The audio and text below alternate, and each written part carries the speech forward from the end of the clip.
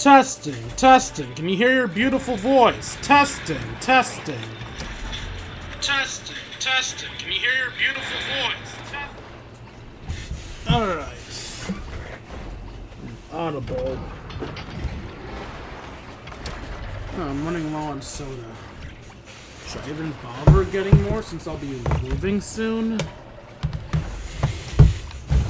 Either moving soon or not, I'm still gonna be streaming these next few days.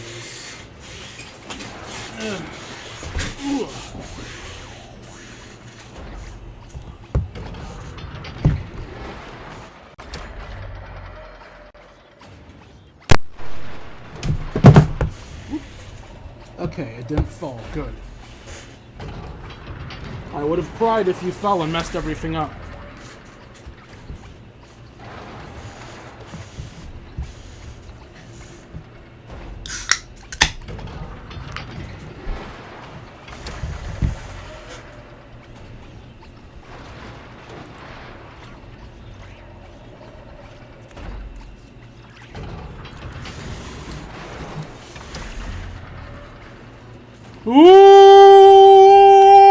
What's up, Twitch?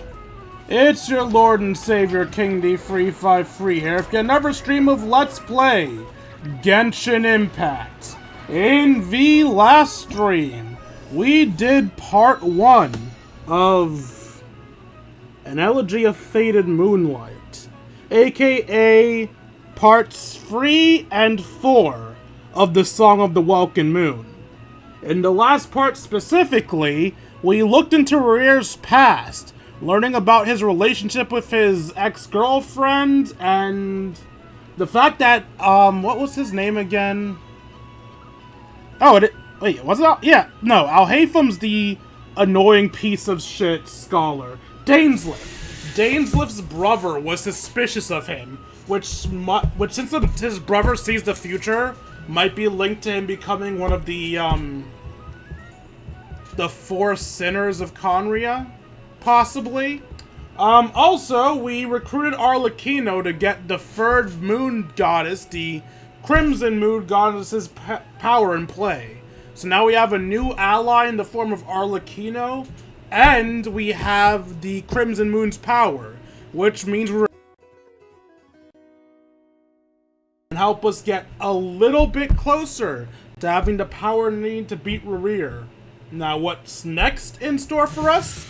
I don't know. Let's find out. Also, if you're wondering why I suddenly am wearing a shiny Umbreon hoodie, I found lots of talented people who make free VTuber assets. Well, some of them are free, some of them are paid, and I figured I'd test some out. Today I decided to go with Umbreon because this is the Song of the Welkin Moon. It's a moon-themed region and a moon-themed story where we're relying on the powers of the moon goddesses, so it made sense to wear an Umbreon hoodie. I almost messed up like a moron and put on an Espeon hoodie before I remembered that no, Umbreon is the moon Pokemon. Espeon is the sun. So yeah, I had to stop myself from being a dumbass.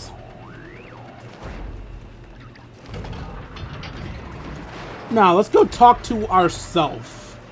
And Inefa. Little dearie, you gotta eat your breakfast, or you're never gonna grow up big and strong. Didn't we do this one already?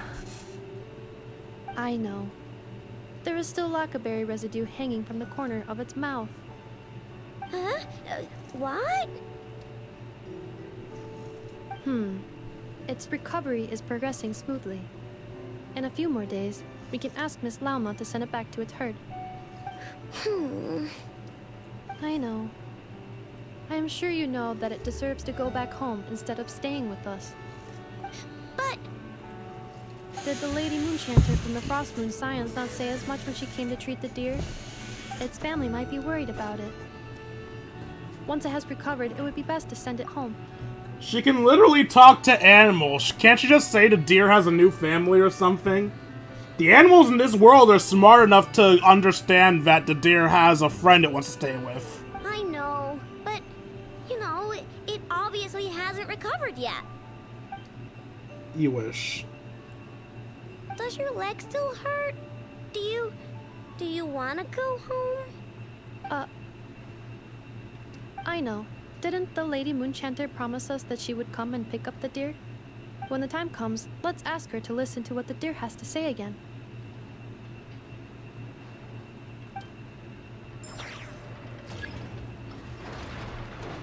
Alright. And I always do a warm-up so people have time to come in. So, since I don't think there's anyone else to talk to at the moment, for our warm-up, let's go fight a boss. And I need to grind this boss anyway, and I haven't shown this boss on camera yet, so what better boss to do as the warm-up? Now, I should use this team to show off some more, nod cry stuff.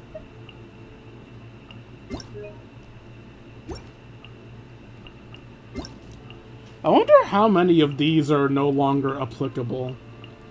I mean, this one's not even a link, so... Are these done already?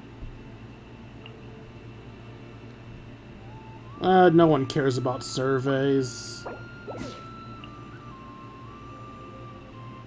This is just information on Luna 2. Hopefully this web event's still doable.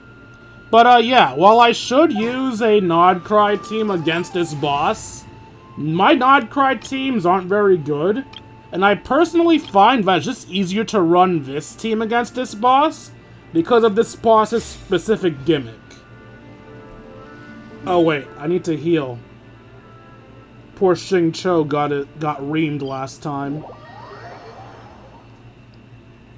Let's heal, then I'll show you guys the boss for Nefer. Because that's what this boss is. This is Nefer's, character ascension material boss.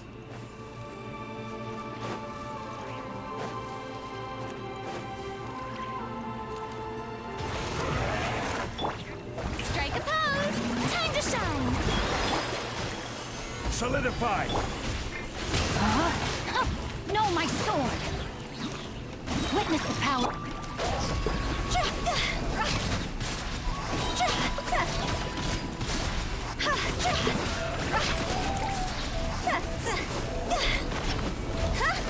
Higher, higher, hands on fire!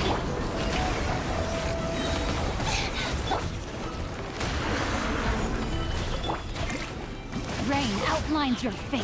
Let me weave you a verse.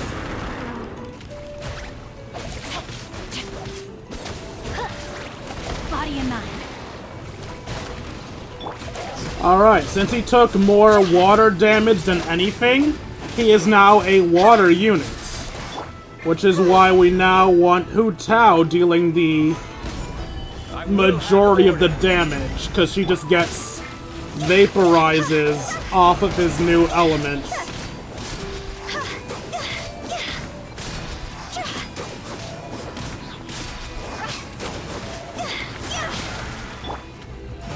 Oh, brilliant! Let the world collide! Stabilize!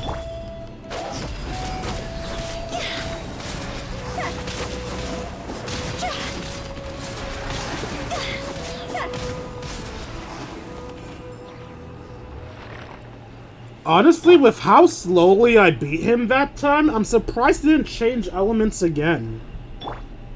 Actually, no, I don't want to heal Hu Tao. And if you guys are wondering, wait, if you don't want to heal Hu Tao, why did you do that? Because I didn't want to be rotating anyway, because as a water unit, it was immune to the water attacks, so I just figured, alright, make sure Hu Tao can survive since you can't dodge for shit.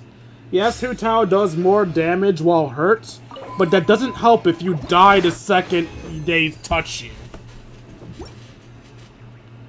So during that space specifically, when I just want to spam attacks, I let Hu Tao, heal up.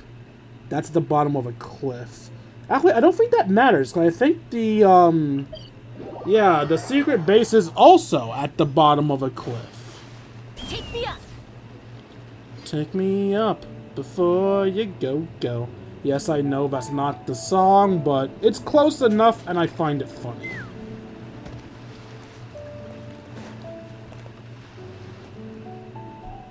Oh, do you think the others are making good progress?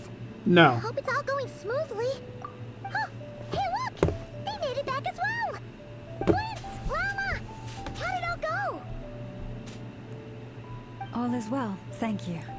Nefer and Yehoda had to stay at the curatorium to wrap things up, so they won't be joining us for now. I ran into Miss Anefa and Miss Aino on the way back. Their work is still in progress, so I suspect they won't be back for a while either. You seem rather cheerful today, Mr. Flintz. I certainly am. I achieved what I set out to do and came away with more than I bargained for. More than you bargained for? Fighting alone can get quite tedious, but I had the good fortune to run into a pair of brave young warriors. Okay, one's obviously Holy fuck, Albedo! No! What are you doing here? Yeah, good question. I'm guessing you're here to see Varka? That would be a natural assumption to make. It's also the correct one. These two courageously lent me a hand while I was fighting the wild hunt. When they told me they were Sir Varka's colleagues, it all made sense.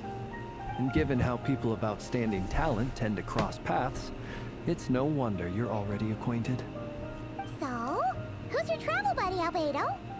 Why don't you come and introduce yourself?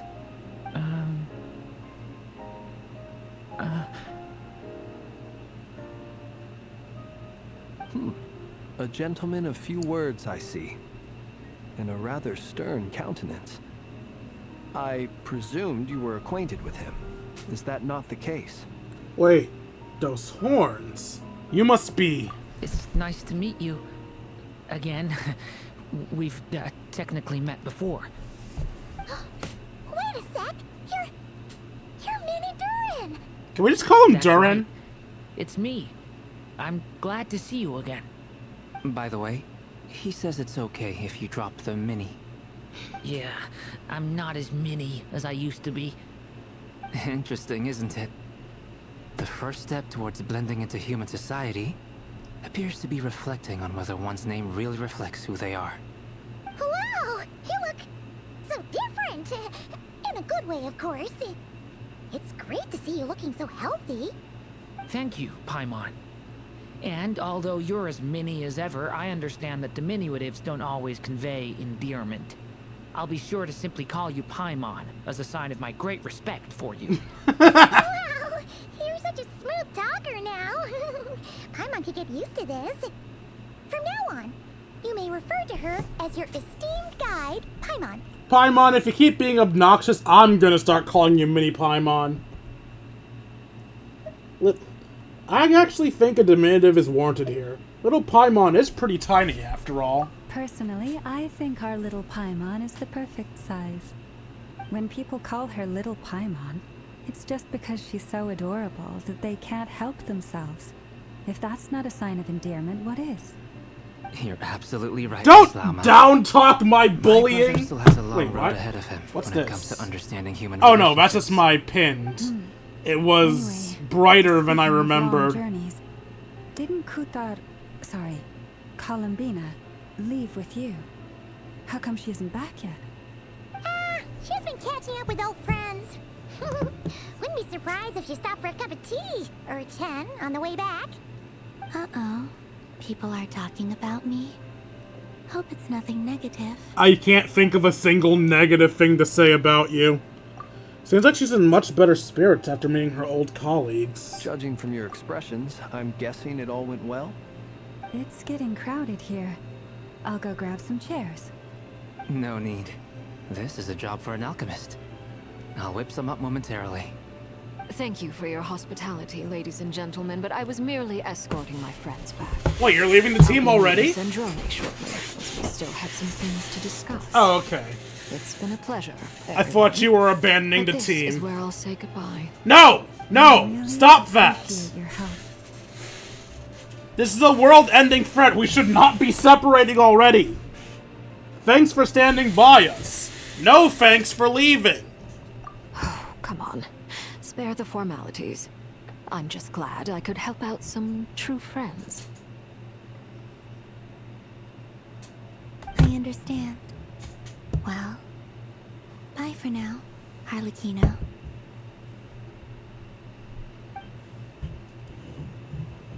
Oh, this place is hopping. It's probably a good thing one of us left. Otherwise, we might not fit all these people in. Are you saying we're about to run out of chairs? As a matter of fact, I am. Come on in and see for yourself. An elegy of for faded moonlight. Begin.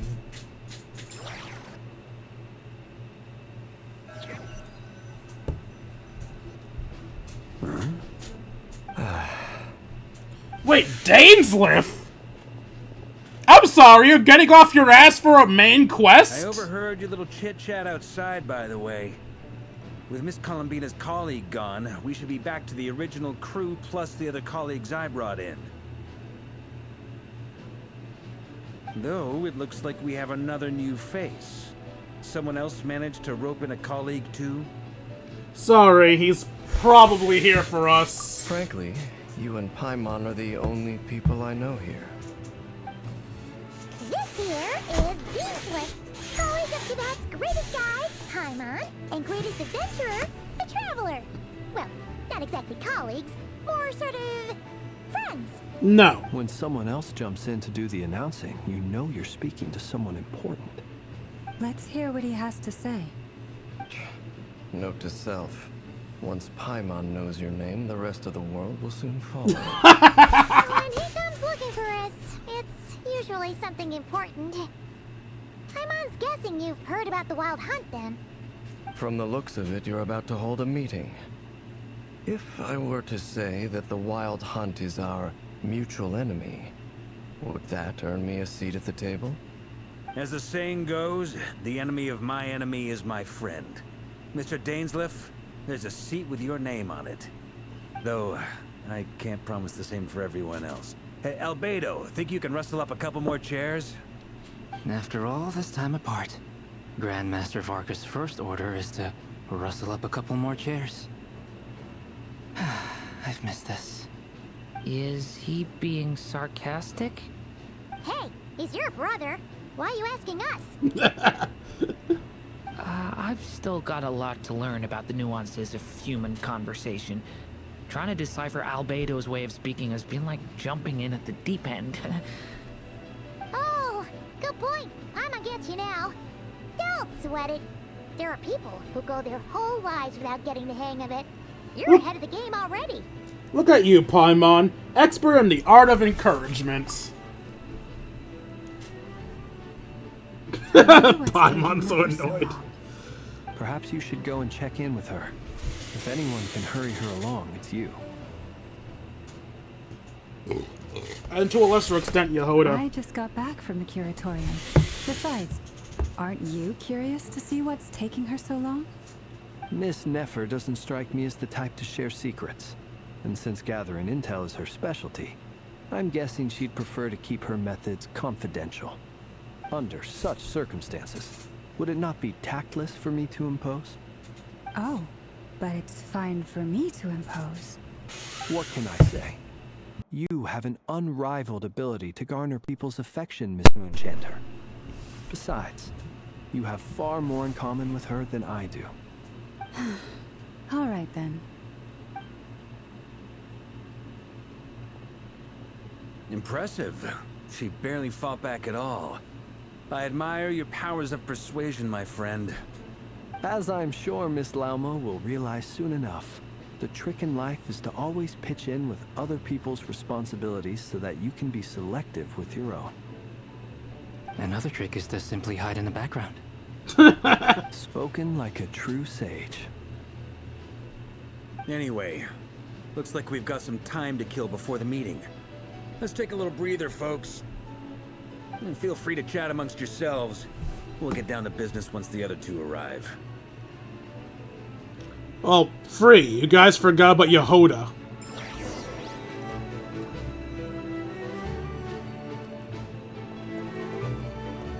This is the trio I care the most about, so I'll leave them for last.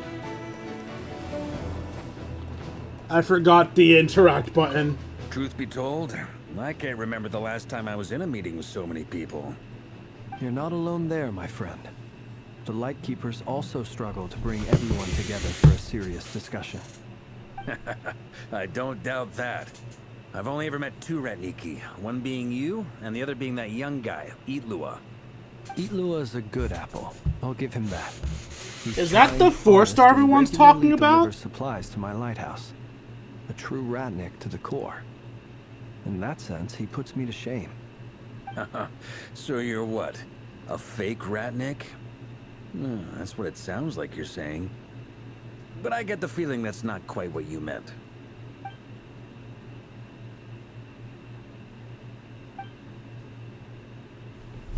Come on, why the awkward silence? Sorry. I'm not even gonna bother trying to hide it. You've known all along, haven't you, my friend?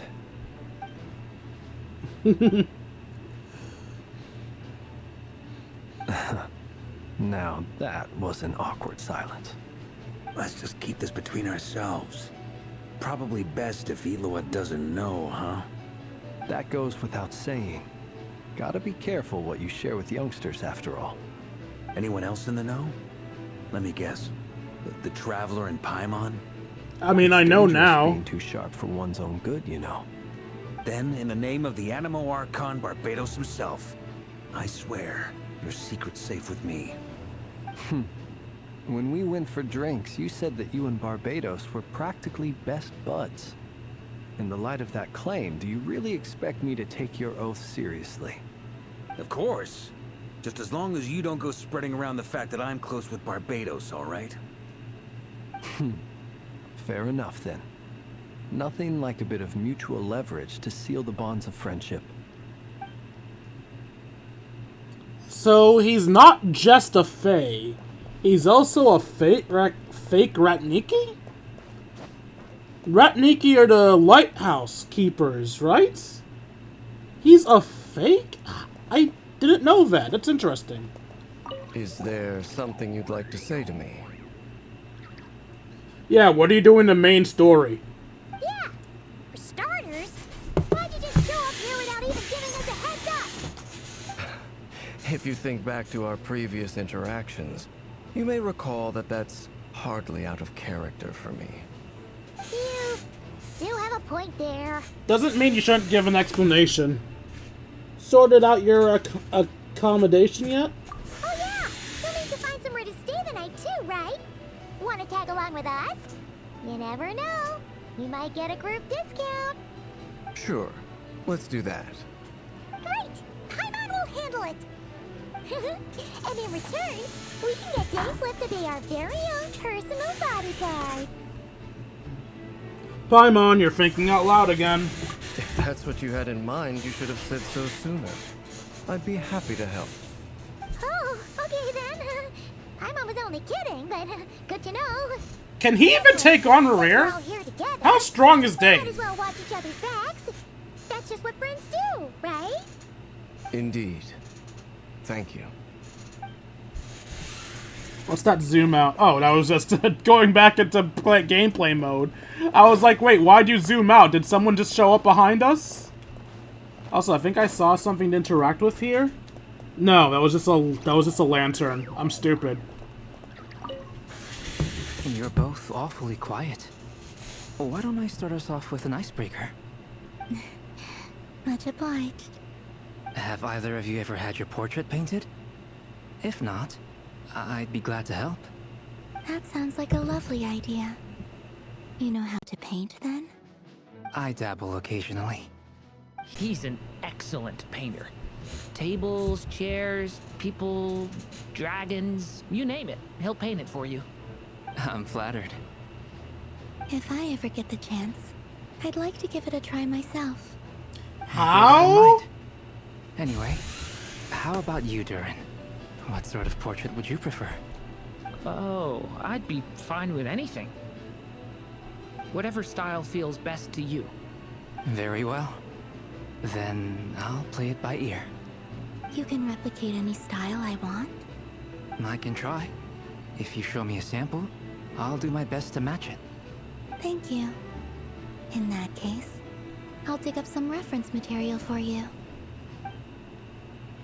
I look forward to seeing how a blind woman can paint.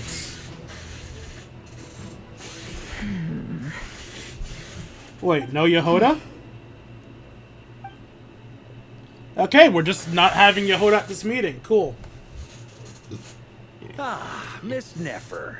You made it after all. But what about Yehoda? I'm here to give you an update on how things are going on our end. Once this is over, I'll be heading straight back to continue my work. I left Yehoda back at the curatorium to watch over things while I'm gone. Huh. So much for just this once. Not so loud!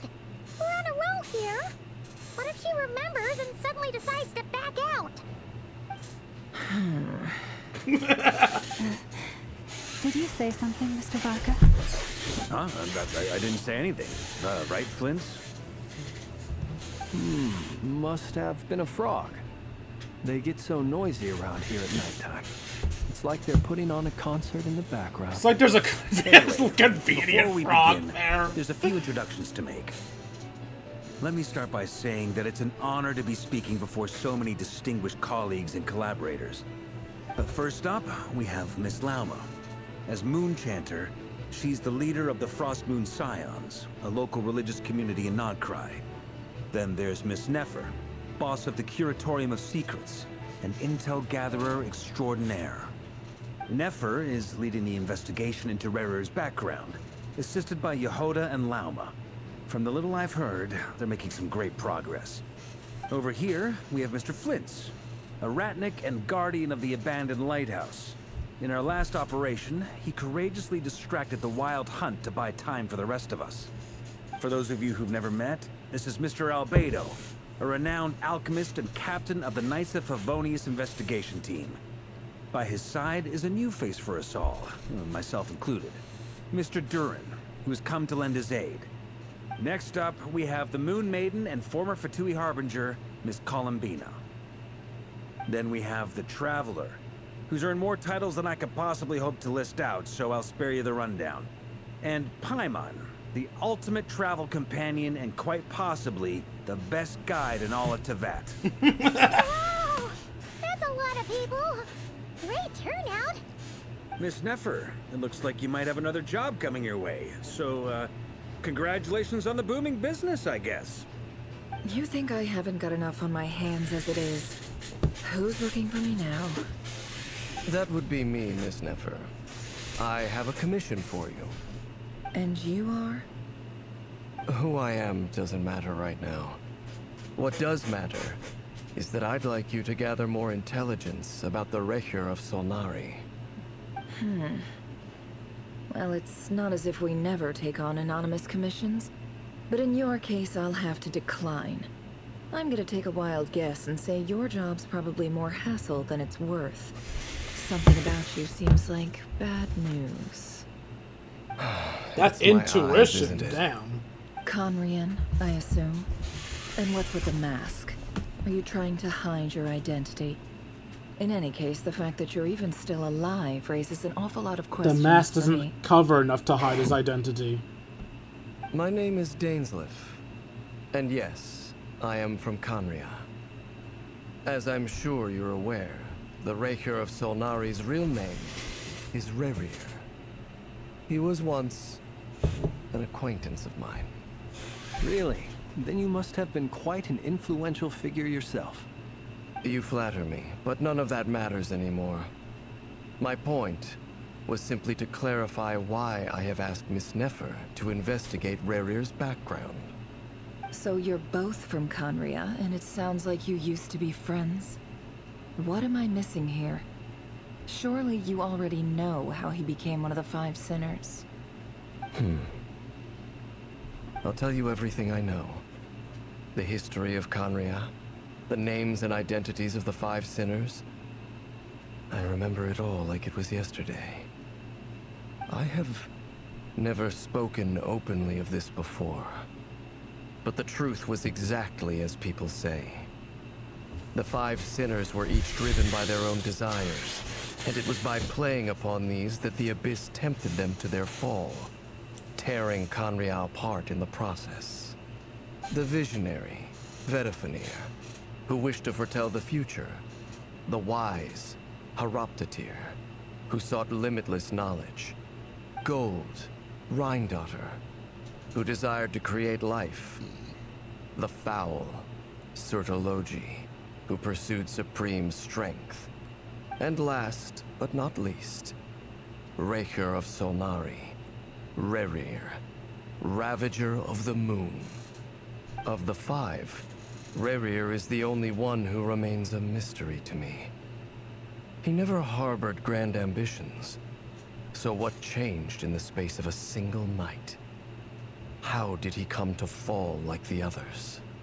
In other words, you're saying that his change came as a shock to you, and you have no idea what actually happened?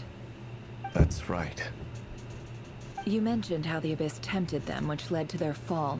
But what did that look like in practice? And what other context can you give me about the events of that time? The more detail you can give me, the better. Strangely, now that it comes to it, I hardly know where to begin. The fateful night took place during the era of the Eclipse Dynasty. One day, my elder brother, the visionary, Vedifenir, was summoned to the palace by the Vinster King, only for the king to gouge out his eyes and cast him into the dungeons. When I came to hear of this, my fury knew no bounds.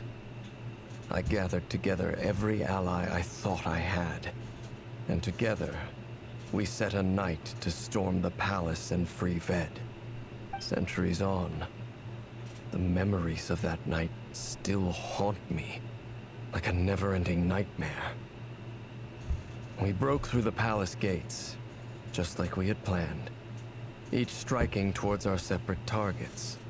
But then, I was betrayed. Even Vedifenir, the very person I had come to rescue, abandoned me and partook of the Abyss's power. So, it's personal after all. Then tell me, Mr. Dainsleif, what price are you willing to pay? You, of all people, must know that nothing comes for free. I cannot say what price would be worthy of such a commission. But know this. Rerir was not always a madman. Believe it or not, there was a time when he was just an ordinary man, working for the Conrian Intelligence Service. Uncovering the truth of Rerir's past is the only way to unravel this mystery. But before you decide if you will accept my commission, I will tell you more about him. Enough, I hope, to help you plan your next move. Sounds pretty good to me. Feels like we just flagged down a random passerby, only to discover he's actually a master strategist who has a score to settle with our enemy.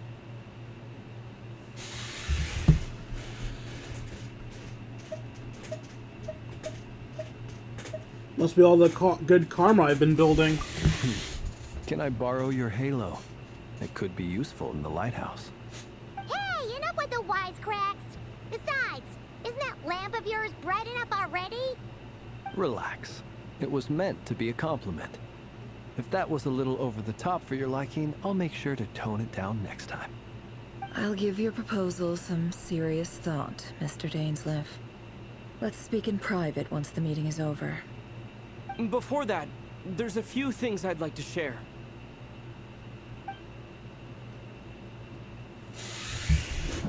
You recount meeting the knave and how the iridescent moon's marrow was retrieved from the crimson moon space. You make it clear that the knave chose to help you out of own accord, then conclude by reporting how the hearts of the free moons are finally in your hands. Now that we've united the hearts of the three moons, your power should be greatly enhanced. But it seems like that hasn't happened yet. I believe it will take a little longer. You've done so much for me, so I want to be completely honest with you all. Even though I'm doing a lot better now, the truth is, my recovery will likely be an ongoing process. From the moment I was born, My power has been slowly ebbing away. And that is because Tevat has never accepted me. Even with the moons united as one, it seems my rejection cannot be undone. So far, I have yet to find a solution. It may turn out to be a problem that will plague me until the day I finally leave this place behind. Even so, I will do everything in my power to help you drive out the Ray here of Solnari. As Arlecchino put it, this is not about chasing the spoils of victory. It's just a gesture of heartfelt gratitude. Kutar. She seems a lot more energetic and positive than she did when we first met. Defeating the Ray here of Solnari will be no easy task. While my strength slowly recovers, we'll also need to gather more intel. Naturally. We should take all the help we can get if we hope to defeat him. We've considered several viable plans now, but our choice hinges on the answers to a few key questions. Is it even possible to kill Rerir? What experiences shaped the person or monster he became? And what's he really after? Given Albedo's expertise in alchemy, I think we should leave him to try and answer the first of these questions. Understood. I already forgot the first As question. for the other two, I'm afraid we'll have to count on you again, Miss Nefer. Believe me when I say it's not my wish to burden you. But right now, relying on your skills is our only option. So you're placing all your hopes on me, huh? 2/3 of our Thank hopes, you enough actually. For agreeing to help us. Honestly, I can hardly believe how lucky we are. You sure have a talent for changing your tune, Miss Moonchanter. Timid like Yehoda one moment, then flinches insincere flattery the next. Ladies, please. I must object to your portrayal of me. That's all. Feel free to keep bickering. Just pretend I'm not here. God, I should have pulled for I Flints, almost man. wanted I to love leave his this room. personality. I'm curious to see how this plays out. I have faith in you, Miss Nefer. Something tells me you'll stand by us until the very end. She better! Oh? And what makes you so sure of that? What if I suddenly decide that my compensation is insufficient? This isn't about the money. I can sense that you've got a deep-seated distaste for Rerir. And knowing you, that alone is motive enough. Look at them getting along so well. Like two peas in a pod. And I'm the one they accuse of insincere flattery. There is no justice. It's like female Kave and Al-Haytham. Only it's less abusive because they're actually on equal footing. Miss Lauma, you have to understand something. Unlike you, I don't actually enjoy having everyone's hopes on my shoulders. Is that right? Well, maybe the fact that I'm willing to put my hopes in other people says more about me than you. But the fact is, I also trust you. And that's because I know that you're someone we can count on. Anyway, we've got our plan, so let's get moving. Mr. Dainsliff, let's talk. And Traveler, once we're finished, if you've nothing else planned, I'd like you to come with me. This whole experience is teaching me a lot. For instance, I now know that when other issues come up in the future, I'll have far more luck getting Lauma to convince Miss Nefer than trying to do it myself. Hate to say it, friend, but that's one of the funniest things I've heard in a while. Why? You think I've got it wrong? Honestly, man, I can't Quite tell the anymore. opposite. But what makes it so hilarious is how long it's taken you to realize. Nefer and Dainsliff converse intently for quite some time. From the gravity of their expressions, you can tell how heavily this next stage of the plan weighs on them both. After a short chat, Albedo and Durin head off with Varkar, what they describe as sample finding mission. Lauma steps out for a while, then comes back loaded up with emergency medicine. She tells you that while people rarely expect to get hurt, it's her duty to be ready when they do. You and Paimon wait patiently for Nefer, content to see how well everyone's working together. Once Nefer is finished, you follow her and Lauma back to the curatorium.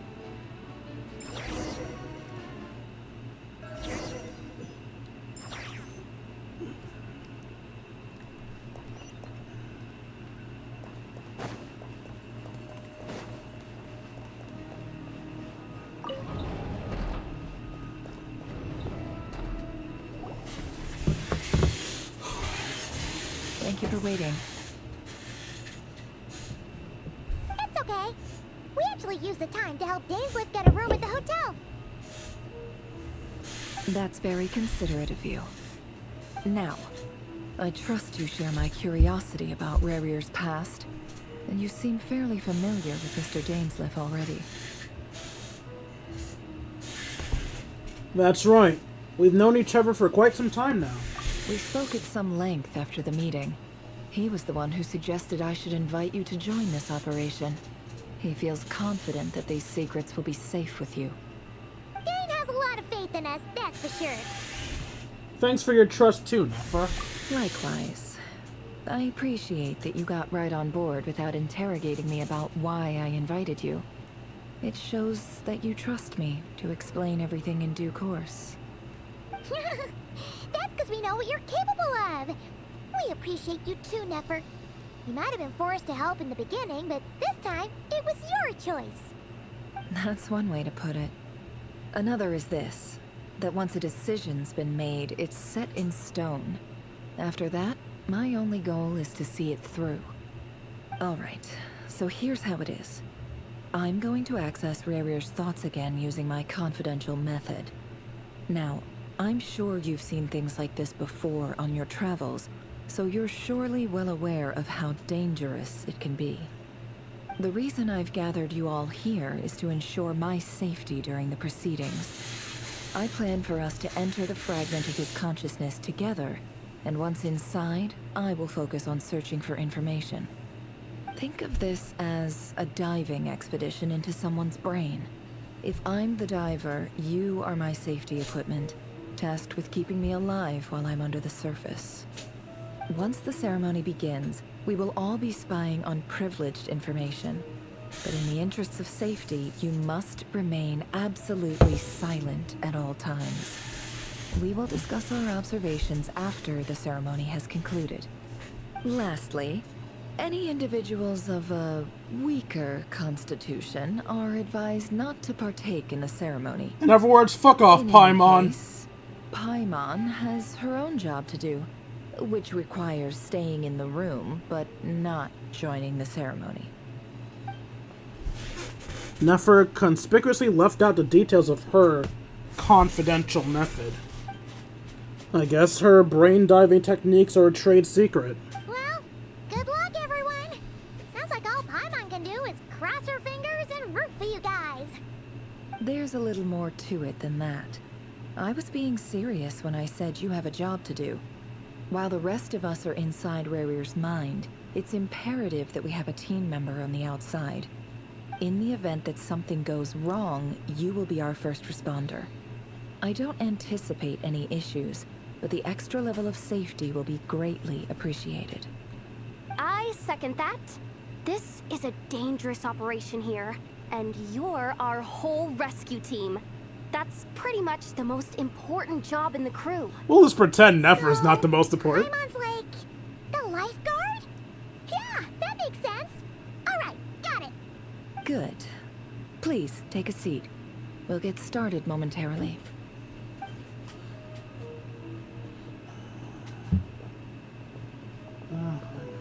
So, did Mr. Dainsliff tell you anything else? He told me that he believes Rarier kept some big secrets in his life. He's not sure that they were the cause of his eventual downfall, but he's asked me to uncover what those secrets were all the same. But surely you're not planning to go through with this, no matter the cost. If you think that, you'd be overestimating me. I'm a businesswoman, not a mercenary. But I do have my own professional reasons for taking this job. You think I'd turn down the opportunity to get a first-hand glimpse into Conrian history? No chance. Well, As long as you don't let morbid curiosity get in the way of safety concerns, we're good. We'll do whatever we can to help you. You're such a killjoy. She's got incense candles? Almost feels like a summoning ritual. Seems like Nefer still has no intention of sharing her trade secrets, but now's not exactly the moment to pry. I see there's a chess set on the table. Could that have something to do with her intel gathering methods? Alright, I'm good to go. All set over here too. I'm ready as well. Promise, Paimon, you'll be extra careful. Pinky promise, even though we don't have the animation to do pinky promises. Alright. Let your whole body relax. We're about to begin. Does Yehoda not need Close to sit? your eyes.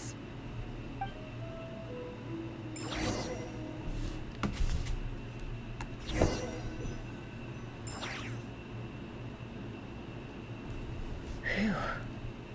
Could this be his office? Pretty standard setup. Bookshelves, paperwork, files. According to Dainsliff, Rarier used to be an intelligence operative. Chances are there's plenty of top secret intel stashed away in this room. Is this where you keep your secrets, Rarier? Can't say I'm not looking forward to this.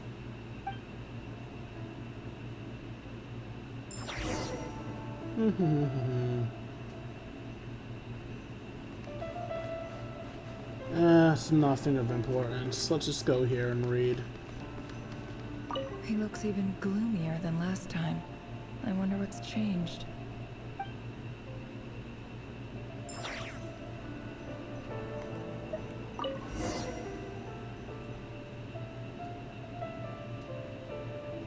Today's files are in.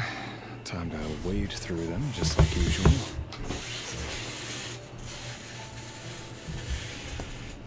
Oh! Oh, I have to press X. Male, 51.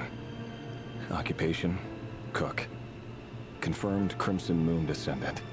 Has maintained frequent contact with other descendants over the past year. Poses a threat to the dynasty. Neutralized.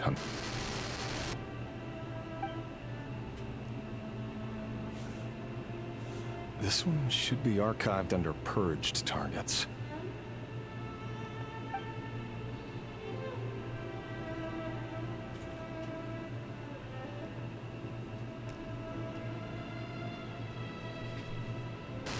Female, 23. Occupation, office clerk. Confirmed Crimson Moon descendant. Has maintained frequent contact with other descendants over the past year. Poses a threat to the dynasty. Neutralized.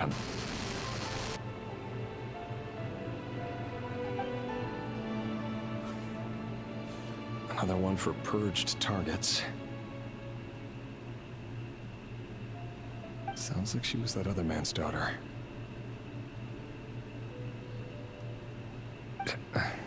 Never mind. What's it got to do with me? Purging her father is why she became a problem to begin with.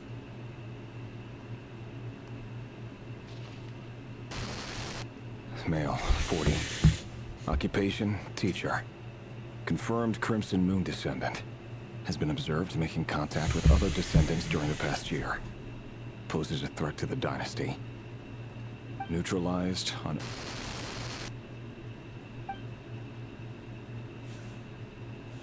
Just another nobody for the archive. God damn. Come to think of it, I remember surveilling this man. A case like his never would have been considered a priority in the past. Huh. He barely even interacted with other Crimson Moon descendants.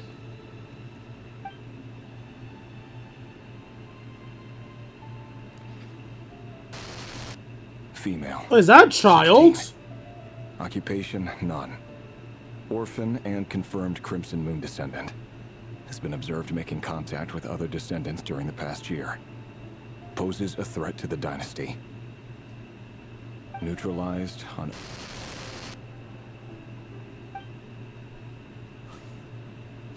Filed. I have no recollection of this girl. None whatsoever. She doesn't seem to be anyone important, but then again, how many of them really are?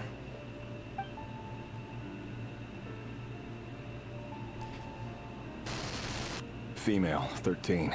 What the fuck? Occupation, none. They're getting younger! And confirmed Crimson Moon descendant. Has been observed making contact with other descendants during the past year. Poses a threat to the dynasty.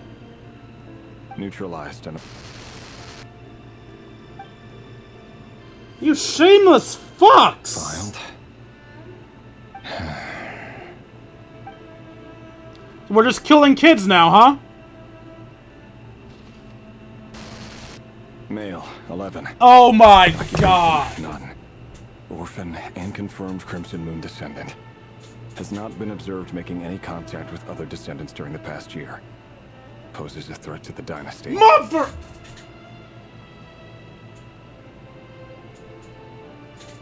Not only is he a fucking child, he didn't talk to the enemy!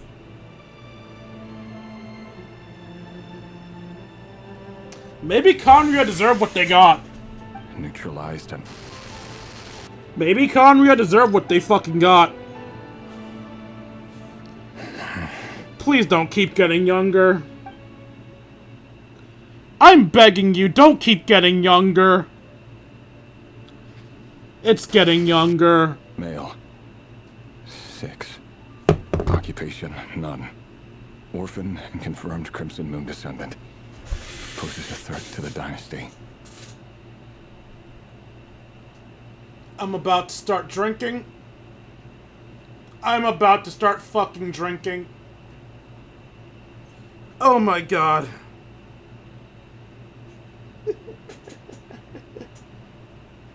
I always said Genshin was too afraid to do anything actually dark, like kill a main character. I guess they can be as dark as they fucking want as long as it's not the protagonist. Murder children? Sure. Fuck it.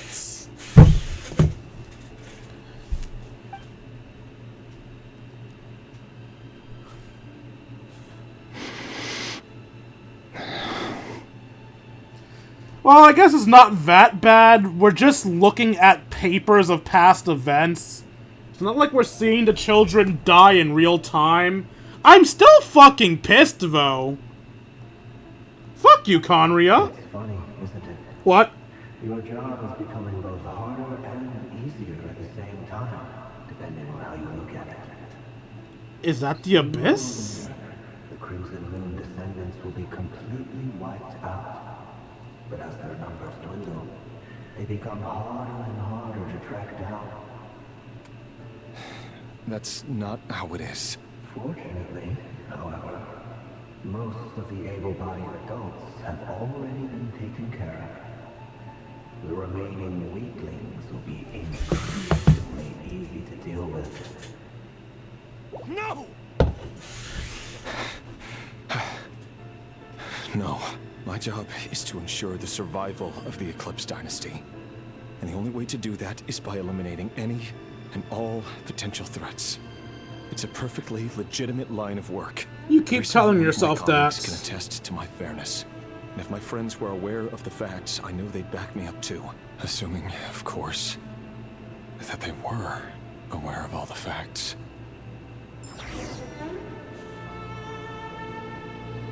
You're a disgusting human being. And you should be ashamed by your weakness.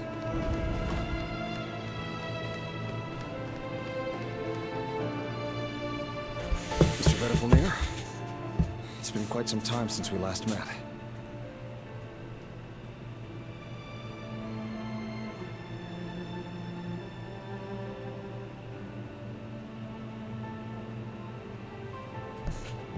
Revier, I trust you're here because you have something important to discuss. Forgive me. I wasn't tuning out, it's just, I noticed you didn't even phrase that as a question. As if you knew I was coming. Tell me, does someone in your position ever feel the need to ask questions at all? It is indeed within my power to foresee certain things. Things like your arrival. I was just thinking. It won't be long before I'll be inviting both you and Dane to my wedding. That isn't a lie, but nor is it a fact as such. It's a wish, isn't it? No fooling a prophet. He's there. Ever since that day we met for drinks, I knew it was only a matter of time before you came looking for me. Does it feel good? Knowing how the future will unfold. I'm afraid the notions of good and bad fail to capture the complexity of what such a power entails. Once you've seen what will come to pass, it can be all too easy to succumb to fear and melancholy. Unless, of course, you learn to abandon these feelings.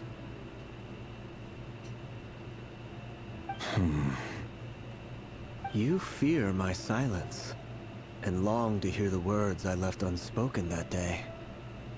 That's right. You must have noticed my reluctance to broach the subject. And the reason is simple. Because the truth could never have lived up to your hopes. For both our sakes, such words are better left unsaid. The burden of prophecy was never meant for your shoulders. So who exactly do you deem worthy to hear your prophecies? None but our exalted king? Or rather, our king as he once was. You're closer to his majesty than I am. You must know better than anyone how much he's changed. You say that as though it is to my benefit. Yet precisely because of that, I dare not speak rashly. A king can turn out to be the most virtuous of rulers, or a tyrant more terrible than the most vicious of dragons. You are so wise and far-sighted, yet still you would have me live in fear of the unknown? You make a fair point. Especially given my silence alone was all it took to send you spiraling downwards. Very well then. Let me offer you some advice. And I say this not as a prophet or a visionary, but simply as the brother of your friend. For many reasons, there is very little chance of your marriage ending in happiness. If happiness is what you seek, you should find another fiancé.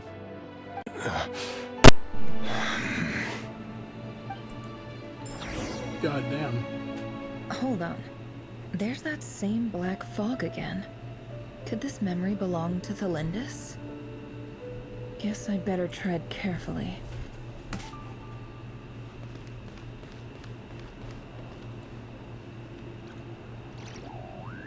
Sorry, got distracted by the flower and vines.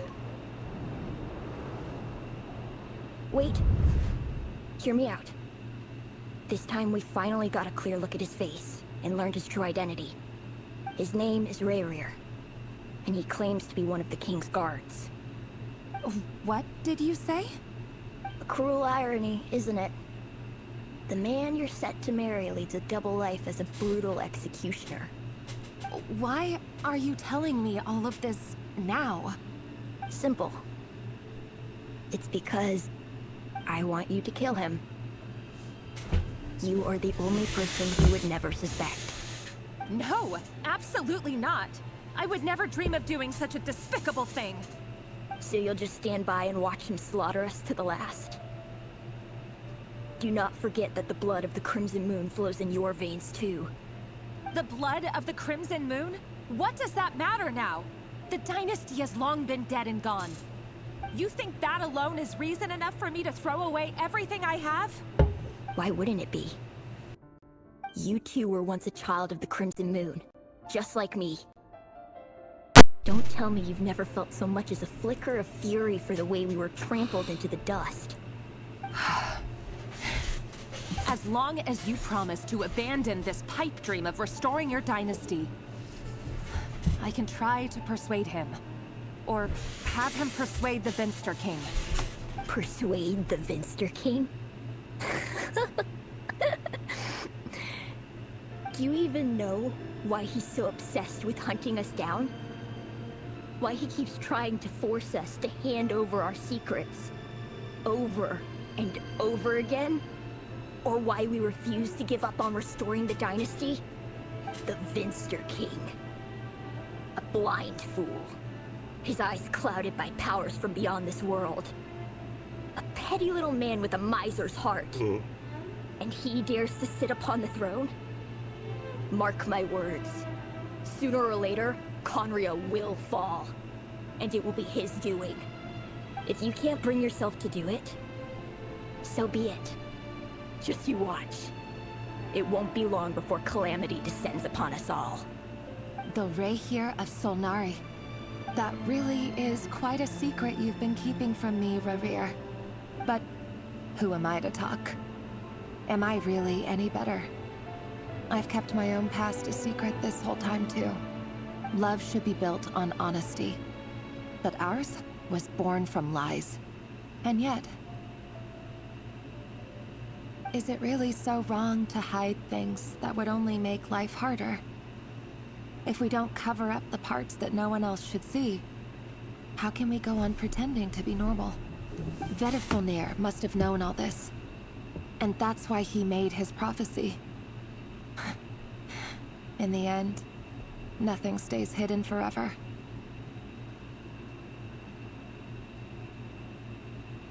But I won't just sit by and watch this disaster unfold. I'll do everything in my power to protect what I cannot afford to lose, no matter who I have to face.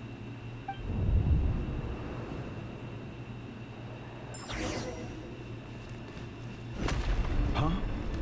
Was that Rerir who just walked past the window? Doesn't it give you the chills that he still takes the same road to work every day? As if nothing ever happened. Those people at the deli. Enough already. They're clearly pretty taken by their own disguises, so just smile and play along. Pull the rug from under beasts like that, and you'll risk having your throat torn out. Deli? Oh. They're talking about those people from the opposition. Right. I'd almost forgotten they used to run a deli. People of no consequence always vanish so easily. And no one even remembers them.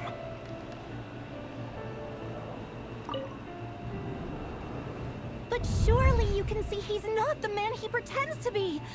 So many have died already, and they say that the king's madness grows with each passing day.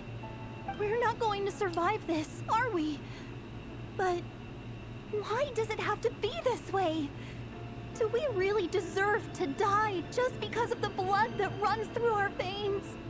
Felindis, are you even listening? Sorry, Freether.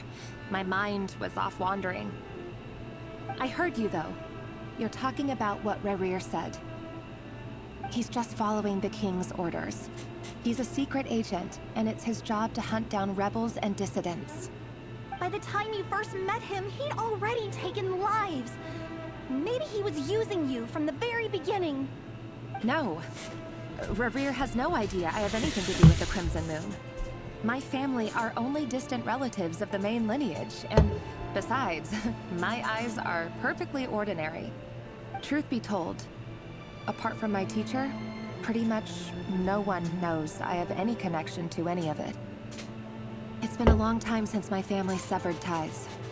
But as Orlog said, who could possibly talk sense into that raving lunatic of a king? No one. I'll work something out. Trust me, I'm with you all. But for now, you need to keep yourselves hidden. Don't let anyone find you, anyone at all. Don't forget that Rerir is an Eclipse operative. You need to be extra careful when he's around. And when I am too. For now, don't come looking for me. And if anything happens to me, just act like we've never met. If even you can't escape this, what hope do the rest of us have? But after all this time together, surely he wouldn't lay a hand on you. I won't speak in his defense, nor can I give you a clear answer to that question. But I'll do everything I can to put an end to this. Here, hold on to this. If an opportunity to escape presents itself, take it. You'll be glad you took some spare change. You call that change? But what about you? I've got a job, and So there's she's still money rich. coming Got in. it. But you can't go anywhere right now. Please think about yourself for once.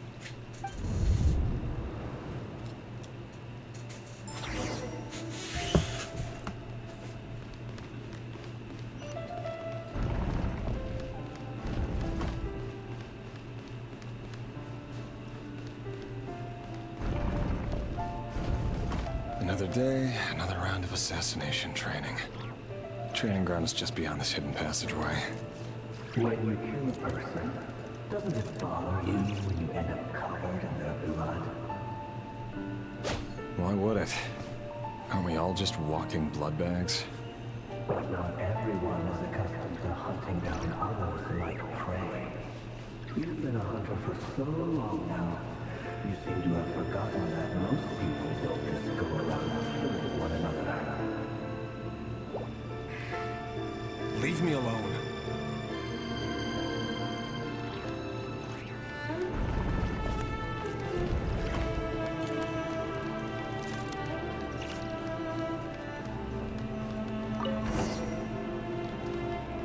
Make sure you have a firm grip on the handle.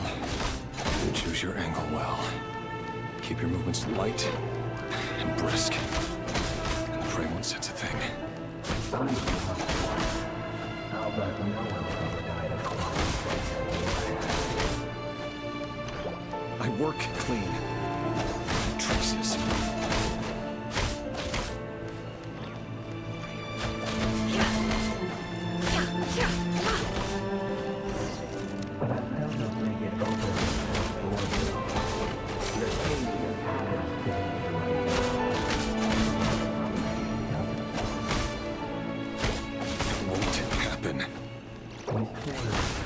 Ever since he fell under the spell of his power, in the beginning, he only had to take out a handful of The ones I've dealt with have always been guilty. And I've carried out my work flawlessly.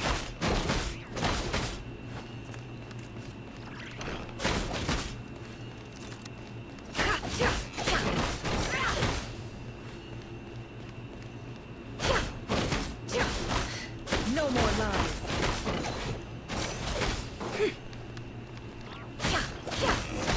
You know why her understanding of such a proposal, don't you?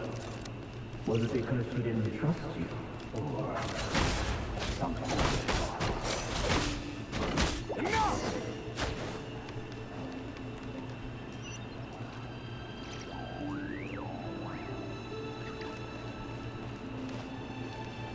Wait, what? Oh, shit! Oh! Oh, God!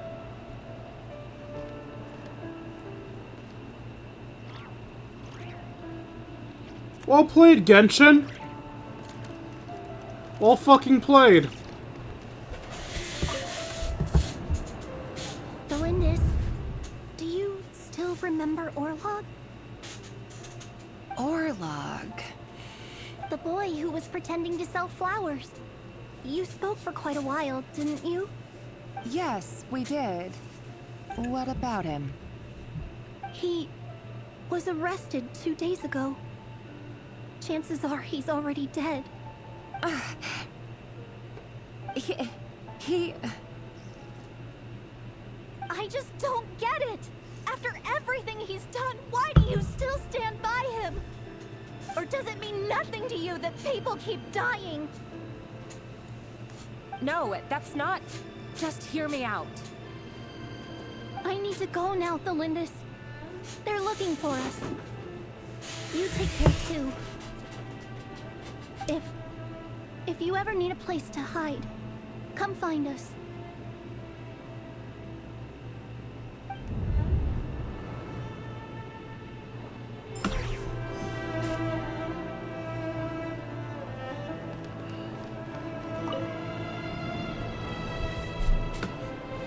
Author, Thelindis. Over the course of this week, the research object was subjected to interference for a total of 47 hours for experimental purposes. The results are as follows. All subjects of observation that were sent inside have now... The situation within is proving more problematic than anticipated. No progress whatsoever. What now? Won't you give me even a glimmer of hope? Things are getting worse by the day. I have to find a way or we'll all be in danger.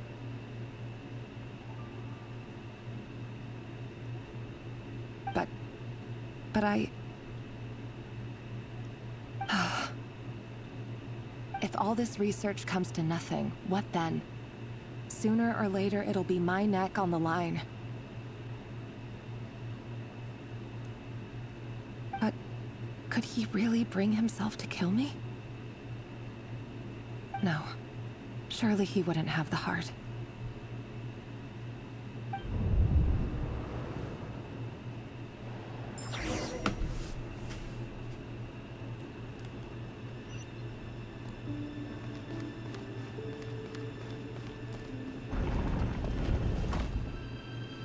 Oh, the kids' bodies are gone.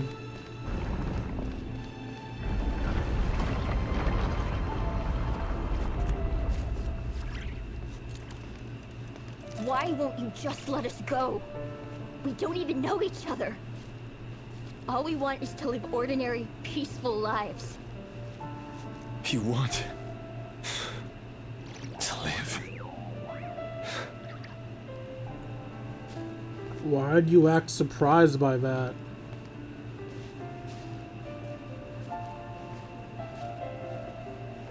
Yes. I just want to go on living. Is that really such an unforgivable crime?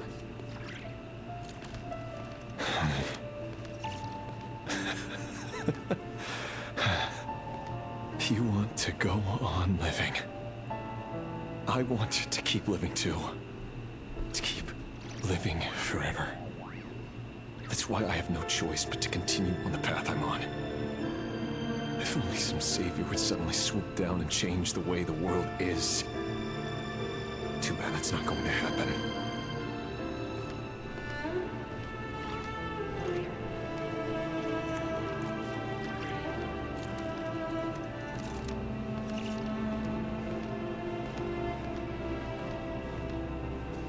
Imagine that.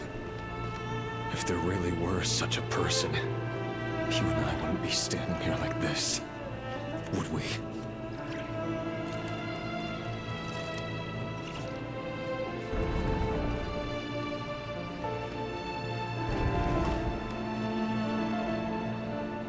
Today's files are in. Time to wade through them just like usual. No, I don't get tired of it. It's my job. And not only am I lucky to have it, I'm good at it too. Must be nice being good at cold-blooded murder. Wait. That's... Flinders?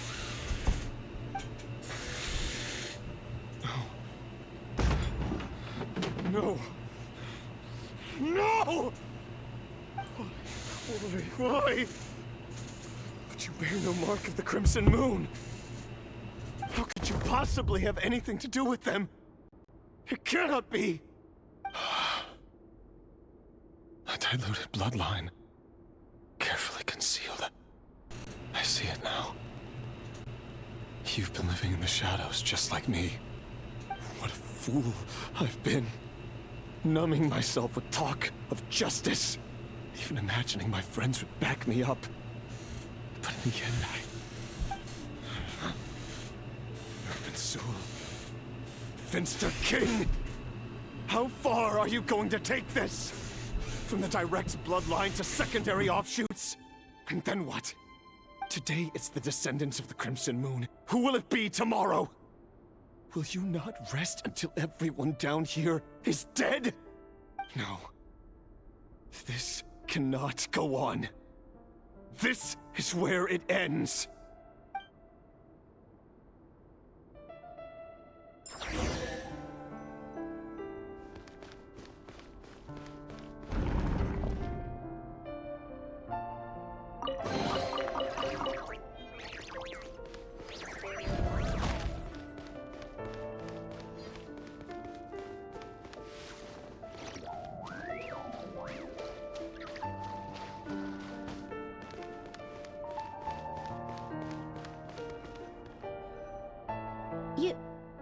You're really letting me go?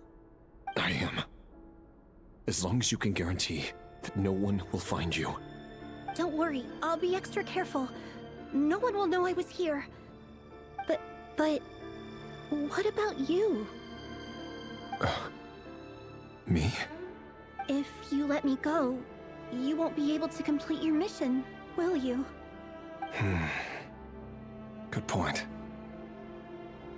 In that case, maybe you should stay. No, please! I just want to see the outside world again. To... Go on living? Yes. I know you're a man of your word. So please, just let me go. What was the point of asking what happens to him then? What will become of me? Just kidding. Go, now. But remember, don't let anyone know you were caught. We'll be seeing each other again very soon if you do.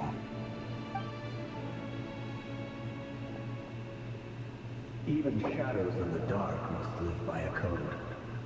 But you can't save everyone. You've been whispering in my ear for days now, Vedifilnir. What are you trying to do? Break me down? I only say this because you long for an answer to your problems. Let her go, Rerir, or you risk losing everything. I will not abandon Thelindis. Then you'll need a little more vigilance and a lot more power. The world is changing, Rerir. Keep your eyes peeled for your moment of opportunity. That voice used to be so unclear. But now I know exactly whose it is. It's Vedifilnir. He won't tell me how to actually resolve any of this, but he keeps trying to manipulate me like a puppet. What's his game here? Tell me then. What will this moment of opportunity look like? And no answer. He's like a ghost. Always disturbing me when I'm on edge, but never answering when I need him most. So, the Eclipse Dynasty was purging, well, massacring the descendants of the Crimson Moon. And it seems like it was all connected to the Vinster King's research. The King's obsession with abyssal power left the future of Conria hanging in the balance. No wonder every aspect of Rerir's life was so unstable. And it looks like this Thelindis, Rerir's would-be fiancée, herself belonged to a sub-branch of the Crimson Moon Dynasty's descendants. It almost defies belief that a couple like them could hide the truth from each other for so long. If the Vinster King hadn't intervened in such a drastic way, they might have gone on deceiving each other for the rest of their lives. And why does Vedifilnir, Daneslif's older brother, keep talking in Rerir's head? This guy kept more secrets than I ever imagined. The human mind is like a vast desert of shifting sands. When you follow the flow of someone's memories, you only ever see the parts they're willing to let surface. Time for something a bit more creative. We've been inside Rerir's mind this whole time, building up a picture of his psyche. There's already enough clues on the board to start reading between the lines and mapping out the rest. Now, we can finally begin to put the pieces together. Sure, it'll only be a reconstruction, part simulation, part reasoning, but it's usually pretty accurate. Once we've built up a cognitive profile, we just need to cross-check the logic behind his actions. And then we'll be able to take a sneak peek at whatever it is that Rerir has really been hiding.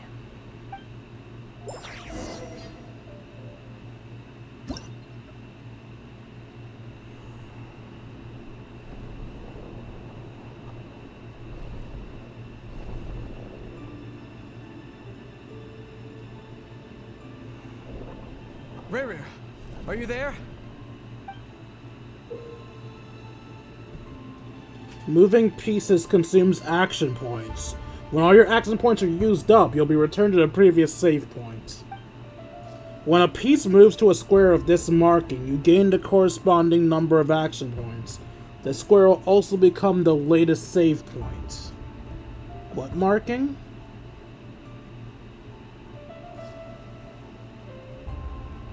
Ah, the button looking thing, okay.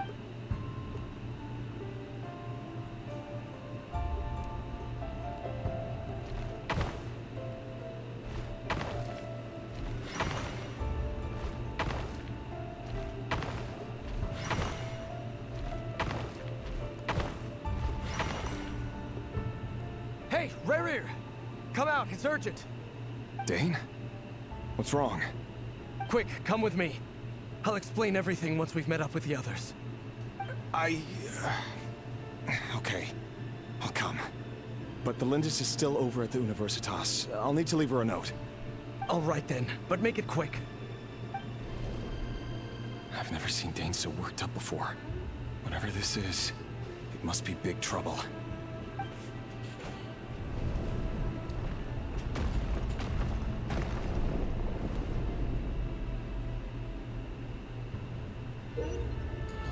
Make use of movement squares to move pieces in the marked directions. Moving this way does not consume action points.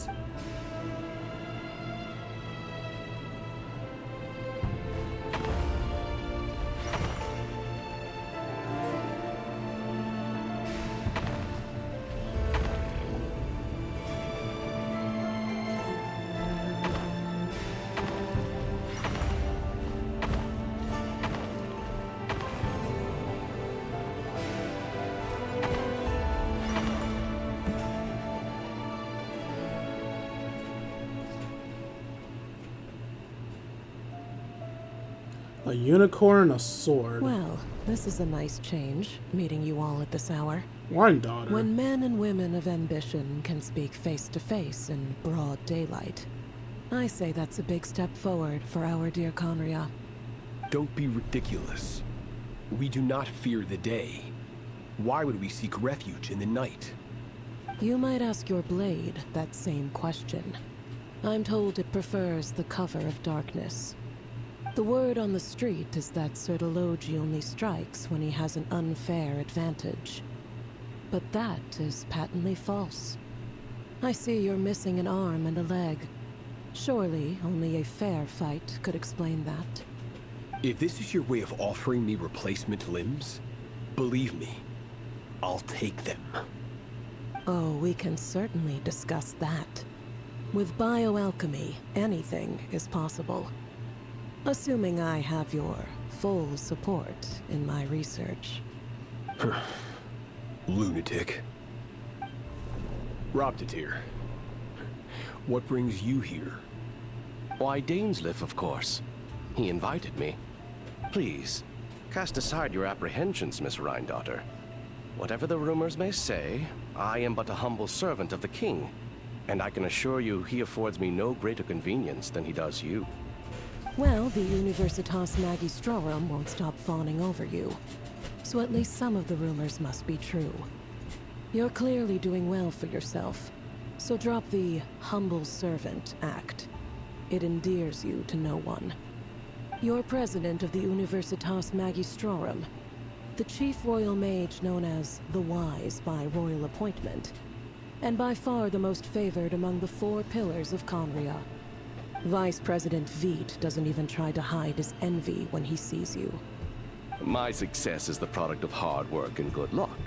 It's as simple as that. Were the king not such an extremist, I hardly think I would have received a senior post at my age. Of course, no job is without its gripes. Serving a king like ours can be a challenging task, as I'm sure you can imagine. And as for Efterveit, in missing out on the presidency, he's dodged a mountain of stress. Like everything else in life, it comes with pros and cons. You're all here. I apologize for the short notice, but it was an emergency.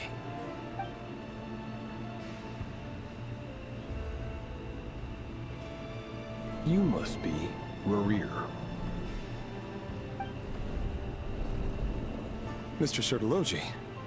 Yes, I handled your case file during your sentencing. Nothing personal, of course. I'm pleasantly surprised that you remember me. You're clearly a person of substance if you've been invited here. But Dainsleif, you'd better have a very good reason for convening this little gathering. It's my brother, Vedalfenir. After he spoke at the court this morning, the king was so infuriated by his words that he had him blinded in both eyes and thrown in prison. Vedalfenir in prison? Strange. I thought the king trusted him and Horoptatyr more than anyone else in the world. Does this mean the king's circle of trust just got even smaller? It has nothing to do with trust. It's about what the king wants, which is as clear as day to anyone paying attention. I simply appease him, because it's in the best interests of the Universitas Magistrorum. And also because you're slimy.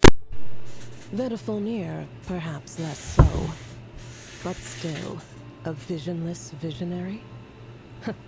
It rather inclines me to think that qualifications are not what get you ahead in Conria. Do you honestly think this is an important discussion to be having right now? Dane, what are you planning to do? Rescue Vedalfenir, I assume. Correct. It will mean storming the palace by force. Tonight. I need all of you on my side. That's far too dangerous. And don't forget, Dainsleif, you're captain of the Royal Guard. You swore an oath to the throne. You've been planning this for a while, haven't you? I have no desire to commit treason. But whatever critique the king may have of Vedalfenir, disfiguring your most loyal subject for putting the best interests of his court and nation first, this is not the conduct of a wise ruler. My blade will force the king to see the error of his ways. So, Vedalfenir's prophecy enraged the king. I'm sure it wasn't what he wanted to hear, but if he won't take counsel even from the visionary, that is deeply troubling news. The extent of His Majesty's madness is now all too clear. The question is, how does a man like me get out of this situation unscathed? You have noble ambitions, Dane, but I'm afraid they don't do much for a guy like me. I'm not interested in saving the world. All I want is a letter of pardon. A letter of pardon? For whom? Thelindis? The chances of the Vinster King issuing a pardon for anyone connected to the Crimson Moon seem vanishingly slim.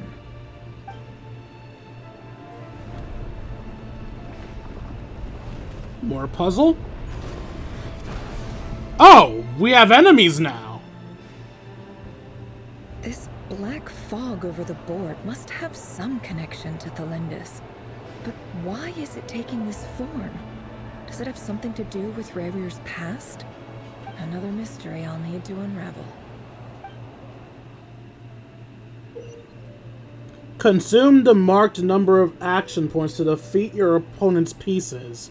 Your pieces will only attack when they have more action points than needed to defeat your opponent's piece.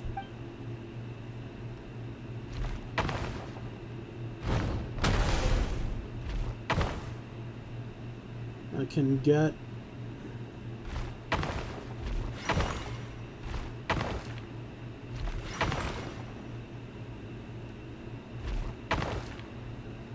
No, that won't work because I'll move forward after I kill you.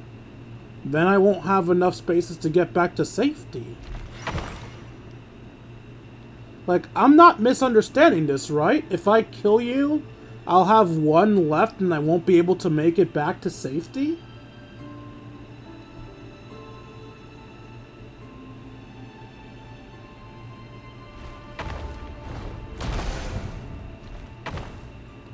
Yeah, no. And then I die. Oh! Wait, really? That's how that works? Okay.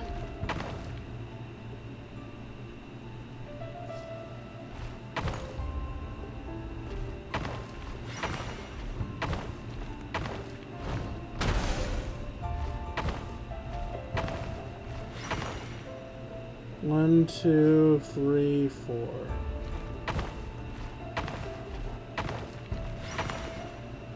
One, two, three, or five. One, two, three.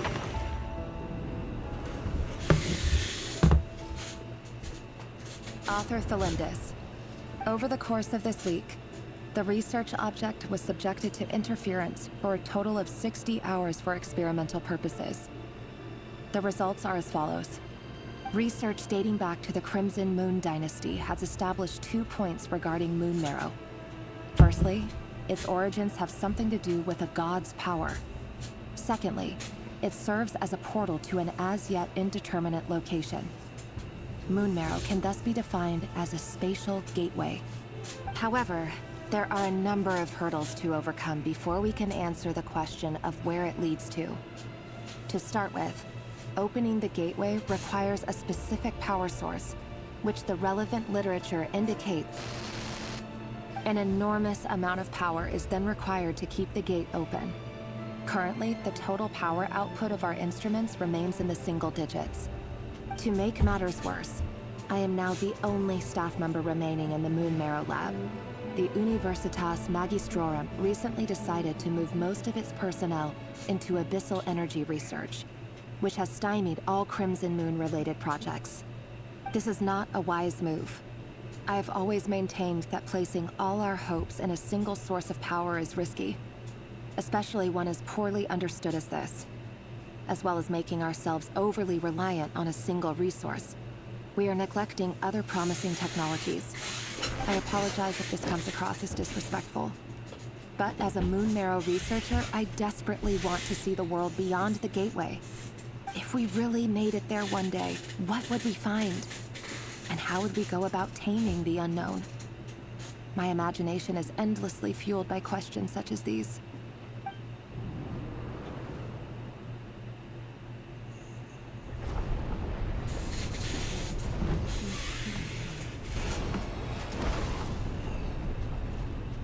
Puzzle.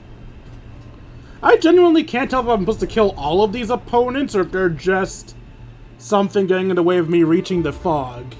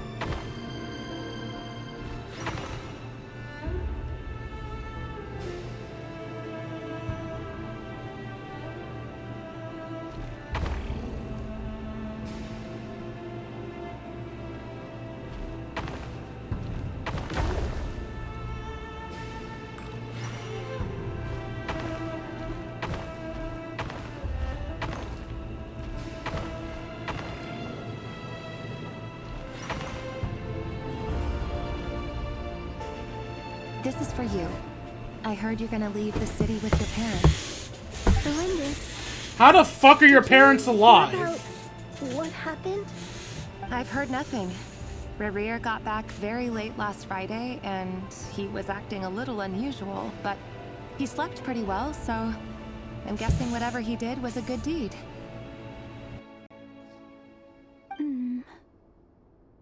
You never saw him, and I don't know what he did. And this conversation never happened. You understand? What if he finds out that you pried into his secrets? Don't be silly. I don't know what secrets he does or doesn't have. All I know is he's just a normal guy who happens to run some errands for the king. Are you scared of him? I don't know. The Rerir I know doesn't match the person you all describe. Logically, I should be scared of him. And yet, I don't want to lose him. But enough about that. You should get going, and be careful with the package I gave you. Keep it secret. Keep it safe. What's in it? References! A piece of the moon. All you need to know is that as long as you keep it safe, then in the future, everyone will be able to see a red moon. A red moon? You mean our moon? That's right. Our moon. Promise me you'll look after it. I promise, Lindis. The Crimson Moon bloodline will never die out. Its light, the color of blood, will become like a fire that flows in our veins, no matter how long it takes. Ah, so she did betray the king. Granted, the king deserves it, but...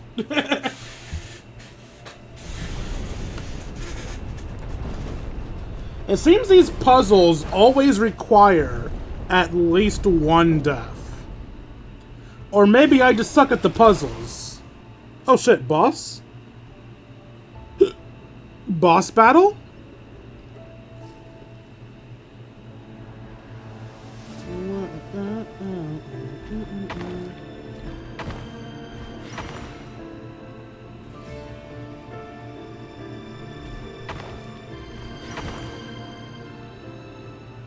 If I do that, I die immediately. But we've established that death has no consequences.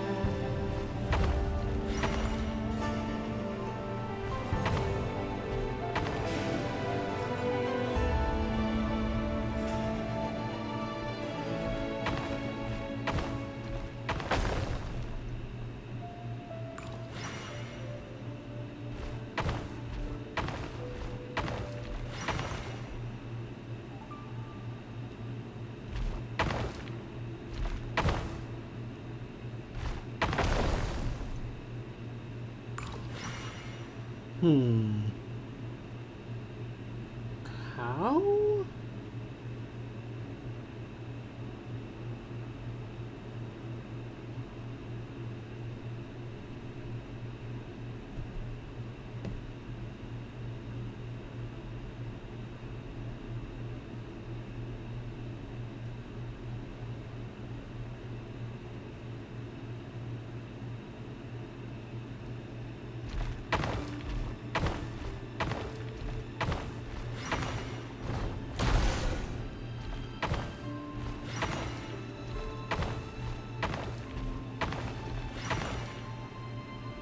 Hurry, everyone, and stick to the plan. So, based on the board, Dane's gonna die, right? Because he's not strong enough. To those who betray the throne. Please, don't do this. It is the king himself who has betrayed the throne. He has betrayed all of Conria. If you have any love left for justice in your heart, you should join me. It's showtime. Dane and his group will handle the troops in the palace. Then Hraptatyr and Rhindaughter will disarm the security measures. My job is to enter the prison and rescue Vedifalnir. Stay safe. Wish me luck. Look after my brother. Draw your blade. It is time for justice to prevail.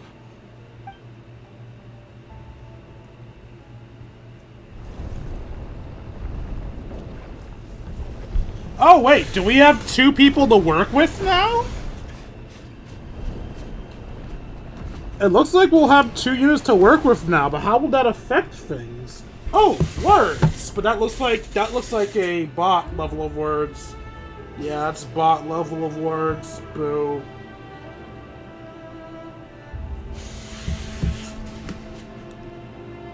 Nope, I thought we got multiple, but we only got Rerir. 1, 2.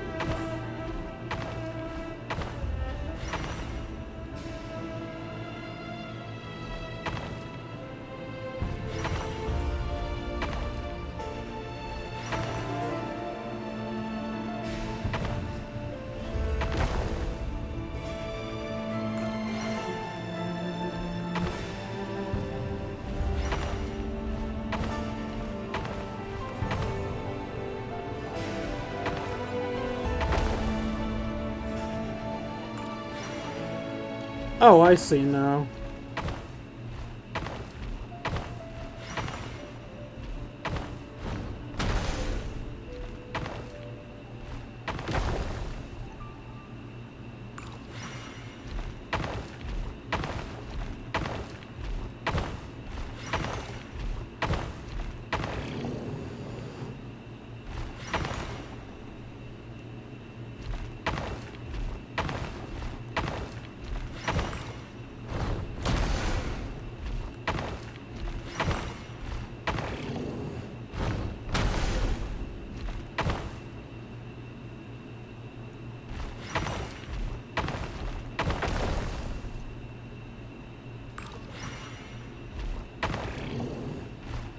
Yeah, these puzzles expect you to die.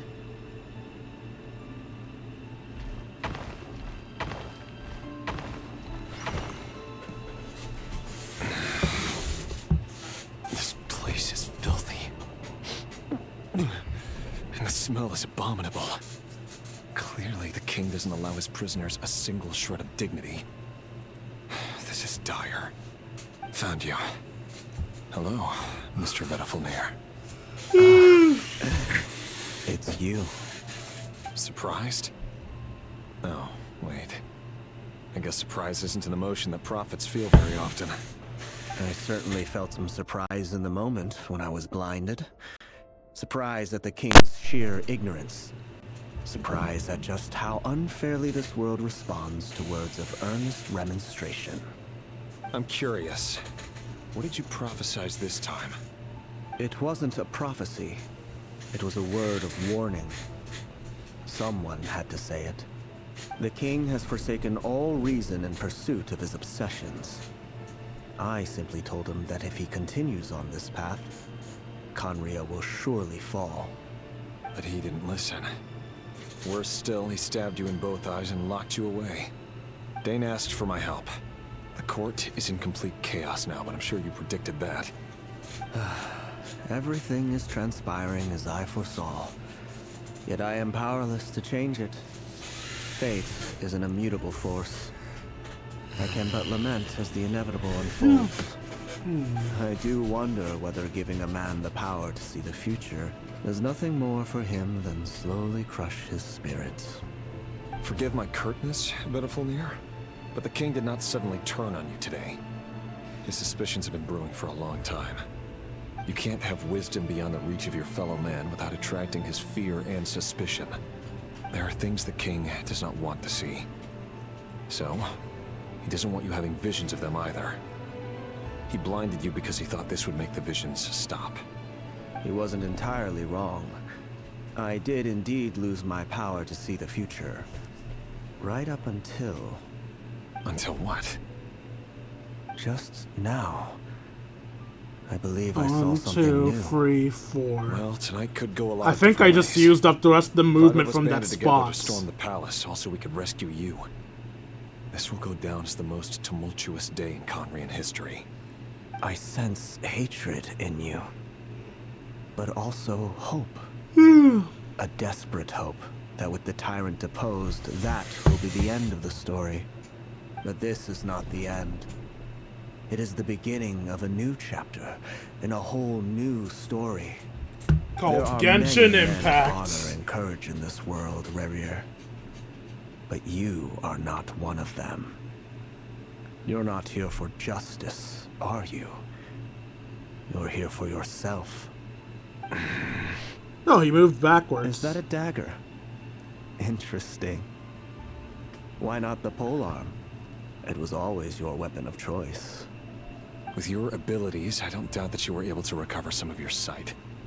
But I also doubt that you want to make an enemy of me right now. Of course not. We're on the same side, aren't we?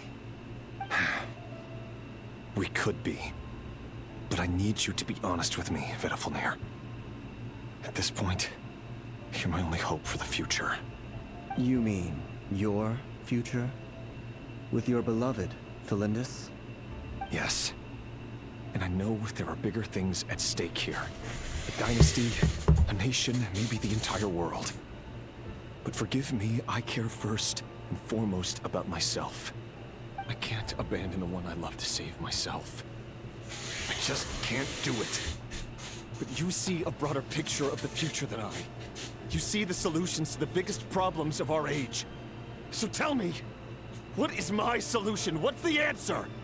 In matters of fate, answers are either right or wrong. What will be and what will not. Maybe you are willing to pay a certain price in the pursuit of happiness, but unfortunately, fate does not negotiate. That is the cruelest thing about fate. It is unmoved by your sacrifices. That can't be true. I know it's your voice that I keep hearing in my head, urging me to see how the world is changing, to seek more power, so I can protect the things I love. You show me disaster, but you won't show me how to avoid it? Why? Why are you doing all this? My voice. In your head.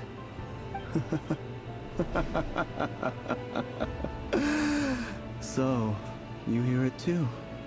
The voice that steals your mind, gains your trust, and drives you crazy. It turns out that we are not so different, you and I.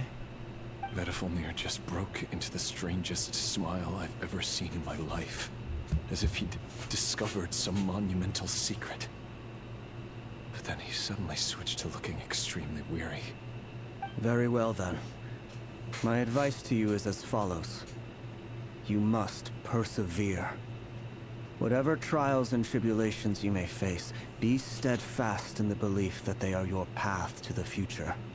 For as long as you live, your story with Felindus shall not come to an end.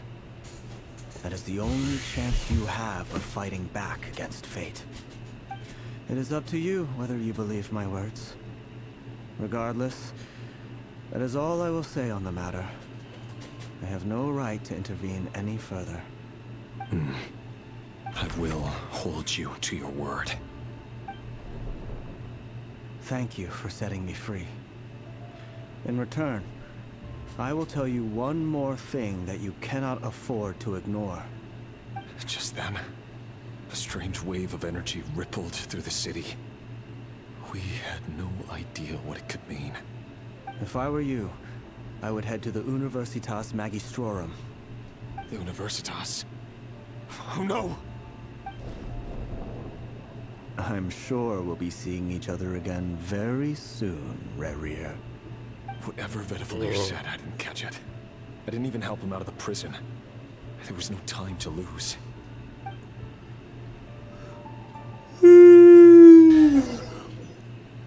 Did I say a treasure chest? Ooh, a luxurious chest. No, precious. Alright, the luxurious is the silver one with gold trim.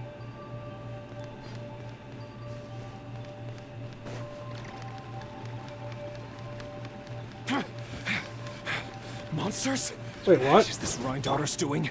With the Universitas Magistrorum? Out of my way!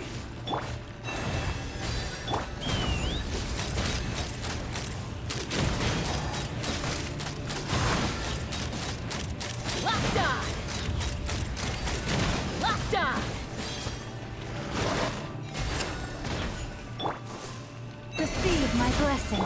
Shoot some space. Go claw! Let's fly!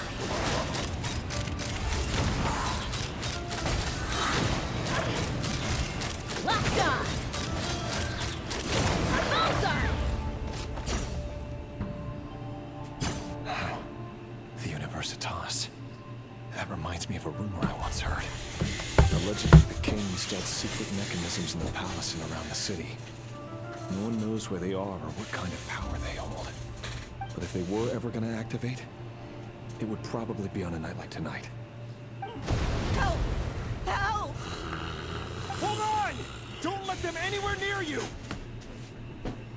Save me! I can't! Ah!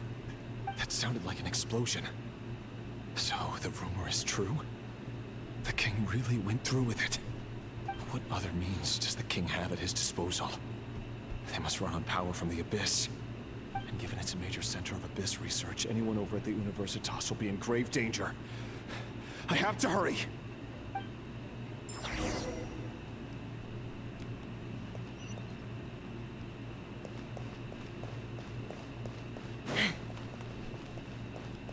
Take me up!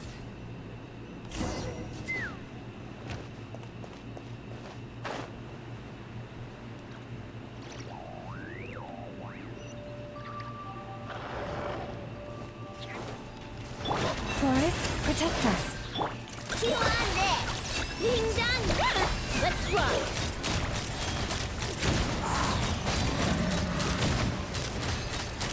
Open fire! Knock him down. You poor lost lamb. By the frost moon of old. Swing ahead! Go claw! Look, right? Wait, why was I knocked out of the air?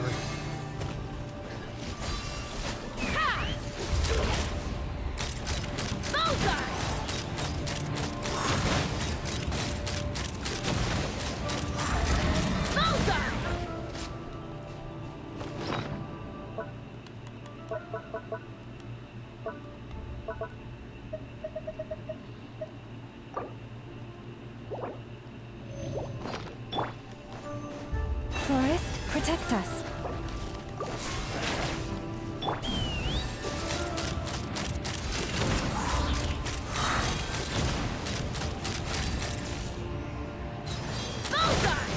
Open fire! Hold on to your hats. You poor lost lamb.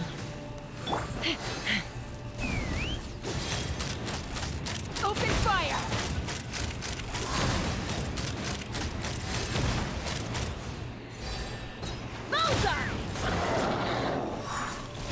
Leave this place. With one heart, we pray. Take me up! Open fire! Mozart! Locked on! Mozart! Fire in the hole! The ebb and flow is over.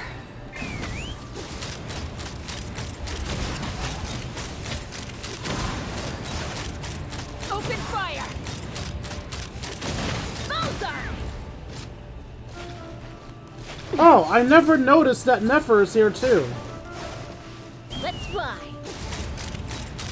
Open fire! Mozart! Open fire! Hold on to your hats.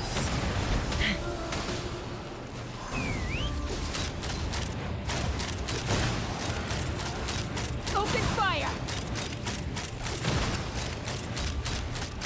Mozart!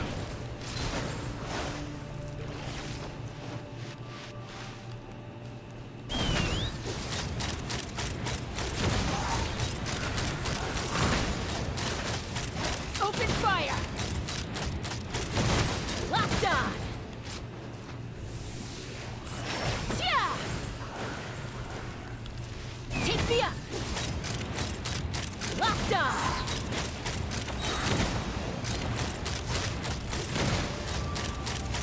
Open fire! Knock him down. You want crazy? I'll show you crazy. Let's fly!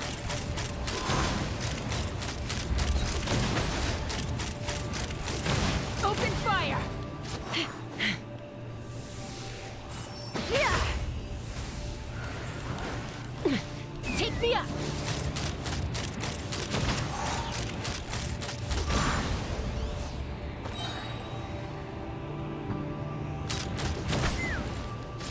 Hold on to your hats.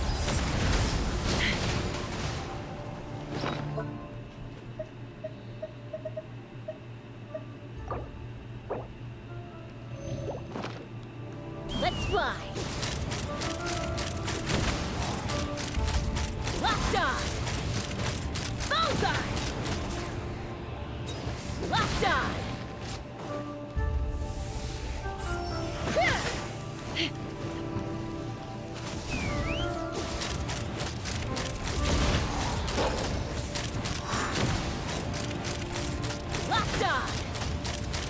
Locked on! Knock him down. Yeah! Take me up! You want crazy? I'll show you crazy.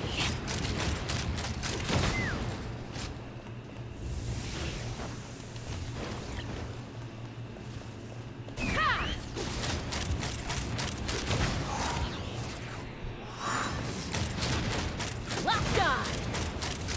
Bullseye!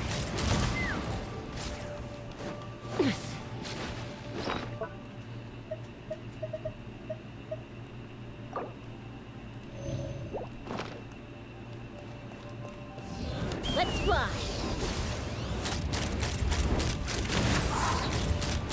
Bullseye! Fire in the hole!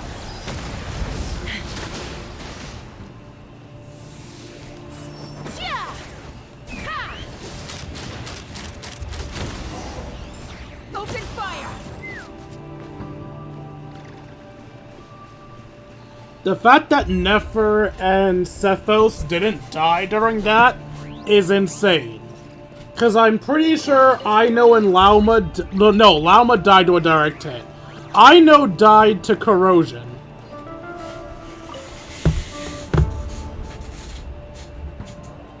Monsters!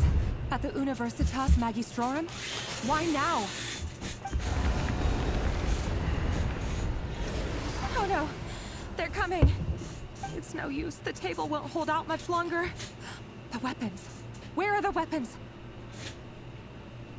Of course. All the lab equipment was upgraded after the inspection last week, but the new weapons haven't been allocated yet. I'm done for. Is anyone there? I need help!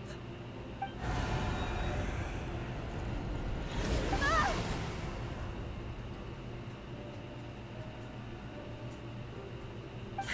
Stay back!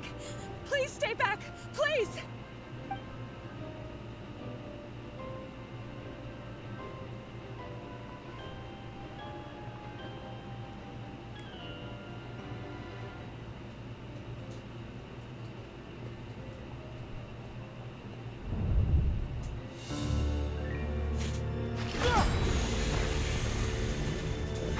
What's that? Red Rear! So the rumors about your work are true. What? No! Listen, something happened at the palace tonight. We have to leave! You don't need to lie to me anymore. What do you mean? I know why you're worried, and I will respect the decision you've made. But it's okay, because I found a solution. I know how to end all this. You can have it back. The normal life you so desire. But until then, I'm afraid our wedding will have to wait. Cylindus? No, don't do it! Cylindus! Cylindus!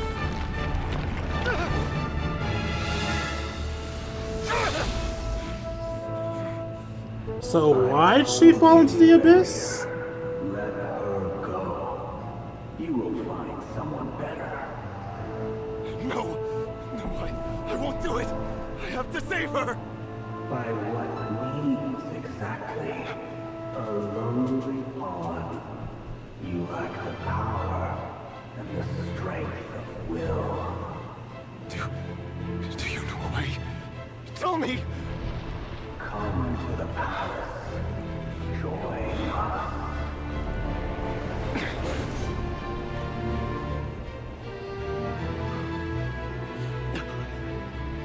Rear, thank goodness we...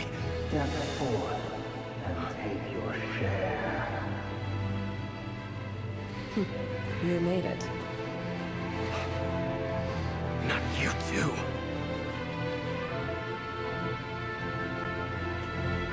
Hatred or greed, despair, desire. We all have our own.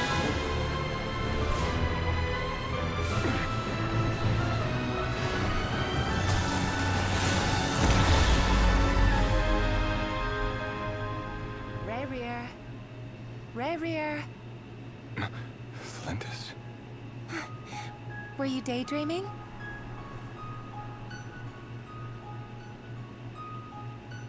You still remember, Rayrear? That question you asked me a couple of weeks ago? Oh. You mean the proposal? Yeah. I'm wondering, where do you think would be a good place to discuss it? Maybe in the garden?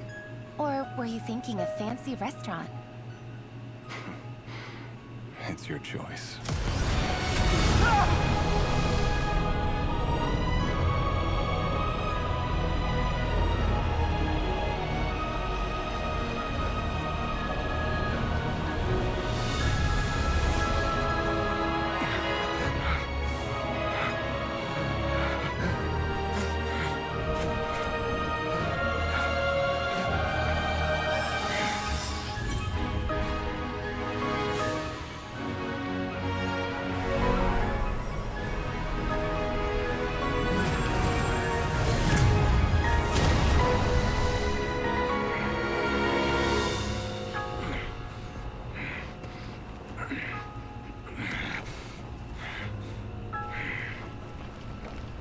I will find you. And then, you can give me your answer.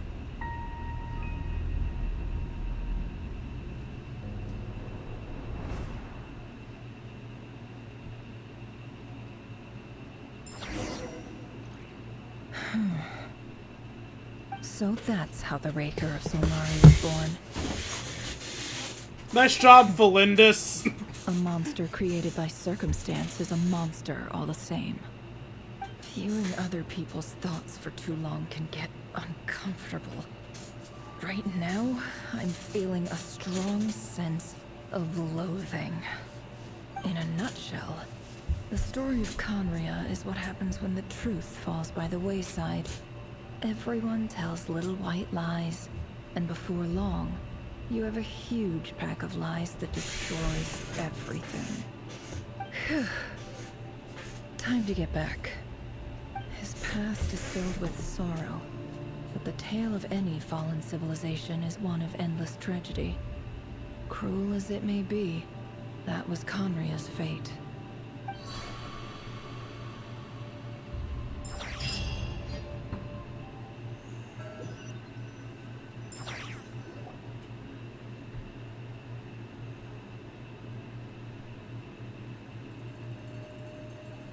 Everyone, I'm back.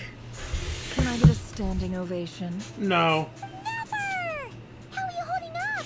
Feeling okay? She's fine. Boss is a pro. Yes, I'm fine. You will have seen the events of Rayrear's life through my thoughts. It's now clear that he is just a regular nobody, driven by personal tragedy, as he said himself. I mostly agree. There's only so much we can know about him from his memories alone, but they did give us a clear glimpse into his life in Conria. However, I would not consider Rayrear to be a nobody. He was deeply involved in the events of that era. Yet, when the catastrophe of a generation strikes, nobody is safe. Sounds to me like you're speaking in riddles again. Is this you urging me not to abandon the people of Nodcry in their hour of need? That's not what I meant. Although I do hope you choose to remain a part of the plan. Without you, the mission ahead will be all but impossible. Then try to remember that I respond better to the carrot than the stick. And I don't appreciate being bossed around. Now, You call as for that you, bossing around? You were excellent. You stuck to the rules of the ceremony and kept your mouth shut the entire time. Bravo. Cool. So, can you fill me in on the deets now? Most of what I saw went right over my head. Dumbass. You'll hear the whole story, don't you worry. But let's meet up with the others first. It will save me narrating it twice. Yehoda? Yes, boss. Let me get that door for ya. That's more like it.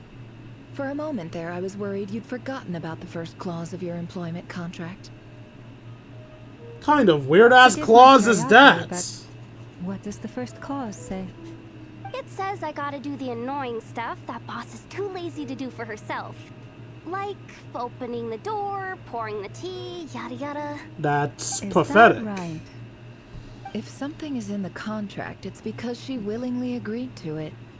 Rest assured that the Curatorium abides by the very strictest of labor policies. You don't seriously think I'm cruel enough to treat her like my slave? Oh no, we definitely think In any that. case, I've hardly shied away from my share of the work today. Hope I don't catch Flintz and Varka lounging about in their chairs, enjoying a leisurely cup of tea. There's nothing I dislike more than other people enjoying themselves while I'm hard at work. I want to have a cup of tea right now just to piss her off. Oh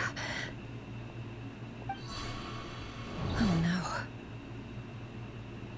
Oh no? Why oh no? Sorry to disturb you, but we seem to have run into some trouble. Evidently so. Don't worry, I'm not about to leave you to fend for yourselves. I'm not that kind of boss. And it would go against the Curatorium's labor policy. I don't believe you. Anyway, what's happening? I'm sorry. What did you hear me say? I wasn't talking about labor policy. Wait. How long have I been standing here? Not long. You just appeared by the door a moment ago.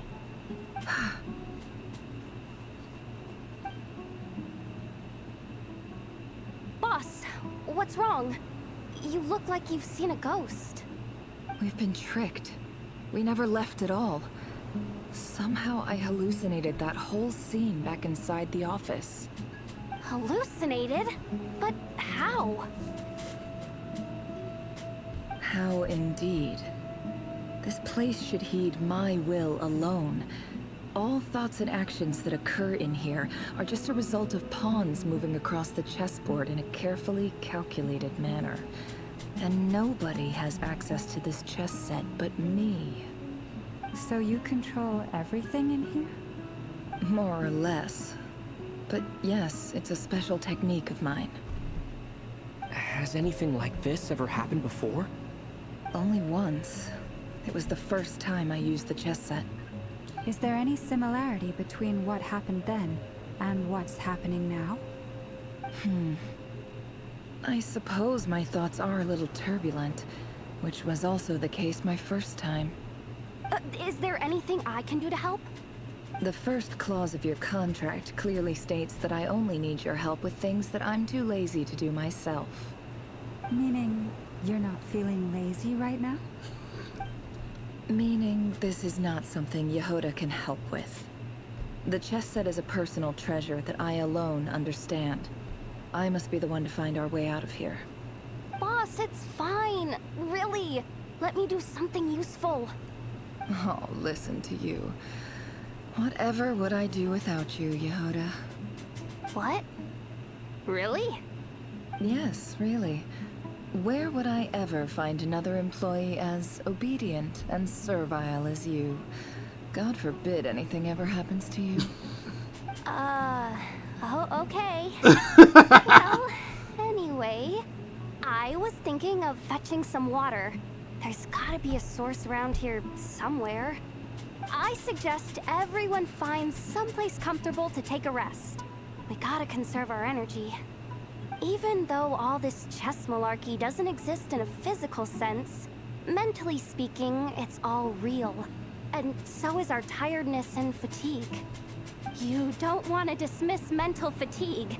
Just because it isn't physical doesn't mean it's any less serious. But anyway, I got your backs, so don't worry about a thing. Thank you, Don't Yehoda. I have the best employees? Jealous much? If we can find a suitable time, I'd love to borrow Yehoda for a day to help out at the Frost Moon Scions. Would you be amenable to that, Boss Nefer? Oh, Lauma. Have I ever told you just how pretty you are? Beauty runs from the tips of your antlers to the depths of your imagination. Time to rally, everyone. Follow me. What happened to resting? Guess we're just ignoring As we Yehoda. continue our journey, the same rules will apply. That means stay focused and no talking no matter what we encounter. And don't disturb the chess pieces. I'm sorry, haven't we already broken the no talking Get us all rule? out of here. Why are we suddenly following the no talking rule again? I think we're long past that. Also, is my team still hurt? Well, I guess I don't know if my team's hurt.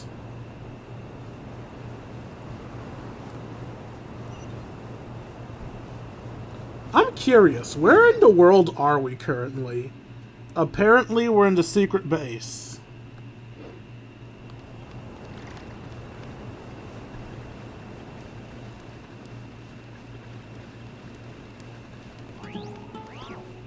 This place looks familiar. That's not a good sign. There's someone up ahead. Time for a little chat. I wasn't expecting visitors at this hour. Wait, is that? Oh, it's him. Who's him? There you are. Sinue's been looking for you all day. I think he has some news for you. Oh yeah? What were you doing just now, Uncle Retinue? Hiding away some more loose change? I know I saw some Mora. What do you mean loose change? Oh, come on, I'm too old for this. Just pretend you saw nothing.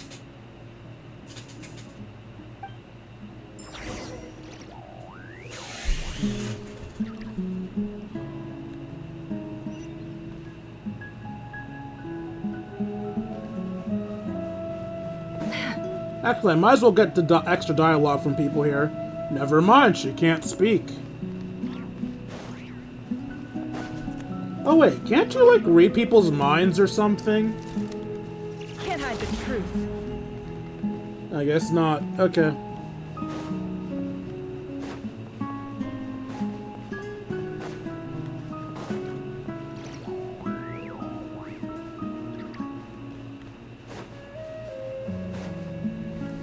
Hey, kid. Mind telling me what Sinuhe's been up to recently? I'm trying to get in his good books and I need a way in. Get in his good books? Why? What do you want with my dad, Uncle Apepi?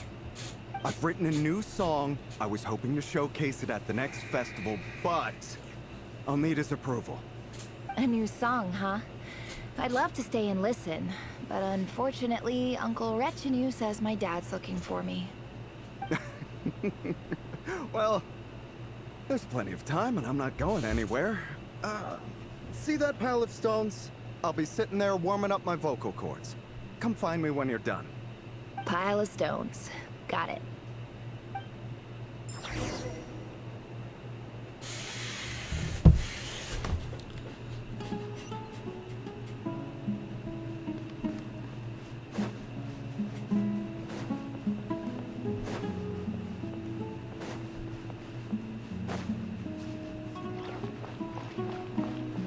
Hi, Dad. Uncle Retinue said you were looking for me.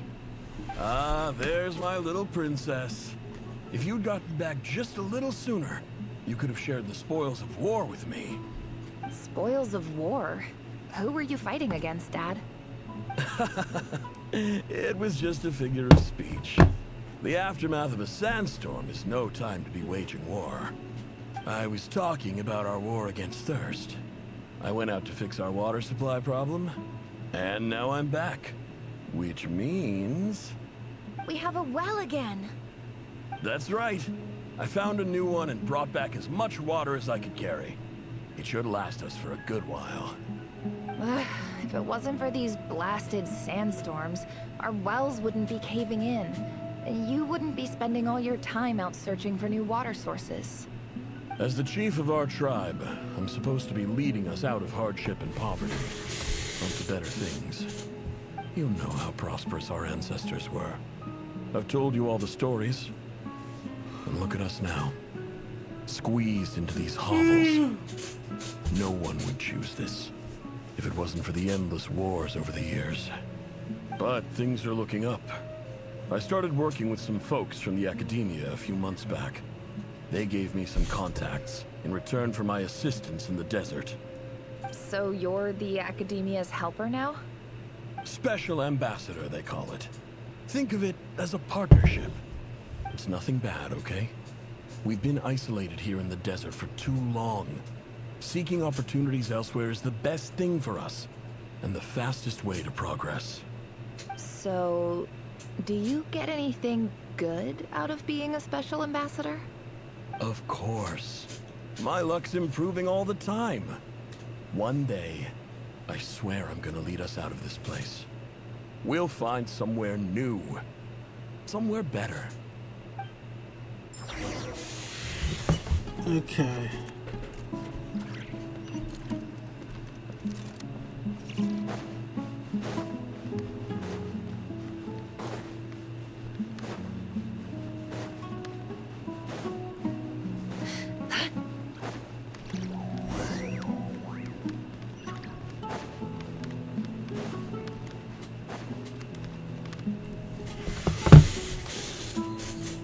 That's our well, and you know it. You stole from us. Well, you've gone from chief to thief, and now you have to face the consequences. Did you really think you could take our water without permission and get away with it? What? You're either brave, stupid, or both. In that Special Ambassador Act? Yeah, nice try. We spoke to the academia. They said it was all news to them. You're a liar and a cheat!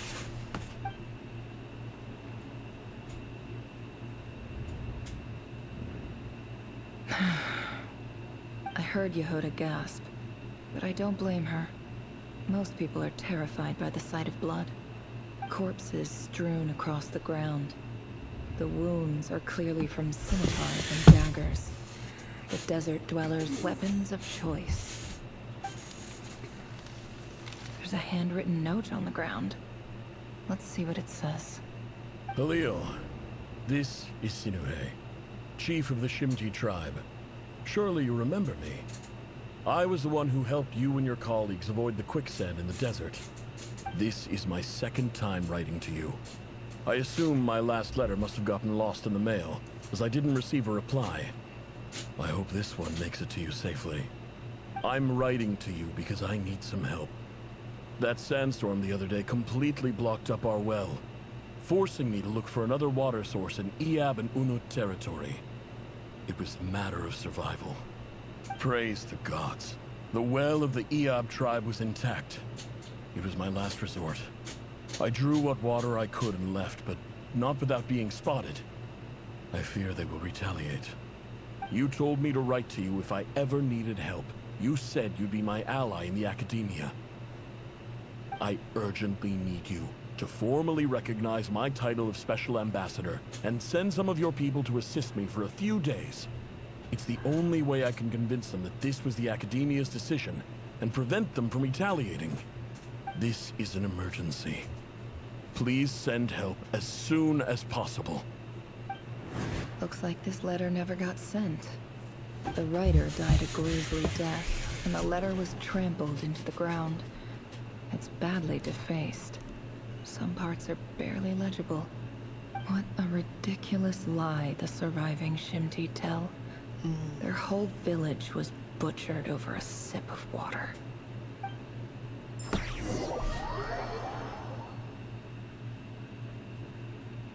Ah, officer. Welcome. Welcome to our humble village. I thought you would at least have the courtesy to provide some respectable libations. This is the finest wine our village has to offer. I promise.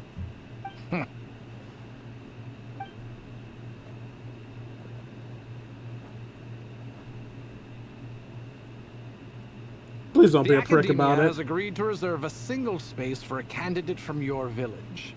But I remain skeptical of this entire endeavor. I highly doubt anyone in this desert possesses serious academic potential. Everyone does if you teach them correctly. If not in us, then in our god. The child we found shows great promise. I beg you, take her away from this place. Give her a chance. Don't let her talent Wait, go to waste. then our god? What? I don't recognize her. New arrival? Oh, it's Nefer. I thought he showed up here a handed few her days ago Leslie and we personality or took some her in. shit. She's a really bright kid. Please help. I'm begging you. So, where are you from? Nowhere special. Just a sand dune. What about the rest of your family? How many of you are there? Just the one. It's only you? Correct. So, no brothers, no sisters, no mother or father? Any who have slept on a bed of sand, I call my brothers and my sisters. Apart from that, I have no family. All right. Get over here. Sign your name on the form. Well, he accepted her quickly. Nefer? You're rather fair-skinned for a desert dweller.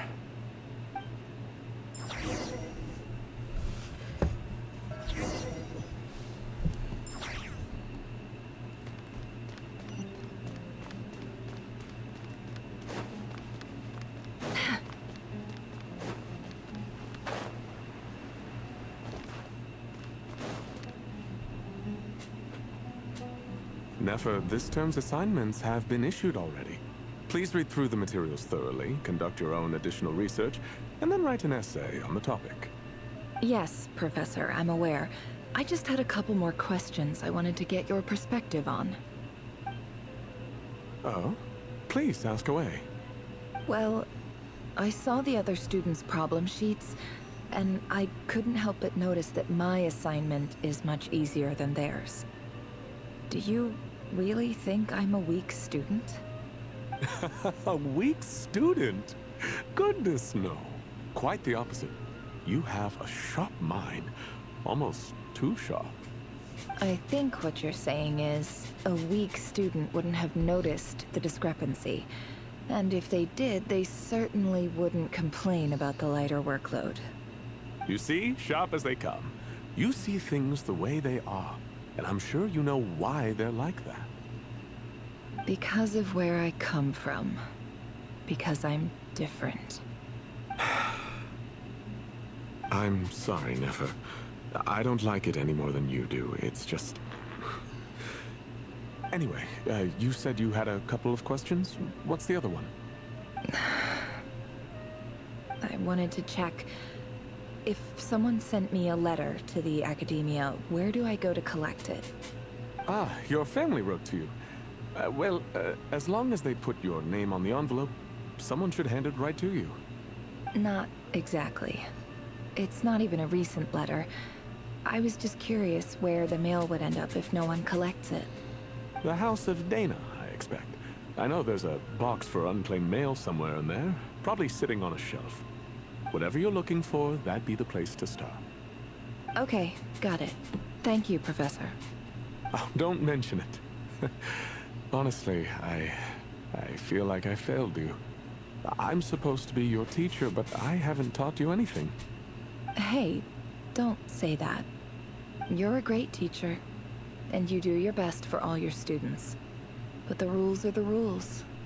You're not allowed to teach students like me. It's not just the academia either.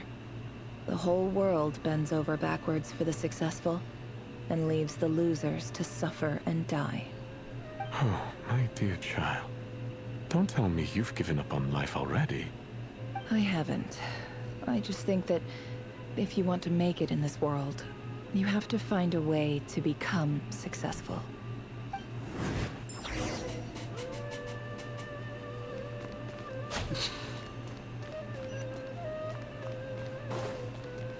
Oh, excuse me.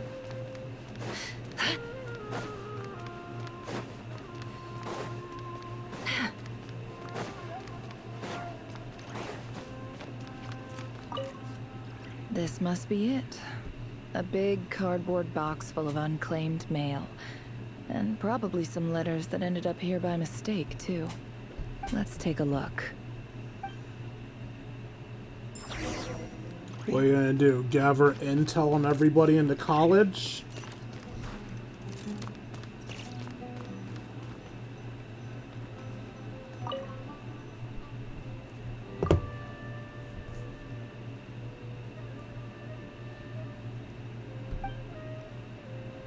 A dilapidation survey from Port Ormos.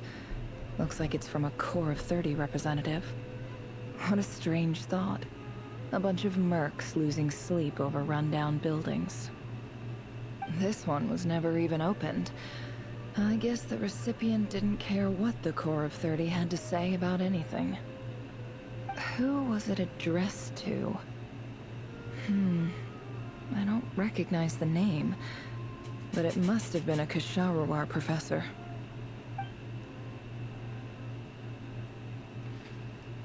This one is addressed to the Immorta Sage. The title is Changes Observed in Satyavada Life Symptoms. Why do all these letters read like full-blown dissertations? Guided by the incense, we became lost somewhere in the forest. All the barriers between levels of consciousness disappeared as our minds soared around in circles, looking for a branch to seek refuge on. In clinical terms, these symptoms fit the description of incense poisoning. The Immorta Darshan strictly prohibits the use of hallucinogenic substances, but I believe there are still people getting away with it. For example, my neighbor who always breaks out into song and dance after using incense. This seems like something the academia would want to know about. Why wasn't it collected? Wait, what's this written on the back? It's so small. The note says, the sender authored this letter while under the influence of mushrooms. I would send it back, but no return address was provided. Stamped by the Grand Conservator of the House of Dana.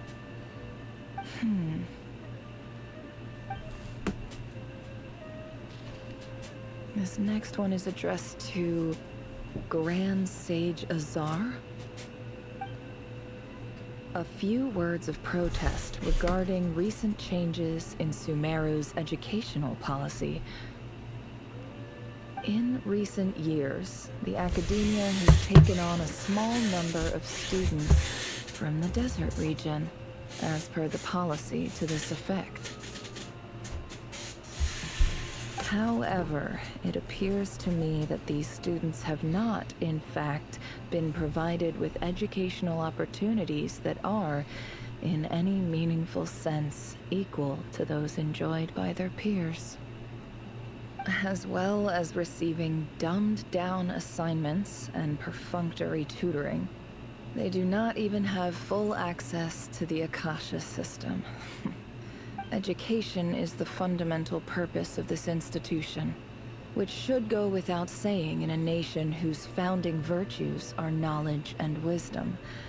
I ask you, is the lip service we pay to the policy of education for desert students truly the standard of pedagogy to which the academia aspires? As Grand Sage, policy decisions are your prerogative. But do not forget your roots. You and I were once students too, as was everyone else in this institution. I do hope you will give some serious attention to this matter. I encourage you to discuss issues like this with myself and others, and listen to some alternative opinions. Great letter. Shame it didn't get to where it needed to go. Oops. Made a mistake. One sec.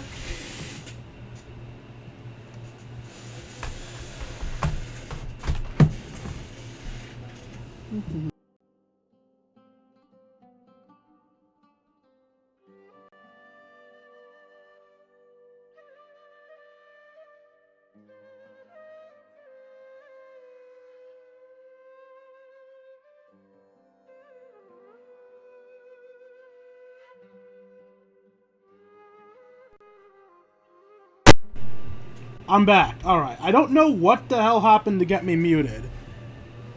It's a good thing I had a feeling something was wrong, too. I just sensed, like, what do I feel like something's wrong? Let me check the stream real quick. Not the stream, the, software, the Streamlabs. So check Streamlabs, and, yeah, I lost... Wait, why is the stream black?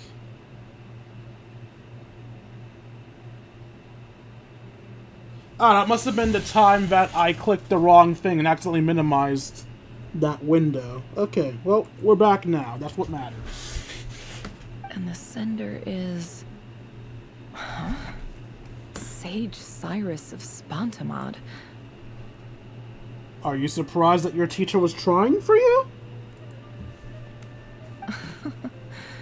I didn't realize anyone else even knew how bad students like me have it in this place.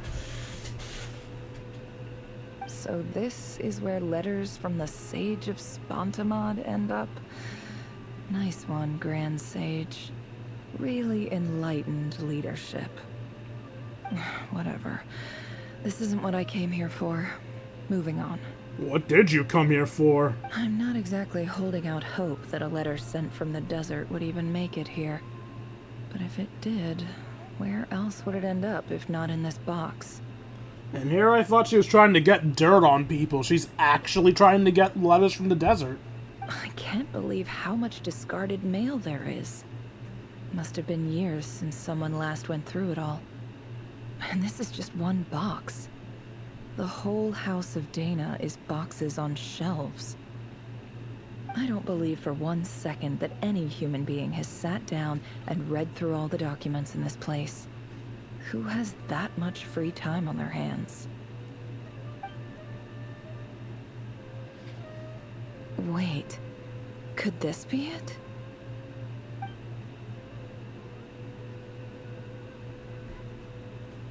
Oh, I have to read this one. Least fancy envelope in the box, written in crude quality paper. And of course, it would be right at the bottom of the pile. Clearly, no one gave this letter so much as a first glance, let alone a second. The handwriting on the envelope looks very familiar. Greetings, Halil.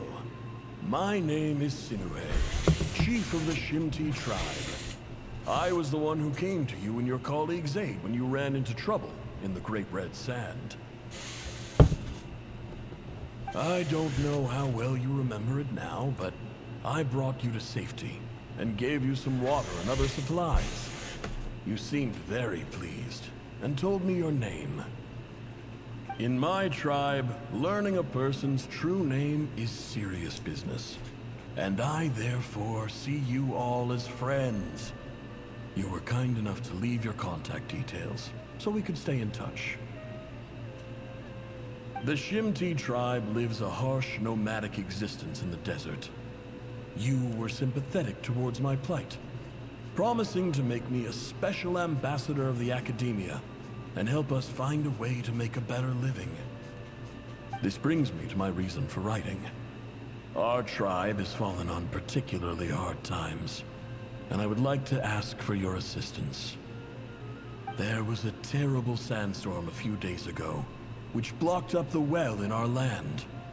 To ensure my people's survival, I had no choice but to venture into Iyab and Unut territory in search of an alternate water source. The Iyab and Unut are descended from the Thamudians, while we trace our ancestry to Tulatala. We worship the Lord of Flowers and have had relatively good relations with our fellow tribes up until now. I found a well belonging to the Iyab tribe. They declined to help us, but I really had no other option. So I took some water to keep me and my tribe alive. My actions are certain to incur their wrath. When we met, you assured me that you would be my ally in the academia. I would like to take you up on that offer, because I really need your help. I wonder if you could send an academia representative to meet with me. That aside, the last time you were here, you mentioned that the academia had started accepting students from the desert, and I told you a little about my daughter, Nefer. We have next to no resources here in the desert, and my power and influence are limited. Would you consider enrolling my daughter at the academia?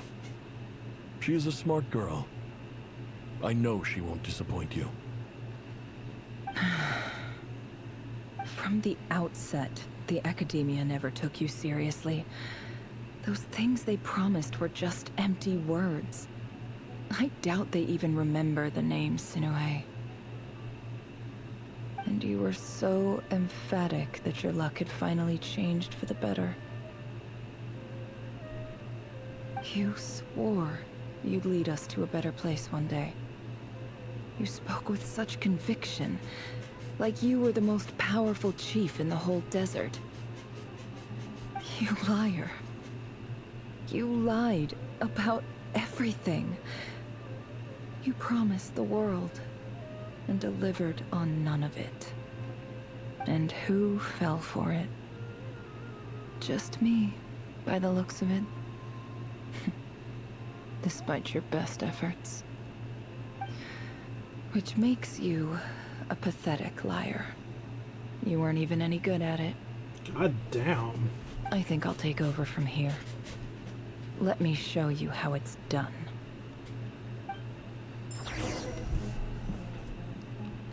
Well, fuck.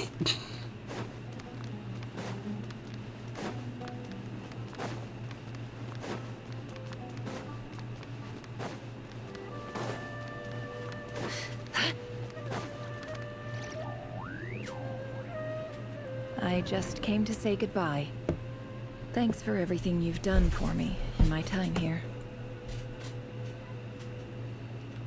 Nefer? You packed your bags. Where are you going? I'm quitting. Something's come up in my hometown. Gonna head back and deal with it. Huh? But this was a hard-won opportunity for you. You know that better than I do. It was. But it doesn't matter. I have more important things to deal with, and they can't wait. Oh, and I didn't want to overfill my bags, so I left some incense on your desk.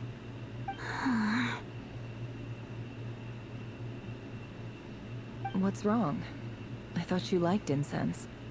Although, I did read somewhere in the House of Dana that it has hallucinogenic effects. Don't use it all at once, all right?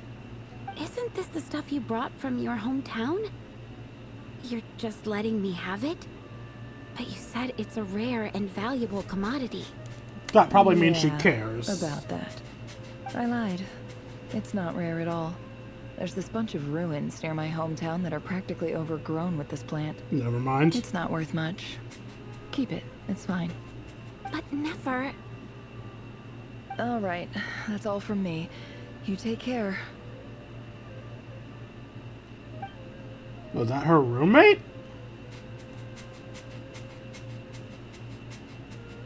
Don't forget me, okay? I mean, we're more than just classmates, right? We're friends. Yeah. I'll remember you. I lied again. That incense is worth a fortune, and it's a rare find even in those ruins. And as for remembering her, I have far too much to do when I get back. No time to reminisce. God damn. I'll be lucky if I even make it through this alive. But either way, I expect I'll forget you pretty quickly. Nefer, dear God, at least attempt to be a likable person. I don't care if your past was difficult, that's fucked.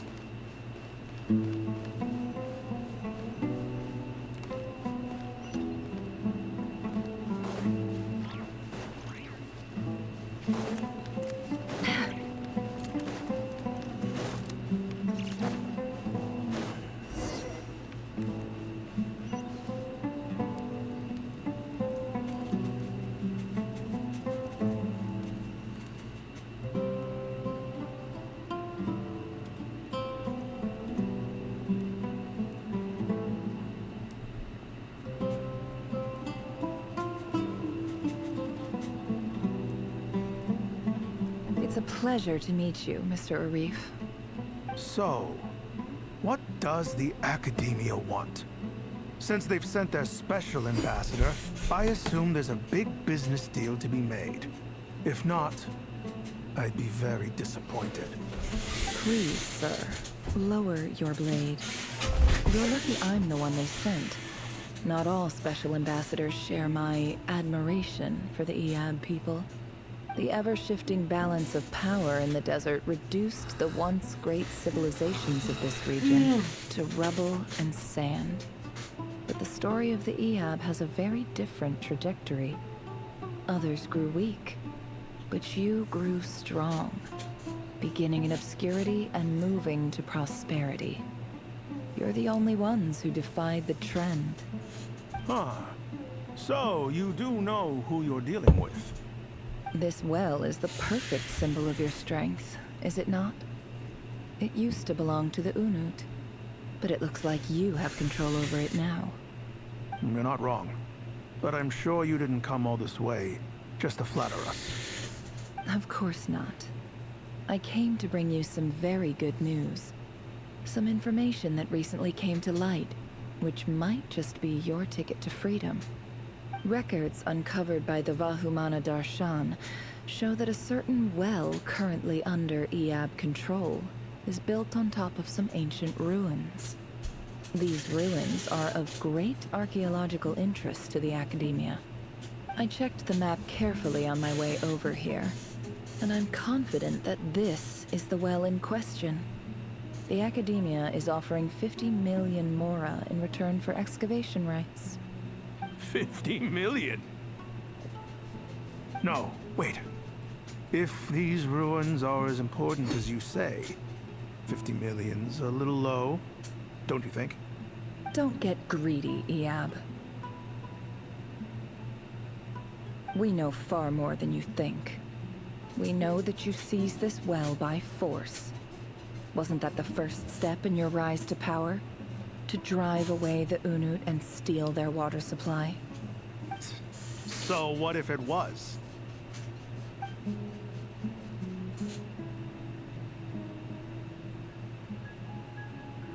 Don't worry. As unscrupulous as it was, it's something we're willing to overlook. The Academia is only interested in dealing with the de facto power holders in the region. I hope I am making myself clear.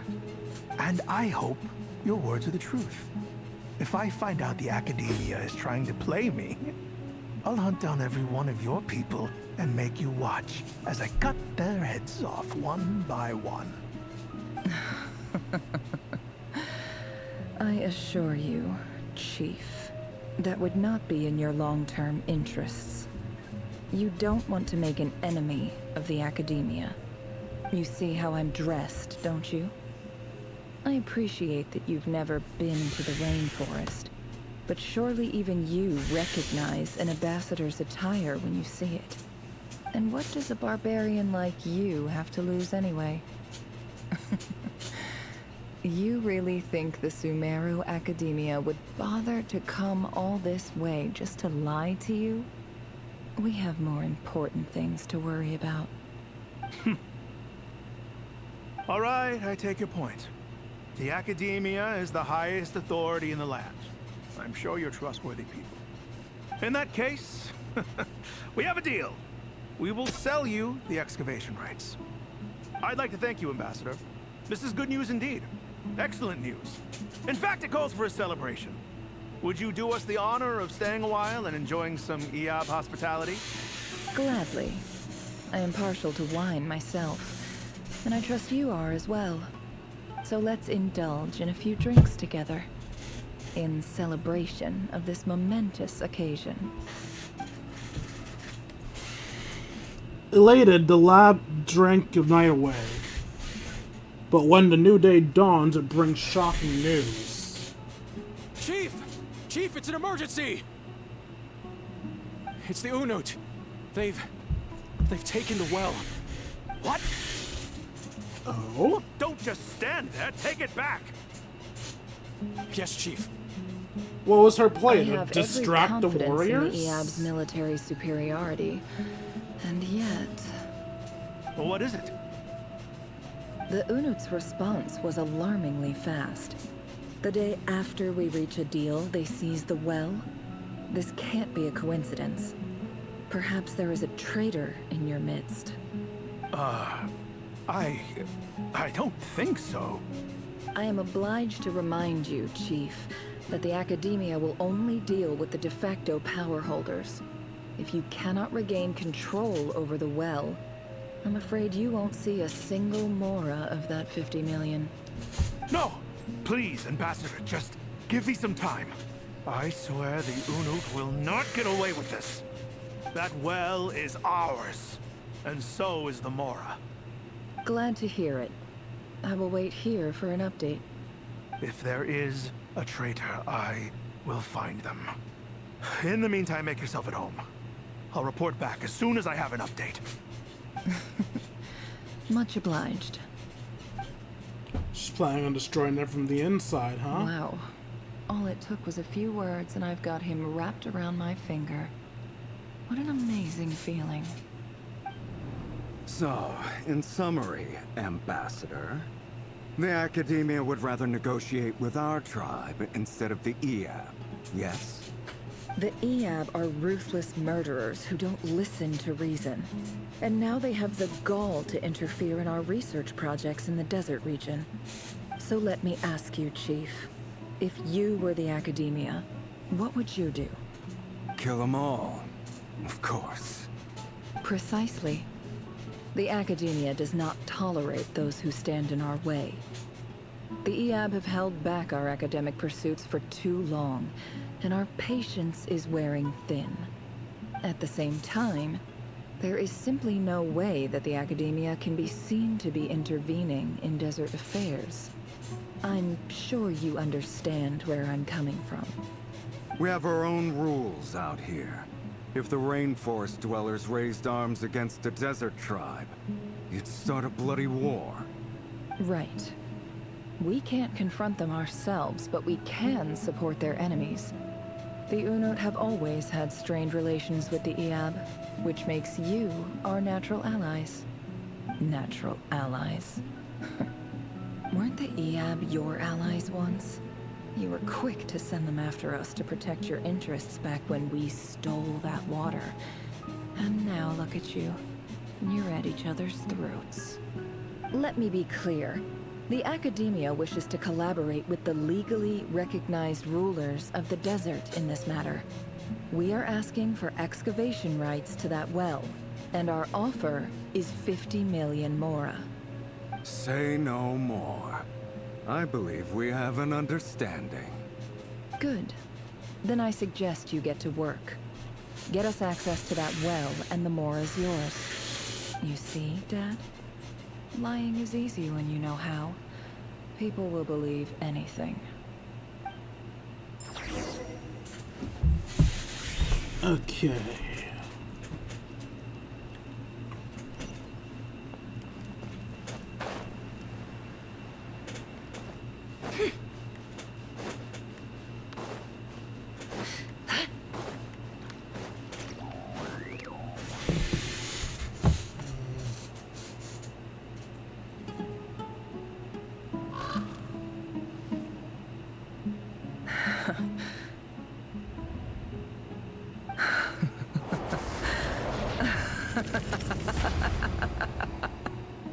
Look at yourselves.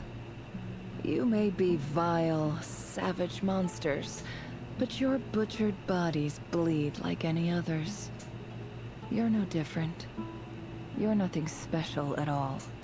The monsters who destroyed my home, they're just ordinary, petty human beings. What a joke. I think we're even now. Maybe I've even done the desert a favor. It's a better place without all these people around. Oh, Sinuhe, my gullible fool of a father. Perhaps if you'd been as ruthless as I was today, our tribespeople would still be alive. In this dog-eat-dog world, a chief needs to be tough to survive.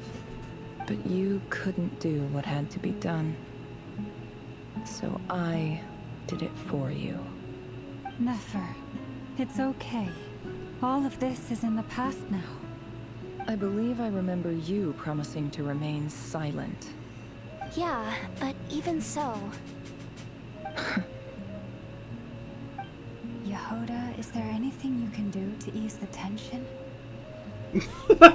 You got this, Yehoda. It's your time to shine. No one can ease Nefer's tension. Alright, time for a sharp turn onto a completely different topic. So, anyway, that's enough of that. When are we getting out of this place? Feels like we've been walking forever. I'm getting pretty tired. Oh, Alma, you tired? Yes. If we can find somewhere to sit down, I could certainly do with a rest. It's not far now. There should be a temple just up ahead. Is this situation about to reach a conclusion? Yes. Really? A temple? That's where this story ends? I guess that's how things go in the desert. I've been in a similar place with a friend from the desert before. Don't fucking lie! Actually, is that a reference to Jet? I'm not sure. This is a reference to Jet. That's a fucking lie. I haven't done her quest yet. What else could this be a reference to?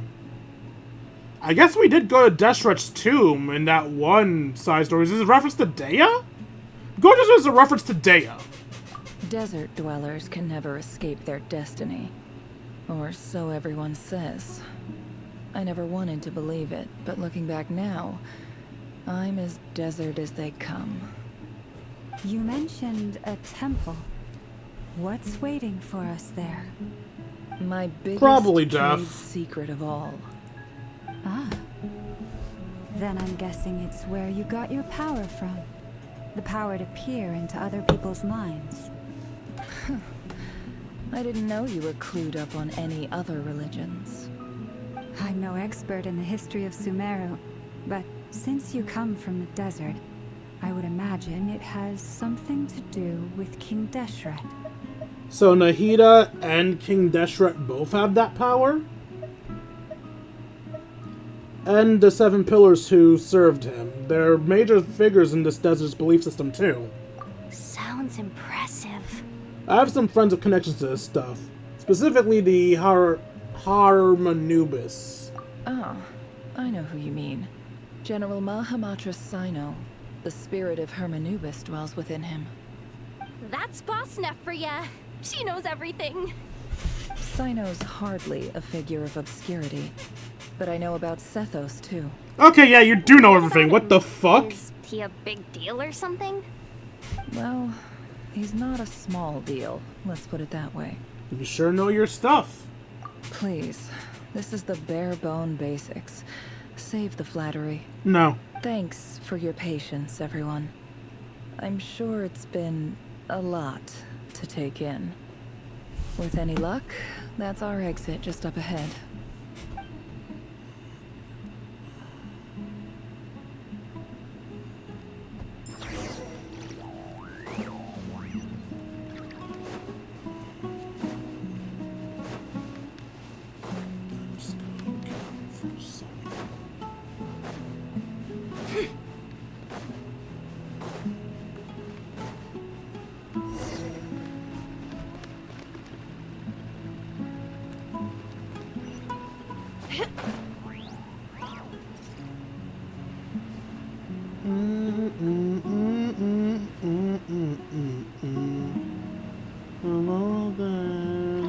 Somebody will be waiting for me.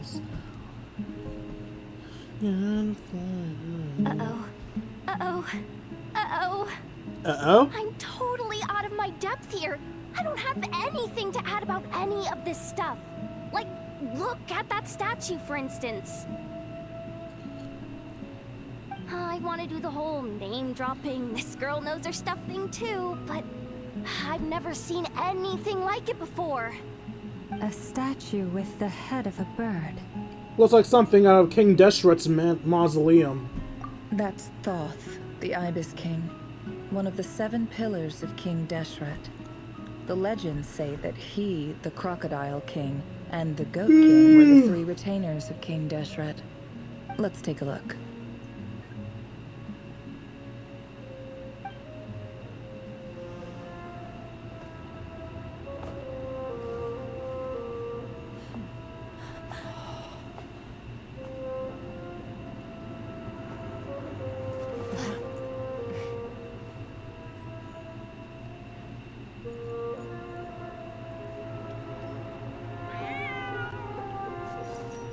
Is that your cat? It's just Ashru. So, all is well?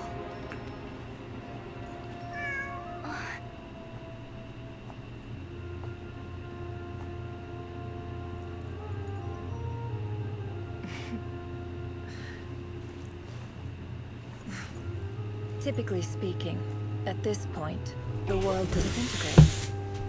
Then we find ourselves back in the outside world. Besides, these are my memories. There's nothing to fear. You're sure? Of course. It's almost over. What the fuck?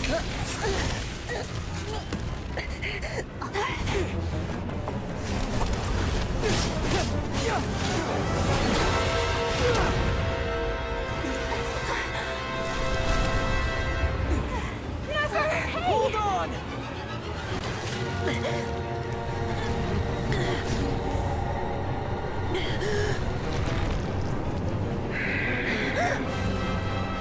Knowing too much is always a death sentence. What? Speak for yourself.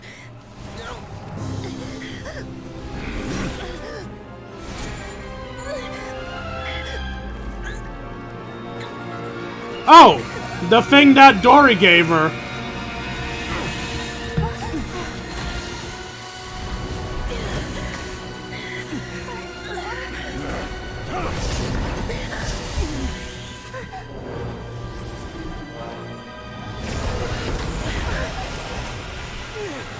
Is that, the damselettes? No, it's Danesleth.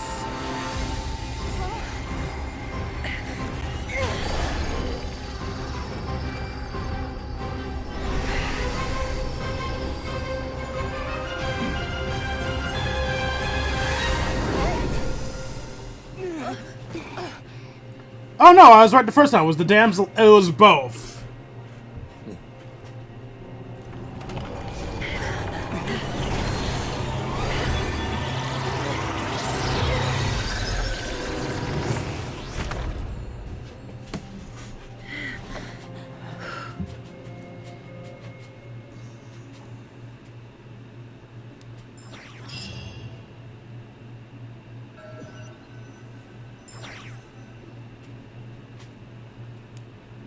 Timed that pretty well, didn't I? You certainly did. Thank you. It's okay. I'm just glad no one was hurt. Paimon noticed you doing something too, Dainsleif. Were you helping get them out? Of course. When I asked Nefer to conduct this investigation, I was not naive to the dangers involved. I had a duty to ensure your safety. Good to know your sense of justice is still intact after all these years. I take that to mean that you saw the truth. That comes as a great relief. I certainly did. And thanks to your help, I also managed to trap Rerir inside the chess set. Whoa, really? How'd you manage that? Well, to be honest, I sensed that something was wrong long before we made it to the temple. By using this fragment to probe into Rerir's past, well, the monster formerly known as Rerir, it seems I alerted him. I was tracking him, then he caught on and started tracking me too. Can't say I'm surprised. But how did he track you through your thoughts alone? That shouldn't be possible. Rerir was a secret agent who reported directly to the Vinster King. He is an expert at finding a trail and hunting down his pursuers. No wonder. He infiltrated the chess set, read my thoughts, and built a new virtual chess set inside of it. That's why we weren't able to leave at first. Speaking of your chess set, it's quite a remarkable item. Would I be right in thinking you have some connection to King Deshret? You overestimate me. I only have a connection with one of his underlings, the Ibis King. You all saw how this came to be. A long time ago, the Iab massacred my tribe, the Shimti, in our home village. A few years later, I enrolled in the academia, where some new information came to light.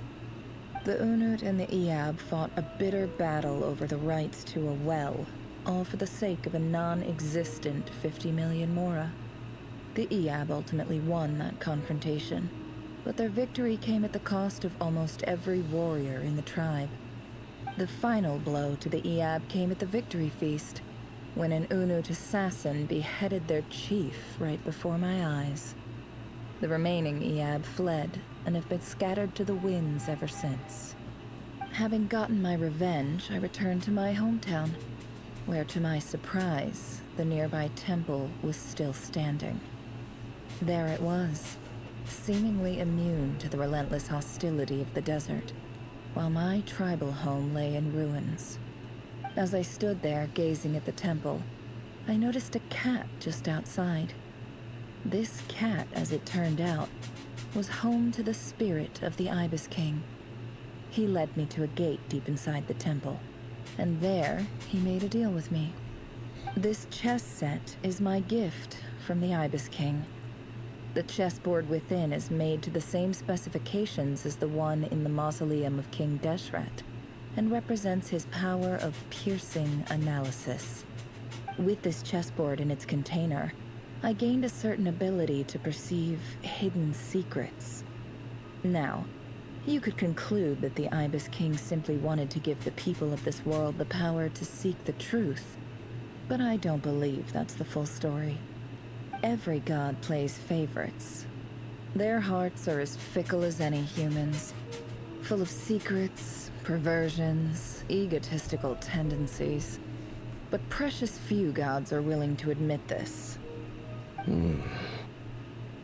It is the same with all powerful forces, including fate itself. Their gaze falls preferentially upon a select few. As you rightly point out, this is an act of favoritism. If you're alluding to the Abyss, then yes, I agree. Gather the others. It's time to share everything I've learned. Before long, the group is gathered in the office. There was something. Wait, why are we gathering here? Shouldn't we be gathering in the Thank you all knight's for being here. place? As promised, I did some further investigating into the Raker of Solnari's background. I am pleased to report that the investigation has been most fruitful indeed. The Raker of Solnari, real name Rerir, was once a Conrian subject who served the Vinster King. We're missing two team members. I will now share members. the important details of his story. Please save any questions or comments for the end. Looks like Aino's been demoted in story importance. Her and Inefa.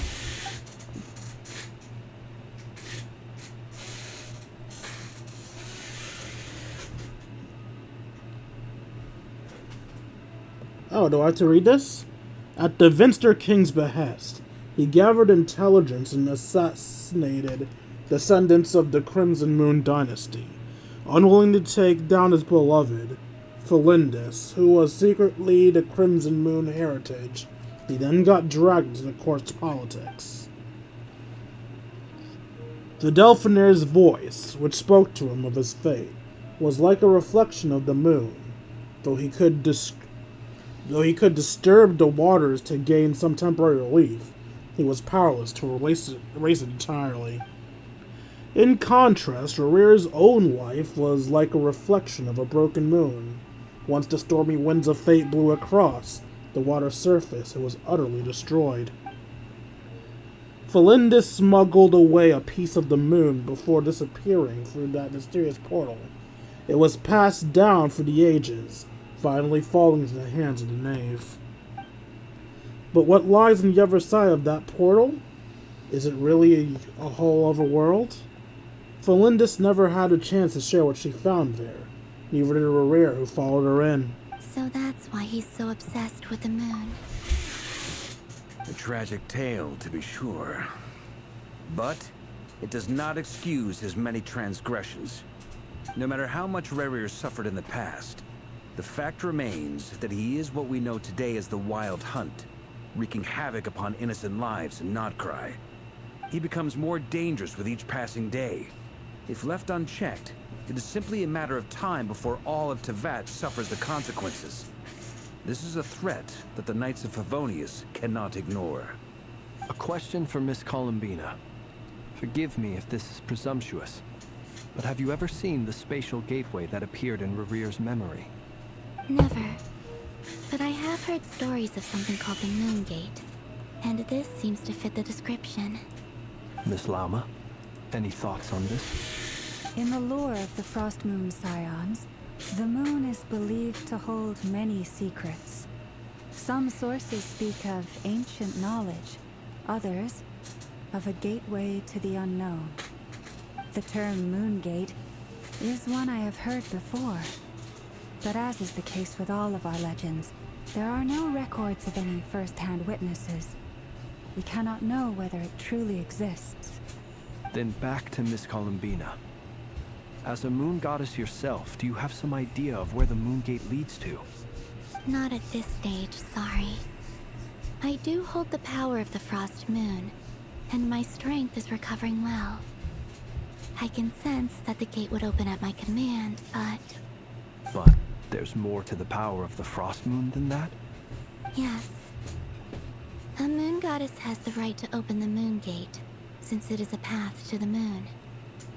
But as never mentioned, holding open a spatial gateway takes a huge amount of power. And right now, I need to conserve my energy to fight the Rhaegar of Solnari. I'm afraid this is one mystery we may have to leave unsolved for now. I agree. Better to save your strength. But if you'll humor me for a moment, I have a bold conjecture of my own regarding the world beyond the gateway.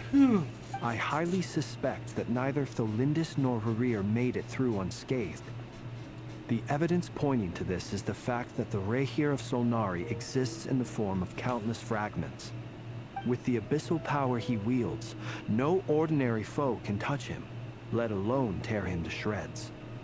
And yet, the Wild Hunt proliferates wherever his scattered fragments lie, drawing hordes of monsters to many different locations across the land. So your theory is that Rhaegar was physically torn to shreds by some powerful force? Hence, why the Wild Hunt is a distributed phenomenon, rather than a unified one? Makes sense to me.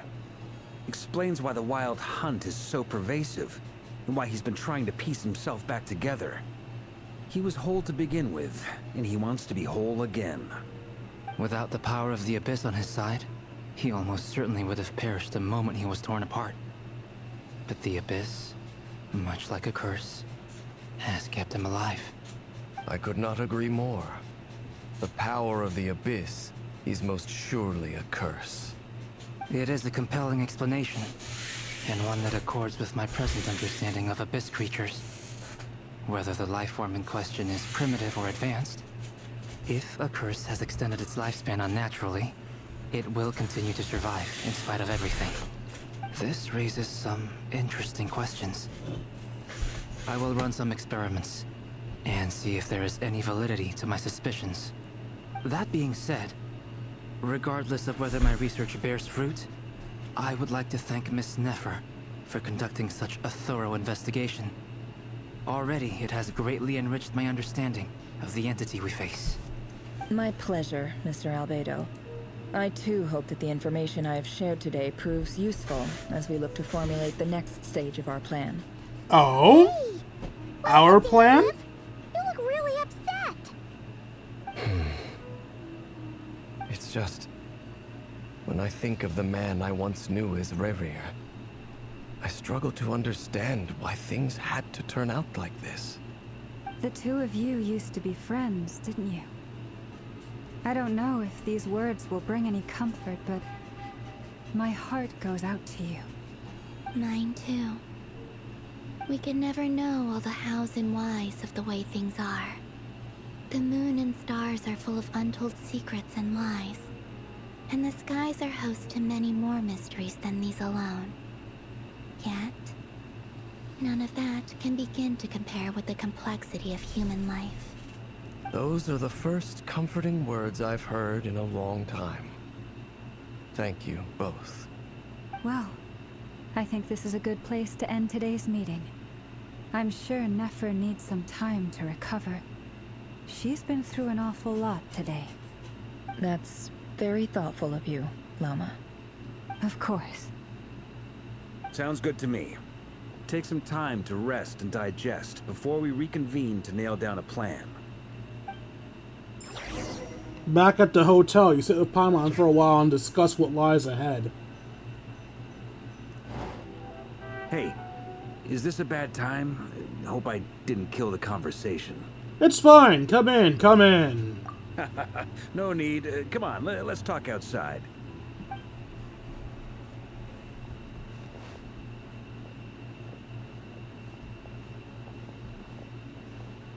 Anyway, Nefer went back to the curatorium to get some rest. But before she left, she shared some things with me that I thought you should be aware of. Okay. Firstly, although she managed to trap the Raker of Solnari inside her chess set, there's no guarantee that the power of the Ibis King is any match for one of the 5 sinners.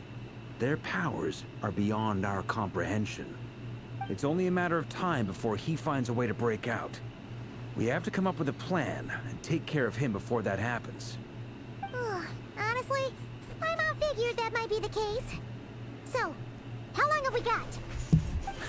Well, I asked her that same question.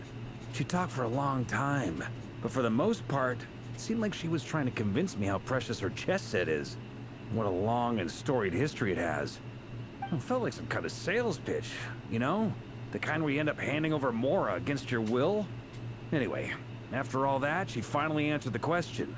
2 days, at most. Well, fuck! 2 days? Holy moly! Can we even recruit enough help in that time? Yes. That remains to be seen. Which brings me to the second issue. Dainsleif is obviously conflicted about this whole thing. But given how little time we have, there's no way we can pull this off without his help. You have some history with him, right? Do you think maybe you could talk to him for us? I'll see what I can do. Great. I appreciate it.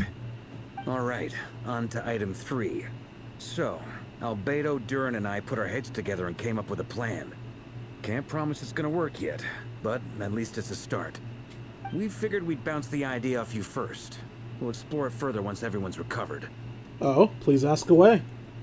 Oh, Paimon's dying to hear this. Whoops, sorry. Here's what we're thinking. In a hushed voice, Varko lays out the current plan. It's a shocking plan, but nothing can faze the greatest traveler and the trustiest travel guide to that. Doesn't take you long to get behind it. We felt a little uneasy about roping you into this. I mean, firstly, you're not locals, and secondly, none of us are your boss. You're well within your rights to refuse. You're technically our boss because we're an honorary knight. Why would you even say that? We know the stakes here. It's all of us against the Raher of Solnari, or none of us stand a chance. I choose my words very intentionally, I'll have you know. I like to think there's an art to striking a down-to-earth tone even when the stakes are through the roof. Sir Varka, I have a few thoughts about this plan. I'm all ears. I think we can be more flexible with how the roles are allocated. In my view, the most sensible lineup would be like this. Alright, so we're changing the lineup of this plan that I don't know. I see your point, yeah. But if that's how we're going to approach this, you'd better make sure you're ready. I don't know what I'm ready for. To be clear, I don't doubt your abilities. Far from it. I just want to make sure. Are you really willing to take all this on? I want to do everything within my power. The Raher of Solnari is a truly fearsome opponent, and if I do my part, it'll greatly reduce the risk for everyone else involved. Well, that tracks with what I've heard. Jean's mentioned in her letters that you're so diligent it's almost abnormal. As in, most people weigh up the risks and rewards in situations like this. But you seem to just march towards danger without a moment's hesitation. Of course, everyone appreciates a fearless pioneer. But all that aside, I'm the Grand Master of the Knights of Favonius, and you're our honorary knight. I want to make sure your courage doesn't come at the expense of your safety. Thank you, Sir Varka. I should be the one thanking you. It means a lot to have you on board. I'll give some serious thought to your suggestions. Varka gives a very knightly bow and says he'll see you in the hotel later. He has arranged for everyone to meet and finalize the plan of action. In the effort to lighten the mood, he booked out the hotel for this meeting, so you can all chat over a drink. As the moon rises in the sky, you and Paimon leave your room, discussing whether Paimon has any other options in fruit juice. Everyone is already there waiting for you. They're chatting and smiling. Clearly the rest has done them good. As long as the existing crew, some unexpected help has arrived. Ooh?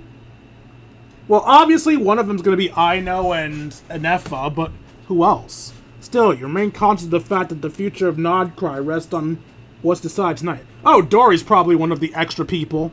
So many lives are at stake. You may never meet most of them, but whether they know it or not, all of them are counting on you.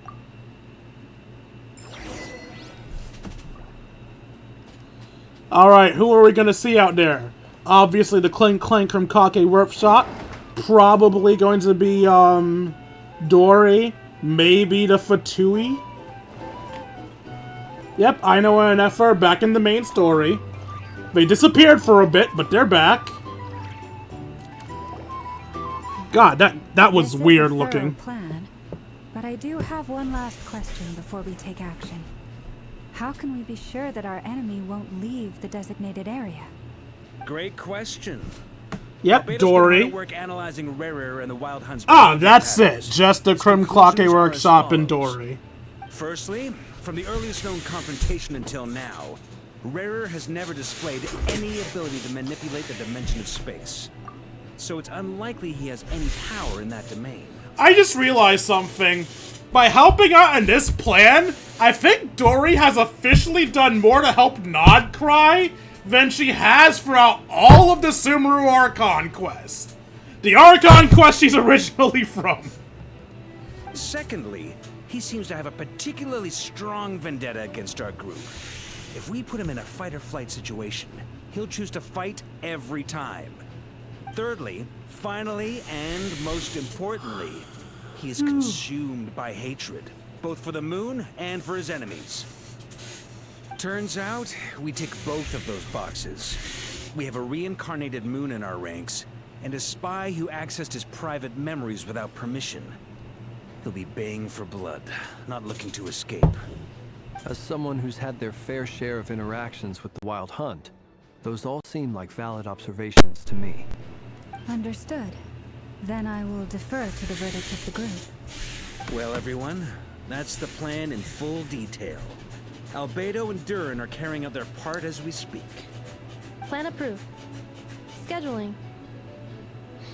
Okay, any firepower you need, I got you covered. Let's light this baby up. Don't promise me toys that you won't let us actually play with. And the rest of you? Nah, I'm out. Fuck this plan. No I'm kidding. All right, then it's settled. This is the plan we're going with. Next up, an old tradition of mine. Anyone who wants to back out, now's your chance. Wait, we can still back out of this? Everyone says things they regret, right? I don't want anyone feeling trapped because their mouth said yes before their brain had time to think things through. Alright, Dory, you can leave now. People first approach. I hear that's common practice in the Knights of Favonius. Who'd you hear it from? D-Luke? Shh. We don't use people's real names at work. This contact will be known only as Owl, please and thank you. Yeah, it's Diluc. This plan can only work if everyone does their part. Flint's and I will absolutely support it. We shall indeed. Why would you answer for him? We'll Well, I guess he's fine with that.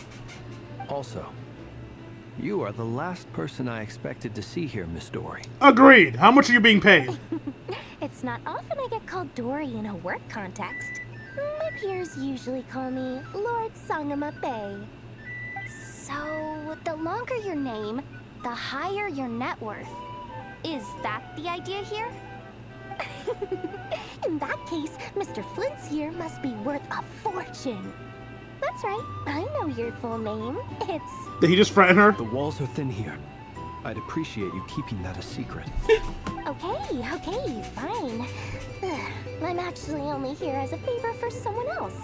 Do you have any idea how much it would cost to hire me otherwise? Wait, I thought you already repaid your debt to Nefer with the Deus Ex Machina pin. Who else do you owe shit here to?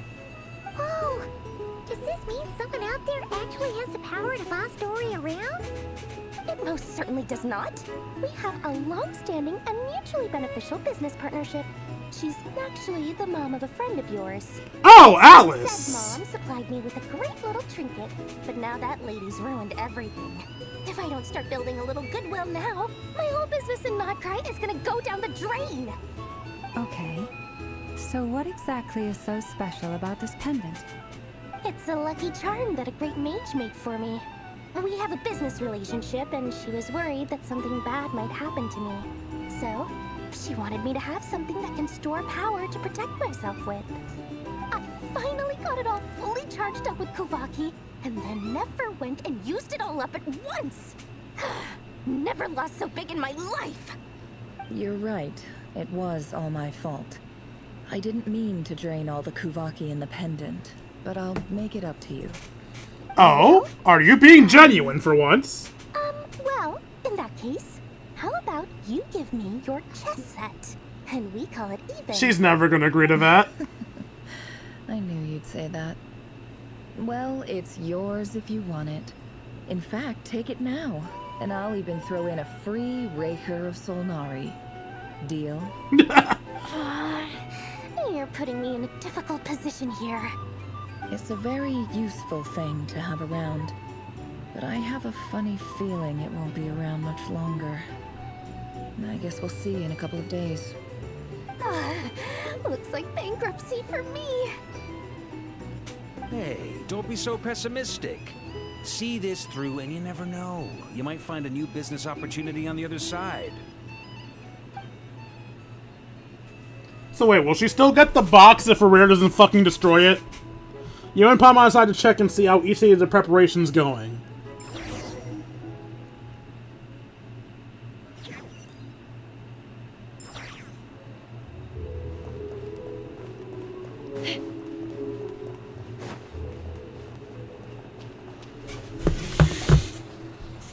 Alright, Dory, are you and Ino on Team Supply or something? Feeling ready? Oh, I was born ready.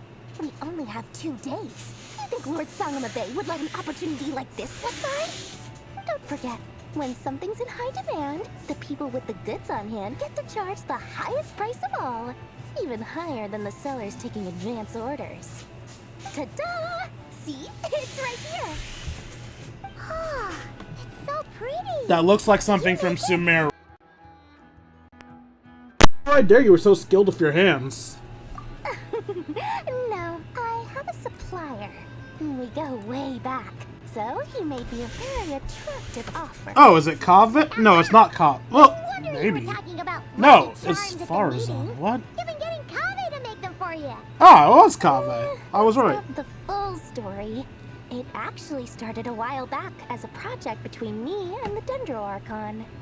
Major Alice once warned me that this world won't stay safe forever. There may come a day when everyone faces a great crisis. I passed this on to the Dendro Archon, and she secretly brought together a research team made up of Sumeru's top scholars to invent a technology that could keep people safe. I won't go into the details because it's all very complicated, but if you want to know more, you can ask the Dendro Archon about it sometime. Anyway, point being, it was the Dendro Archon who asked Kaveh to build this little contraption. As one of the top Kashara War talents, he was the obvious choice. Took him long enough. He stressed over it for ages. Must have gone through at least a dozen designs before producing a final product. But that's Kabe for you. He better have been paid well for it. Delivered it to me a couple of days ago, along with a letter from Kabe. Could I ask why I'm sending this technology to you? What's your proposed use case? Has it been approved by the relevant authorities? So nosy. My fault for sending him the research permit to begin with. Surely Nahida must have told him you were involved in this project. He was probably just nervous because you're always so secretive about your business. Could be. Anyway, I just replied, let's hope there never has to be a use case, because it would involve grave danger. Fair enough. But it sounds like he was just being cautious. He probably felt responsible as the one who made it. Or maybe he was asking as a favor for his housemate. He's done that before. Not sure why, though. His housemate doesn't seem to really care that much about this kind of stuff. Either way, all's well that ends well. I'm just glad to finally have my hands on the product. I wouldn't want to be without it, given the potential dangers that lie ahead. Huh? What does that look mean? Paimon's just super surprised. This must be the first time we've ever seen you actually get serious about something. This is not the Lord Sangamabe we're used to. Well, a long time ago, I made a promise to myself. I promised that I was gonna live every day of my life with a big beaming smile. Obviously, Mora plays a big part in that. But there are always gonna be times in life when you have to give something back. That could mean paying back a debt, returning a favor, or showing some kindness. Alice has been a huge help to me over the years. She was the first investor I ever had.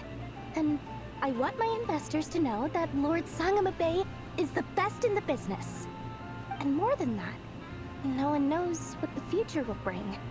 Whatever happens, I want to make sure the Dendro Archon and all of Sumeru is prepared to face whatever comes. So back to the pendant. You never intended to ask for it back, did you? Oh, that? I was just making sure Nefer and I are square. Don't be thinking it was some sort of benevolent act. I'm no saint, so don't treat me like something I'm not. Got it. My priority is doing the business that I want to do. So long as my conscience lets me, but it usually does.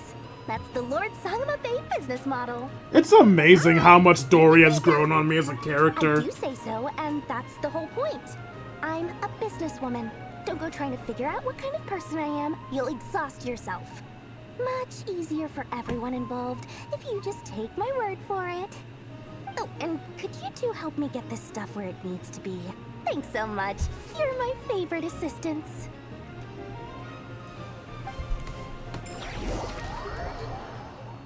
Alright. Team Mon stats. Minus Varker for some reason. Alright, let's swap to a party that can actually fucking fight. I'll use this team to at least somewhat be on, theme.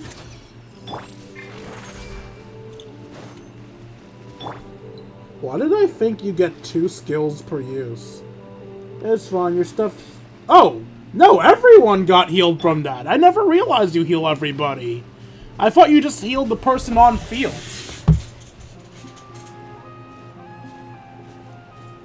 Traveler, Paimon. It's good to see you. Everything going smoothly over here? Sort of. As you're probably aware, Varka, Durin, and I captured some abyssal creatures from the Wild Hunt. Per the plan, we dissected and analyzed some samples of these creatures. The process went very smoothly. The findings, however, come with some troubling implications. Oh? What? You can actually dissect the Wild Hunt? That depends on your definition of Wild Hunt and dissection. Harmless, lifeless. These words are accurate descriptions. The Wild Hunt is an interesting phenomenon. In and of itself, it doesn't seem to possess anything akin to a human personality. But taken as a collective, the medium through which the Wild Hunt is summoned does appear to have a soul. Master griped a lot about the wise Horoptotire, and seemed somewhat fascinated with the foul Certology. But she barely mentioned Rerir at all. I don't think that was because of his lower social standing, though. Anyway, it's a pity. I should like to hear her thoughts on the nature of the life form he has become today. It's a strange mix. The furious energy of an abyssal being channeled through a fractured physical existence. A consequence of being torn apart by an unknown power.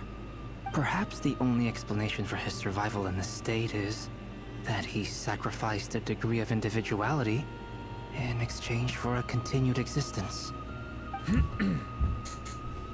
Oh, sorry. Once I get talking about interesting research, I have a tendency to go on indefinitely. Back to our research findings. Essentially, they confirm my hypothesis. Rerir's corpse is completely contaminated by the Abyss, and the effects are irreversible. You could think of this as Rerir in mutated form. But in my view, even that would be inaccurate. In reality, his whole being has been consumed by the Abyss. In other words, he is now nothing more than a manifestation of abyssal power. Unfortunately, at present, we have no means of completely eradicating abyssal power. Hence, we cannot fundamentally destroy the Rayhir of Solnari either. Oh, that's terrible news! So, that's it? We can't defeat him? Not even if we get the power of the Three Moons?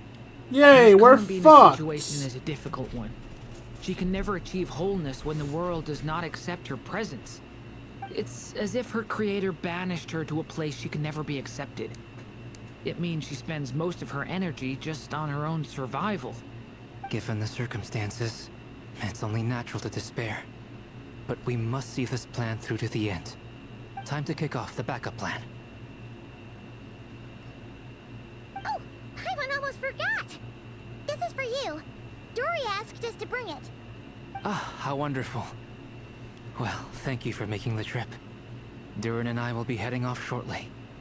I'm sorry I won't be there to protect you in person this time. Please be careful. We will. All right then. Stay safe. I don't think any of us can stay safe in this instance. Varka and Lauma.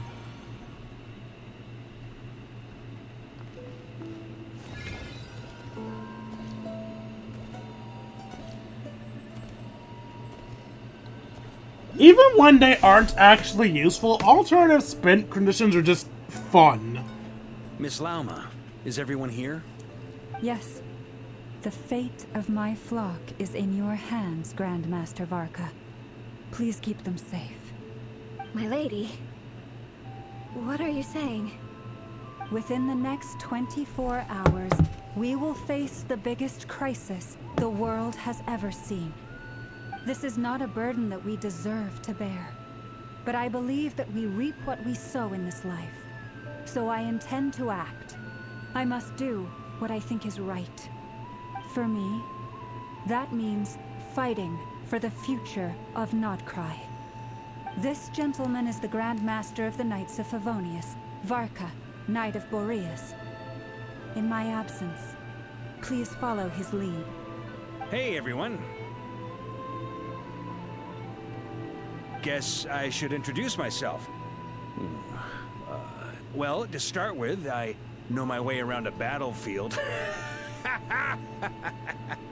Oh, we're actually here. Biggest strengths are honesty and hard workingness.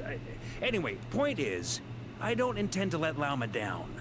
I'm gonna do everything in my power to keep every last one of you safe and sound.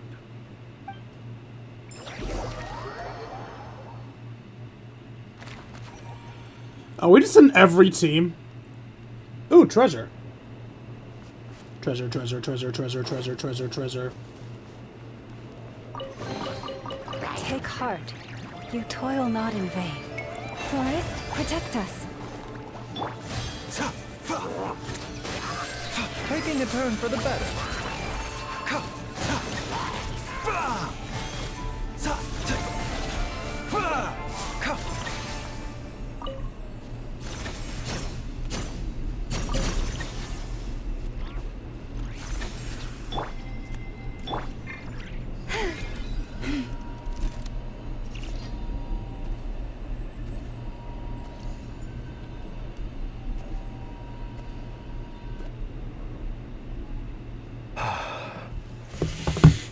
something on your mind? God, I hate your Columbina, shoes. was it? Not shoes. I believe that's how the others addressed you. That's right. Names are funny things. Have you always been called Dainsleff? Yes. I take it your own name has a more complicated history. I have a different relationship with names than other people. To be honest, I'm not even sure that Columbina is my name. At least, not in the same way that Dainsleff is yours. But it's what everyone calls me, and I go along with it. A lot of my life has been that way. I get so used to things that I forget to question why they are so. I never used to think much about where names come from, or what they mean to people. Maybe something's wrong with me. You're different from other people. I sensed it the first time we met. You're more perceptive than most. I'm sure your long life and rich range of experience explains that. Do you ever find yourself missing Conria, Mr. Dainsleff? Difficult to answer. I have dreamed of the past many, many times. Sometimes I'm fighting tooth and nail. Other times I'm lying on the ground, defeated. I don't recall any happy moments from that time. It has been too long. Is that because hatred survives longer than love and affection? That would not be for me to say. I make no excuses for the grudges I bear. But whatever the reason, I remember little that was beautiful or sentimental. Thank you for your help with the Rerir situation. Without your efforts, I never could have learned the hidden truth of his story. You're welcome. I know he's your friend. Friend? He betrayed me. And I never really understood what he was going through in life. Some friendship, that is. Okay. So, do you plan to fight him with us? You see, you're torn. Now you know what really happened. You see the things he's done in a new light. I need some time. Of course. I completely understand. Anyone else in your position would feel conflicted too. Actually, I went through something similar myself recently. Something happened that changed my perspective on a situation. A situation I took for granted at the time, but now I feel very grateful for it. You mean the Harbingers who still support you, even though you've left the Fatui? Yes. I always thought they were only helping me because Harbingers are forced to work together. But then I abandoned them. A warrant was even put out for my arrest. And even now, they still support me. Which means I was wrong about them all along. Clearly, they view you as a friend. I feel a little guilty now. I regret not seeing her help for what it was, and not treasuring it. I see the guilt that you're feeling now, because I feel it too. Hopefully, talking about it will do us both some good. Have you noticed that the Traveler and Paimon are over there? I think they've been listening. We seem to be everywhere. Shall we say hello? Sure. Hello. Hi. They caught us! Sorry, we were just concerned about you. Alright, I remember now. We're checking on the preparations for the Sparks. No doubt you wish to know where So I it makes stand sense on the for plan us to be take showing down up Rift, everywhere. The Recher of Solnari.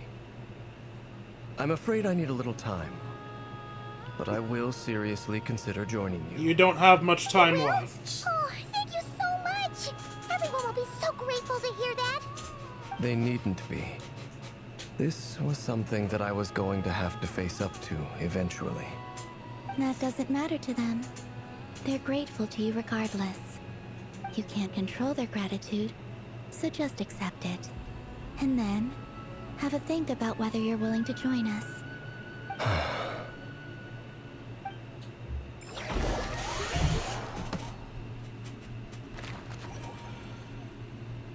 Nephilim on flints.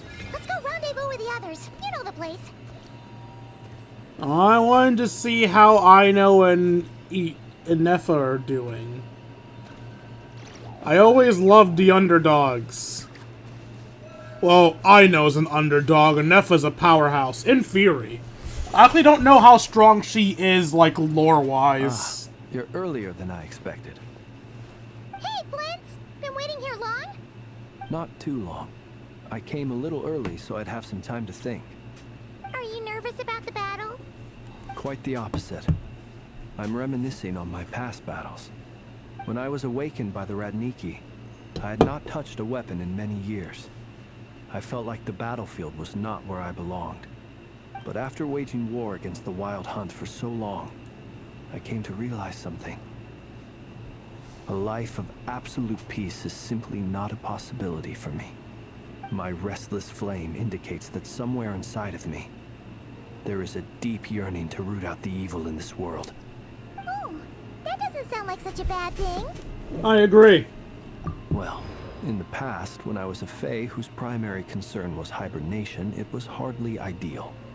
But it certainly serves me well here in the present. And I am delighted to be able to join forces with you in this endeavor. Looks like I'm not the first to arrive. Ah, Miss Lauma. Did you sleep okay last night? I struggled to settle down at first, because of the nerves. But don't worry. I got enough sleep in the end. I'll be just fine. Thanks for everything. Please, I'm just doing my part. Never! Over here! So Yehoda is also getting benched. Unless we're gonna see her, Aino, and Nepha later. The goods have been delivered and the backup plan is underway. Aino asked me to relay a message. She said Nepha will be on high alert and keep a close watch over all secondary districts where defense is required, providing support as necessary. Meanwhile, Aino herself will provide range support to us directly, using her latest invention. Excellent. My thanks to all involved. The chess set's looking a little That still unstable. doesn't answer what Yehoda's It won't doing. hold him much longer. We should be prepared to engage at a moment's notice. No sense sitting around waiting. Let's make the first move while we still have the option. I agree. Paimon, find a safe hiding place. Got it! Be careful, traveler! I will.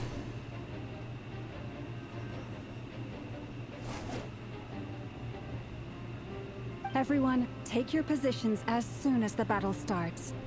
Every ounce of strength we have in our bones, let us bring to this fight. Ready? Let's go. I've seen all your futile ploys before. You have become the authors of your own demise. I wouldn't be so sure about that. You are merely a moment of sport before I tear down the moon.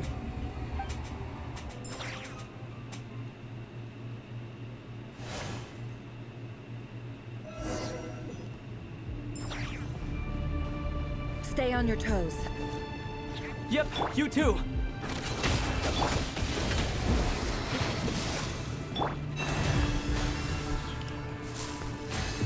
Go! Can't hide the truth. Where are you? You're just dead meat. Stop moving.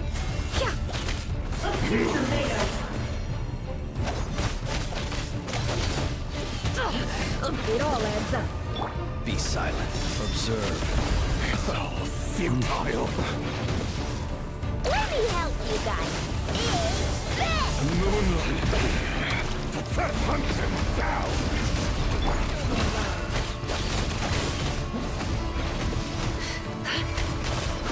It's all futile. Hunt him Last down. one. Go!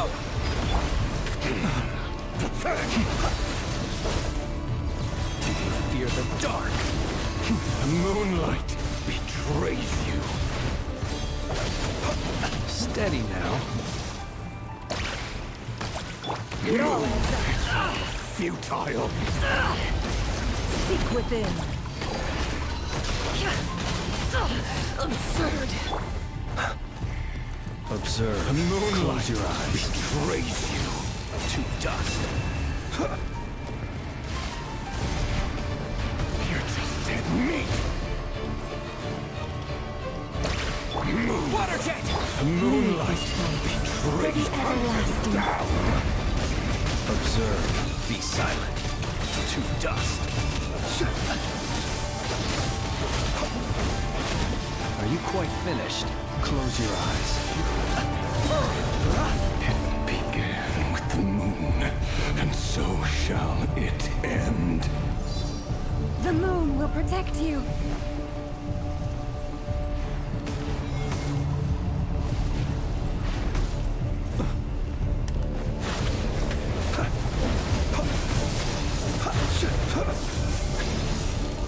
Do you see now?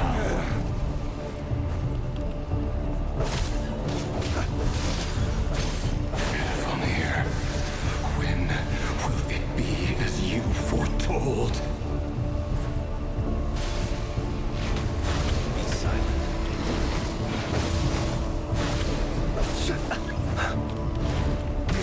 Spirits are not welcome here.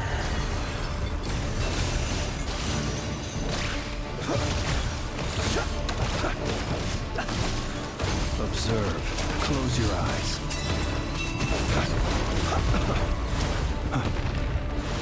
By the frost moon hold. The mystery unravels. Wipe out! Futile. I did so shit that I actually have to heal despite the fact that they give me so much defense. Hunt him down.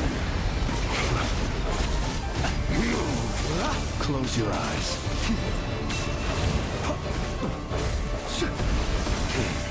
Pathetic. Hunt him down. You poor last one. Can't hide the truth. It all falls into place. Hunt him down. Move. It's all futile. Hunt him down. Observe. Pathetic. You'll sorely regret that. It all ends up. The moonlight betrays you.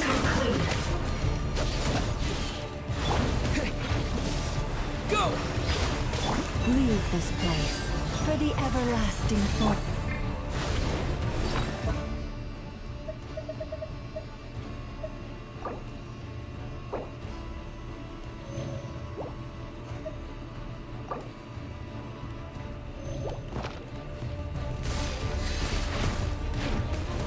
Seek within. No more lies. Futile. Hunt him down.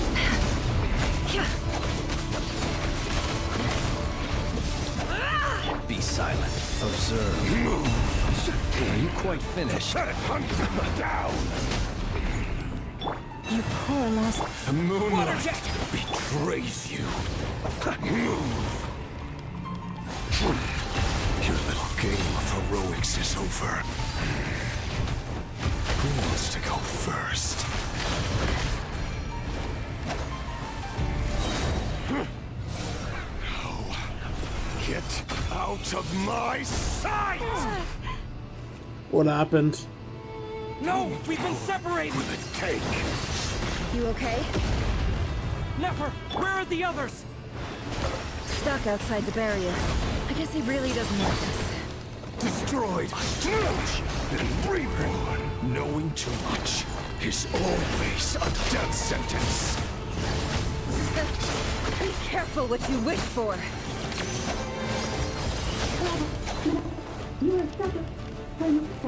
Lelma! Run. Can you hear me? Hide. Silence. But at least I know they're still there. I need to focus. Stick to the plan. Remember my most important task. Just keep stalling him. If I can stall him for long enough, the moment will come.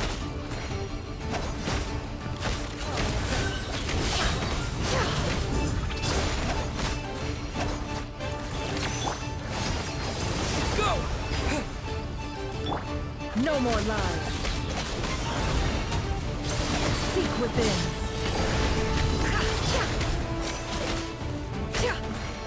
It all adds up.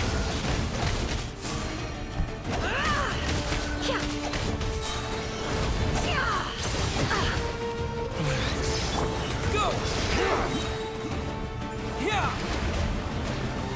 The mystery unravels. Time to conclude.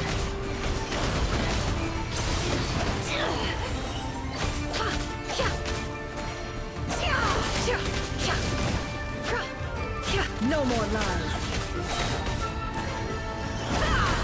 The deception ends here.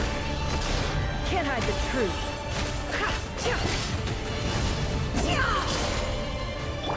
Go!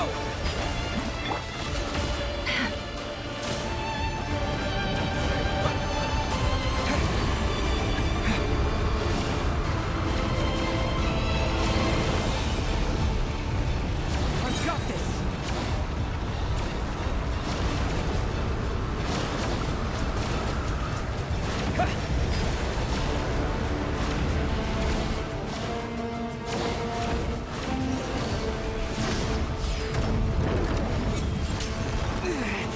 The shield's broken. I can't keep this up. Don't push your luck. For the take.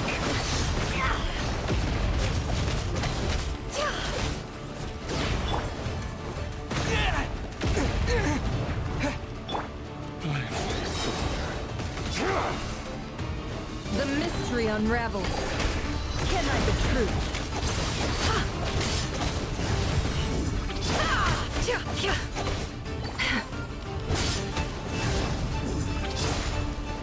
No more lies. Seek within. Water jet!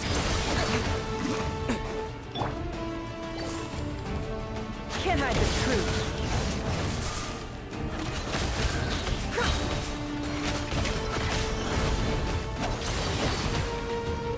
The mystery unravels. Your death is within my grasp. It all adds up.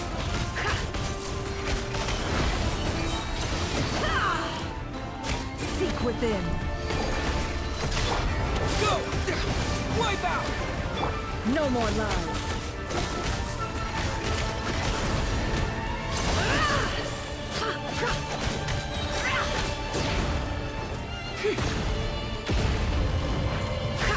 It all adds up. The deception ends here.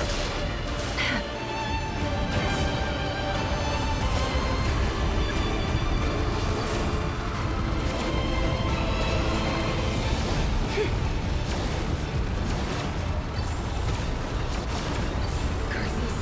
There's no other way.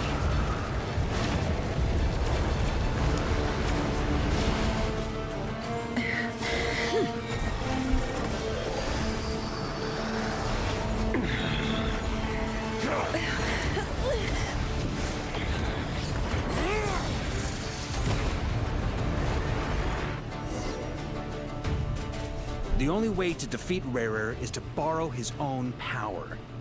That means Columbina will have to disappear while you two bear the brunt of his attacks. You have to hold on. Find a way to keep him focused on killing the two of you.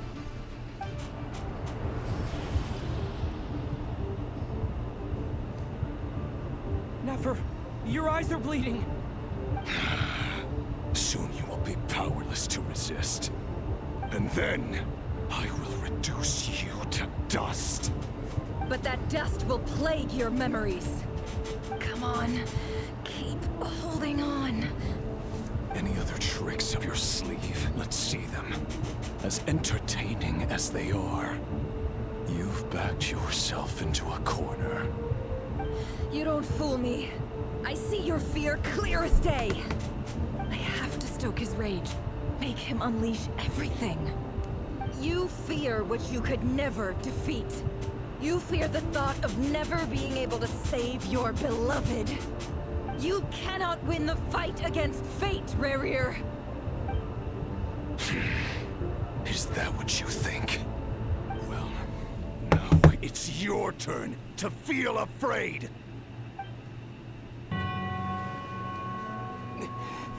You fear the sound of your own name? Is it us you hate? Or is it what you've become? Let's see what becomes of you!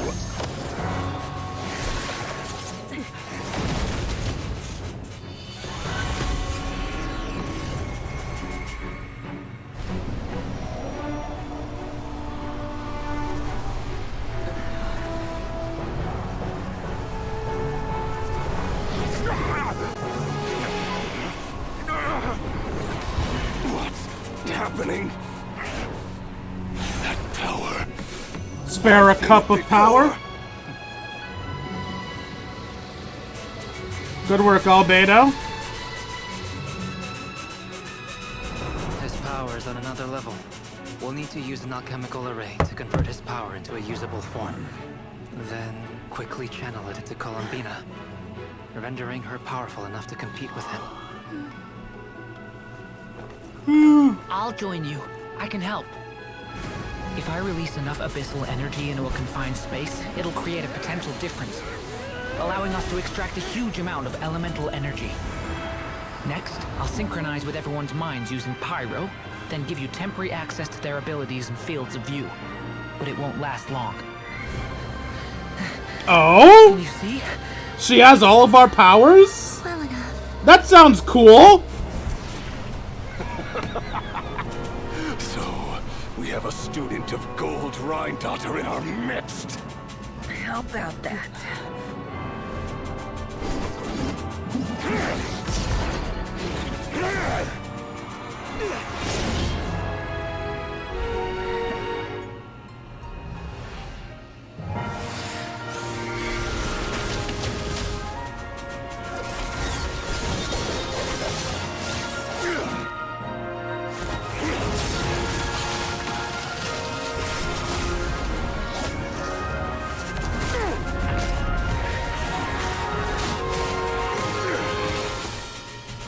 You use my own power against me?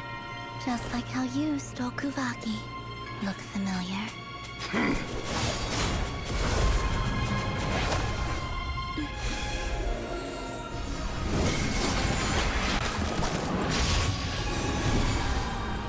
I'm only seeing Columbina's moves. I want to see some of our techniques used.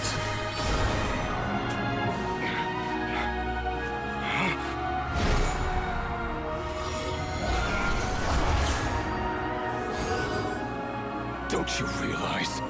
You don't have the power to hold that gate open. I don't, but someone else does.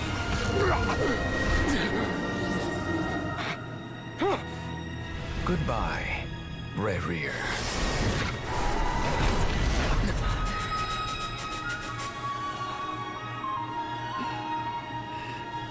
We won. So since we can pyro link people.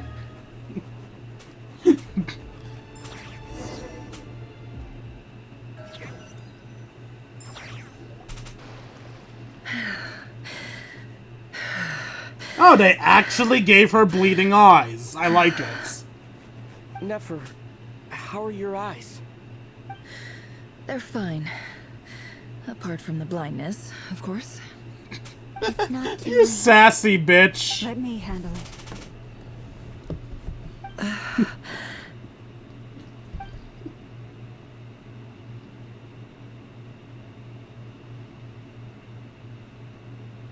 Alright, I forgot. Her blood heals.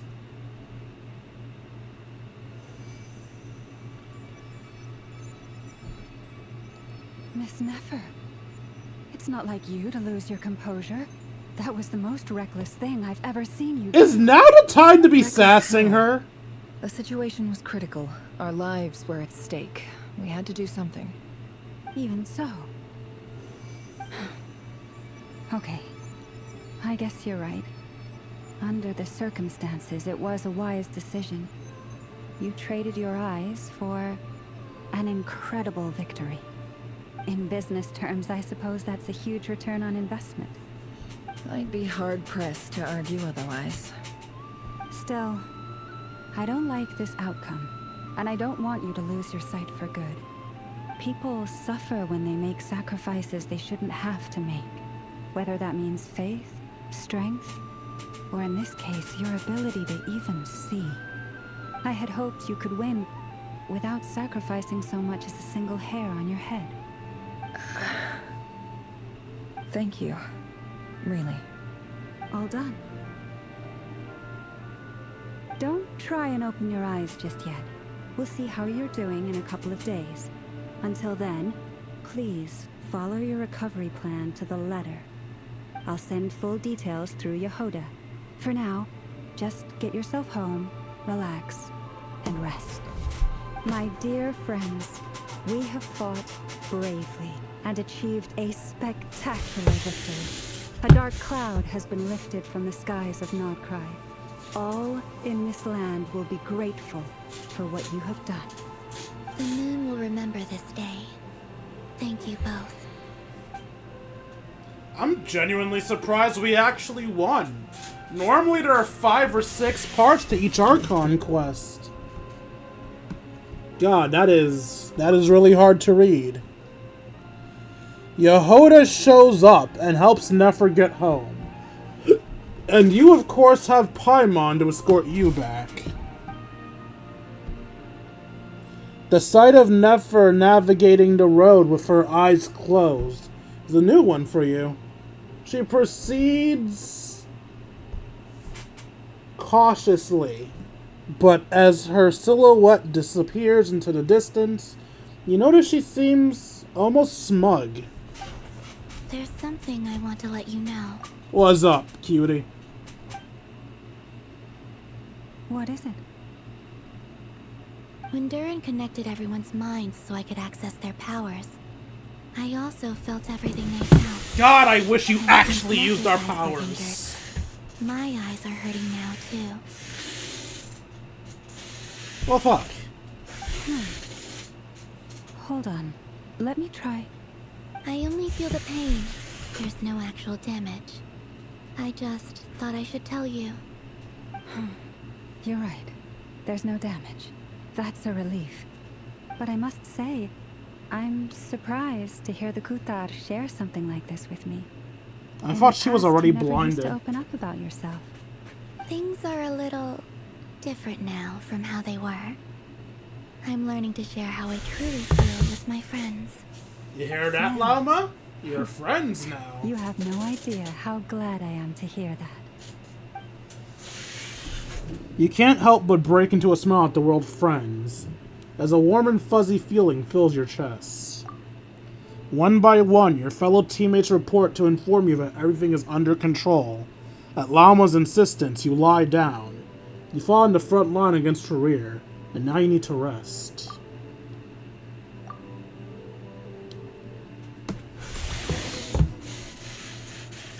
We seriously only beat him in 4 parts. That's amazing. Yay! You're awake! Paimon, How are you Paimon. feeling? Any aches and pains? Did you sleep well? I'm doing all right, Paimon. No need to worry about me. Phew! Well, that's good. Paimon's been sitting on the edge of the bed worrying about you for ages. You slept a whole day and night. Poor Paimon had to eat all by her lonesome. Glad to hear you didn't starve. How was the food? Well, it wasn't the same without you there to share it.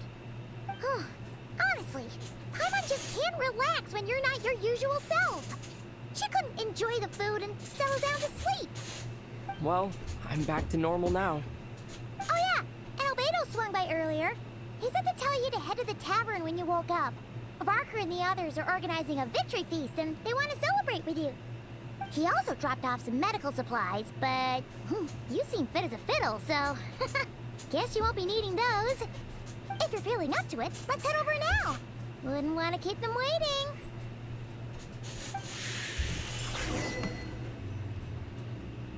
Go to the flagship. But we're in the flagship.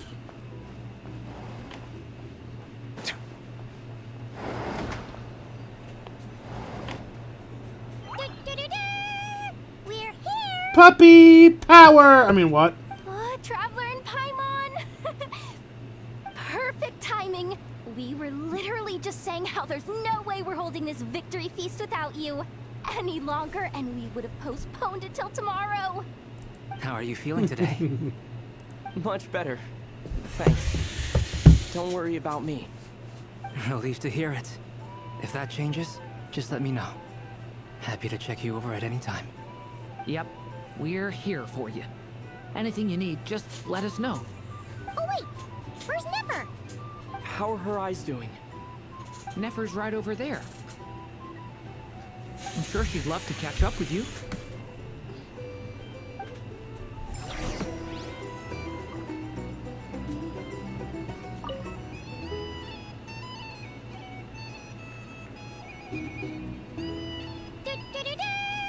Oh, it just replays this scene. Traveler and Paimon! Perfect time. How are you feeling today? Much better. Relieved to hear. Yep. Oh wait, where's Nipper? How are her eyes? Nefer's right over there. I'm sure she'd love to catch. I thought I'd get extra dialogue, but nope. Just replays the scene.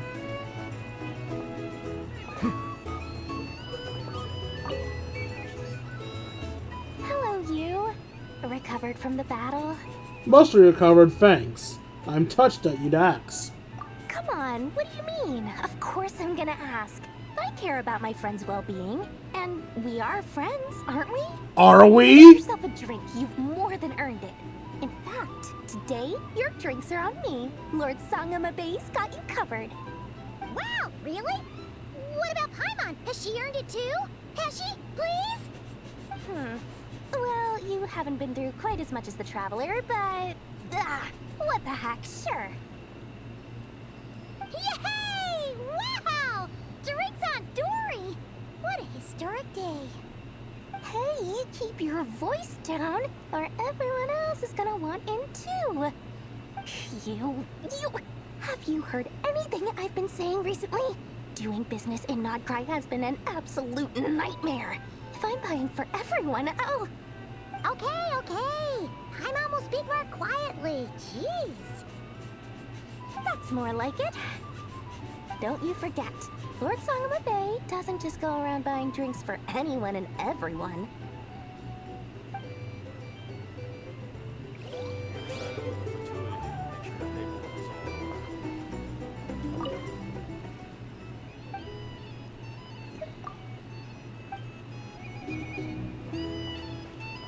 It would be cool if us buying a drink actually took from Dory's money instead of ours.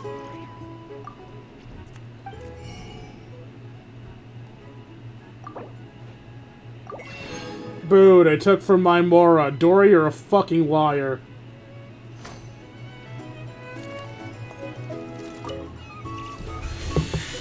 I thought of 1,000 ways to congratulate you, but now you're here, words are failing me. The honorary knight stuns them speechless once again. Well said. The honorary knight showed us all how it's done. The other knights tell me that Mondstadt was the first stop on your journey. All of us are truly delighted to count you as our friend. I'd like to thank you for supporting the Knights of Favonius, and also for helping us save Nodcry. Don't mention it, Grandmaster. Nonsense. Of course I'm gonna mention it. This is more than just business. It's a relationship.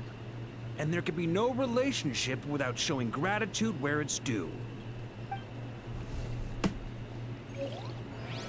Alright, I think we got all the extra interactions. No, we haven't. There's Dane. Although something tells me Dane will become a required interaction anyway. Let's talk to him nonetheless. I see you've recovered. You bet.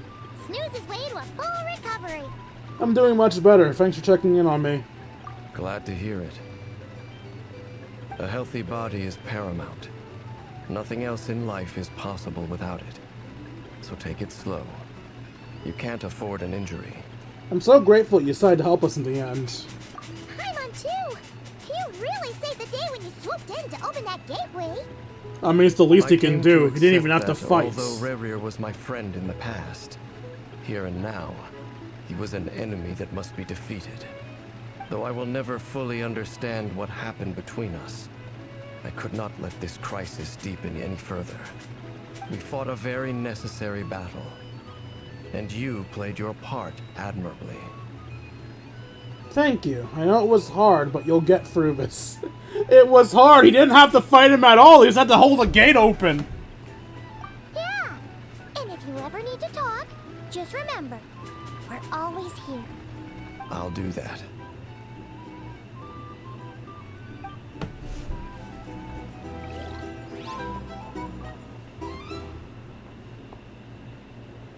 Alright, I think that's everyone. Aino and Inefa are missing once again.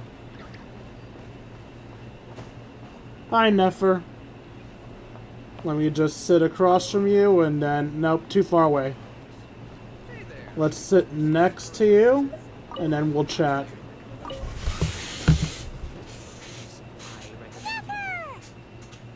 Traveler, Paimon, are you recovering well?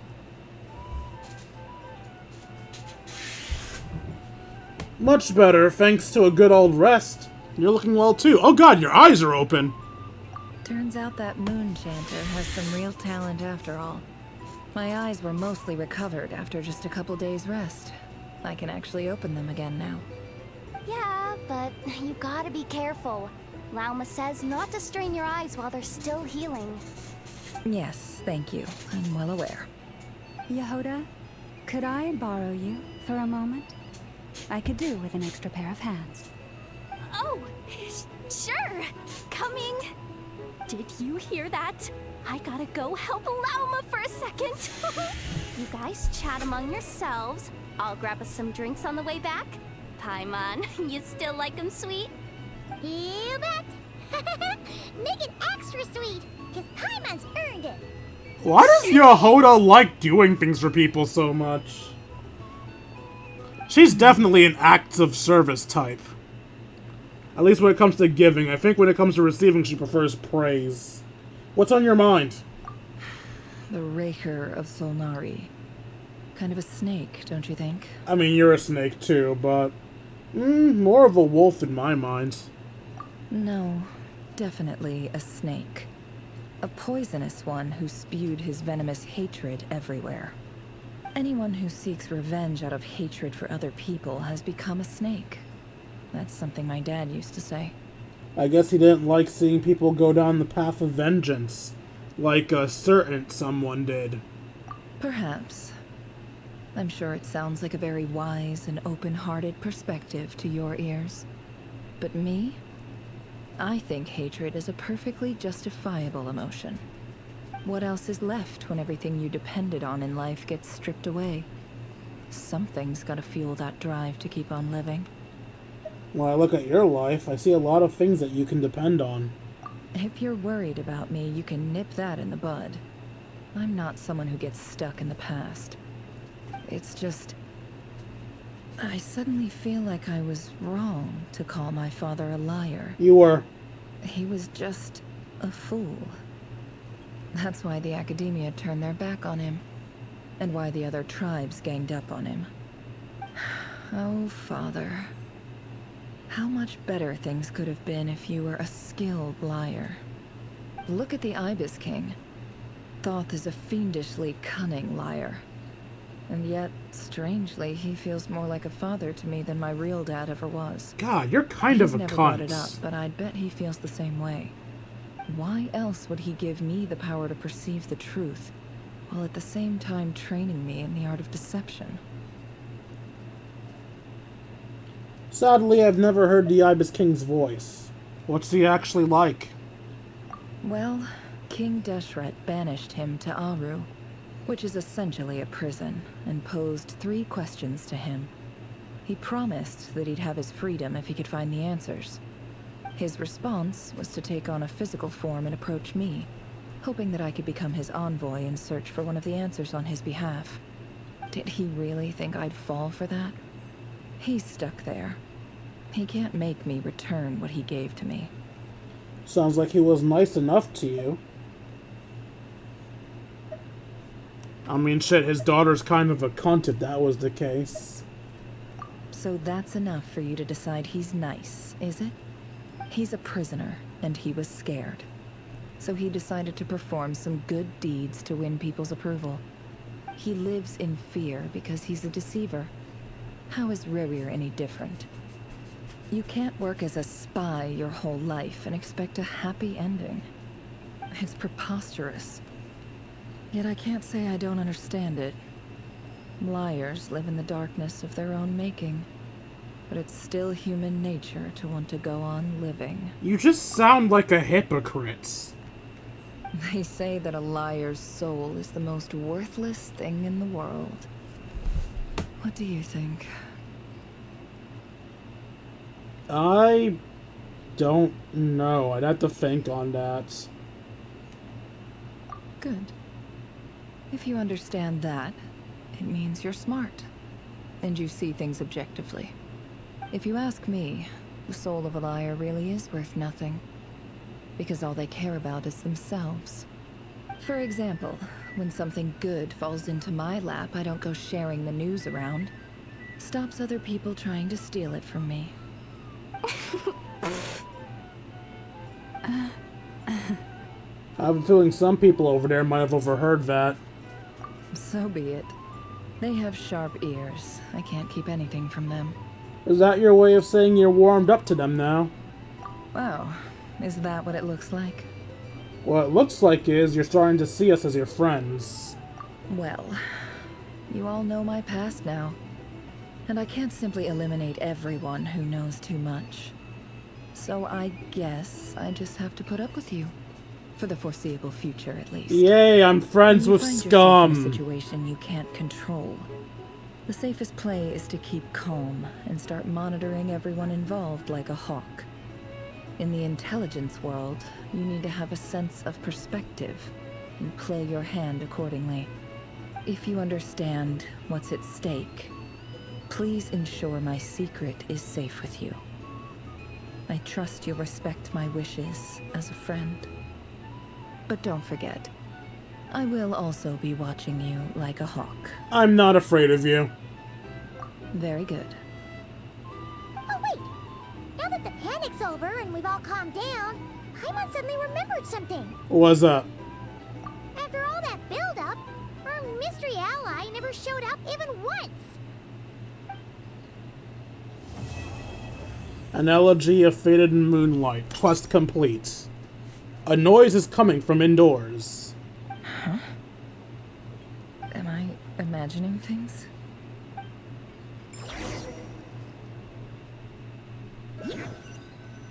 Oh, it's gonna be a post-credit scene rather than letting us go investigate. That close colleague who stayed behind with you? What's he been up to recently? Don't know, don't care. I get more normal human interaction from hanging out with Bosco too than him. Although, now you mention it, he hasn't bothered me in a while. I wonder if... If he's disappeared without a trace, it's the biggest gift he ever gave to the world. But I somehow doubt that's what's going on. He won't lie low forever. So we'd better stay on guard.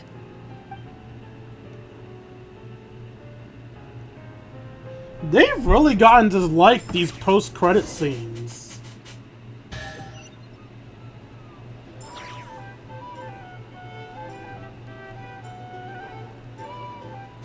I'll listen to them in a second. That's not the door. That is.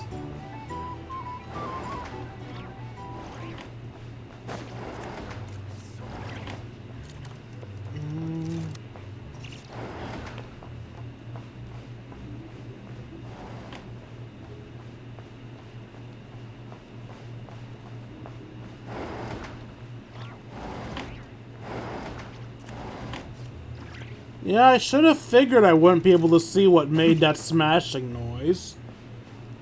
But I figured it was at least worth checking.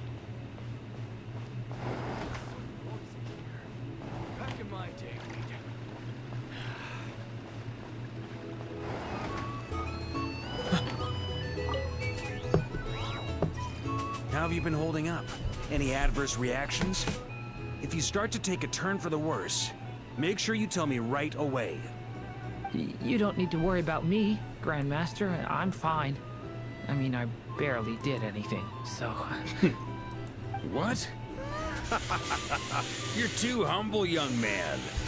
You played an indispensable role in the battle for Nodcry.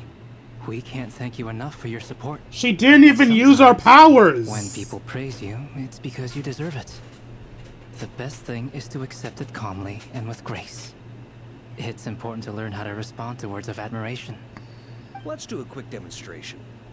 Albedo, that was an incredible feat of alchemy. The pressure was on, but you worked flawlessly at lightning speed to get the job done. Thank you. I can't take all the credit, though. Durin played a big part in forming the alchemical array. See?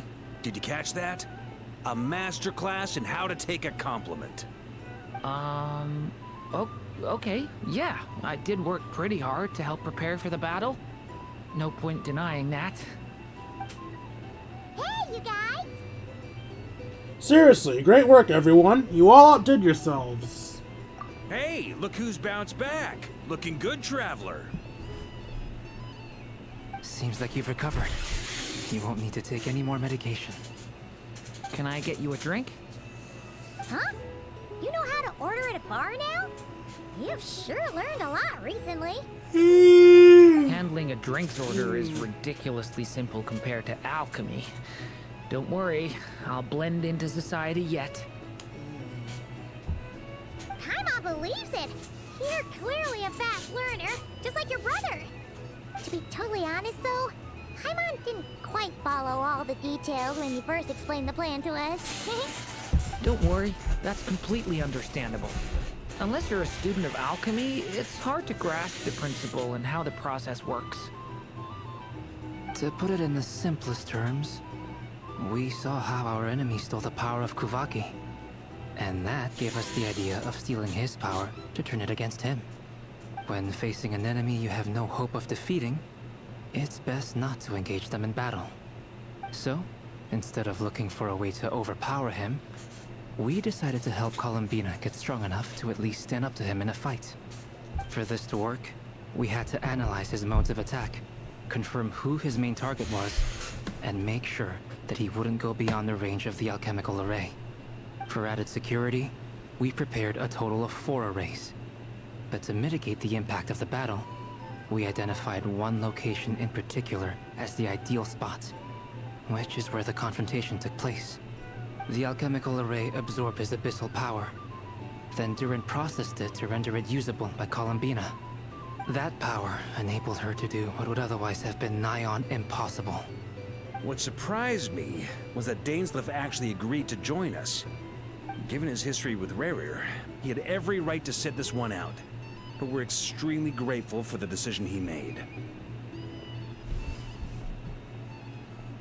Confronting a former friend in battle. He didn't confront him in battle, he held open the gate. That couldn't have been easy. It must have been a painful choice to make. But I'm sure that making a decision was far better for him than staying in limbo. Absolutely. He was torn between 2 paths, but in the end, he made his choice and stuck to it resolutely. He doesn't strike me as the sort of person who'd stay trapped in limbo for long. Anyway, however you cut it, everyone gave a stellar performance. And now, it's time to kick back and celebrate.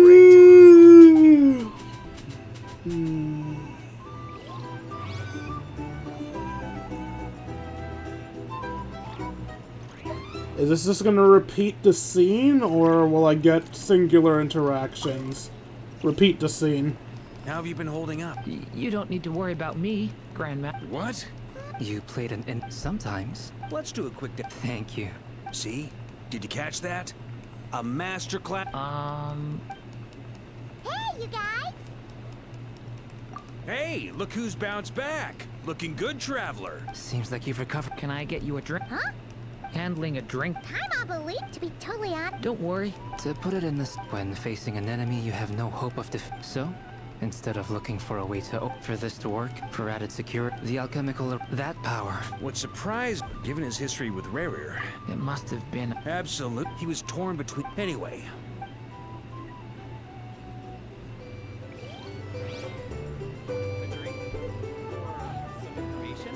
Either way, I think there. For a drink or two? Oh, did Yehoda and Dory disappear? Yehoda and Dory bounced.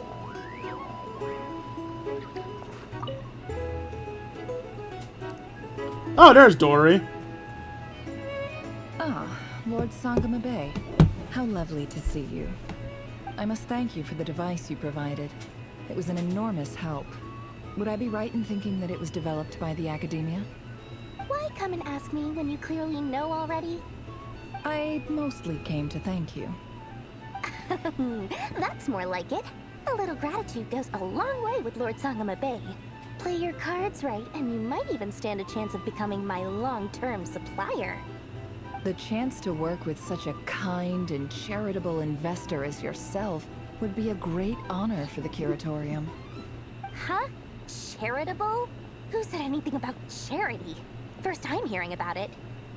Let's see. The first plot of land you purchased in Nodcry, your desert interests, and...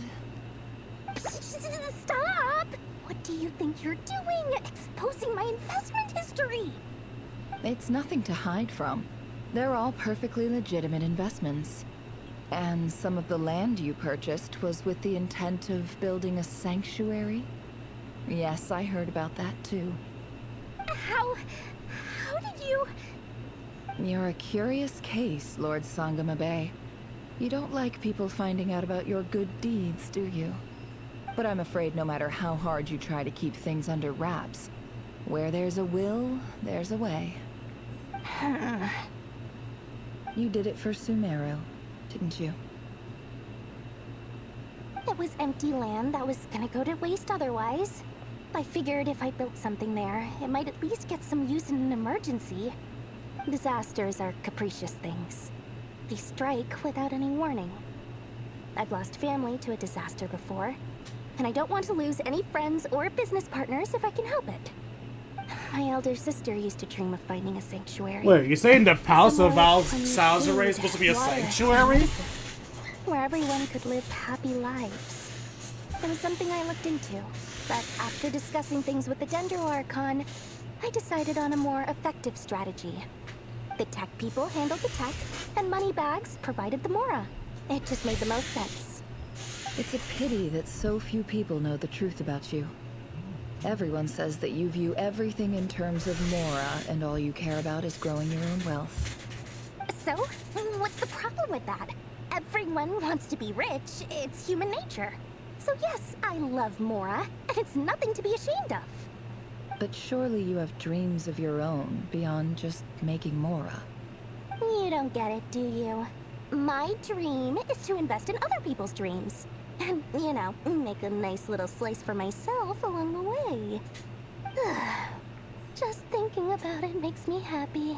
That sweet, sweet sound of Mora. Thank you.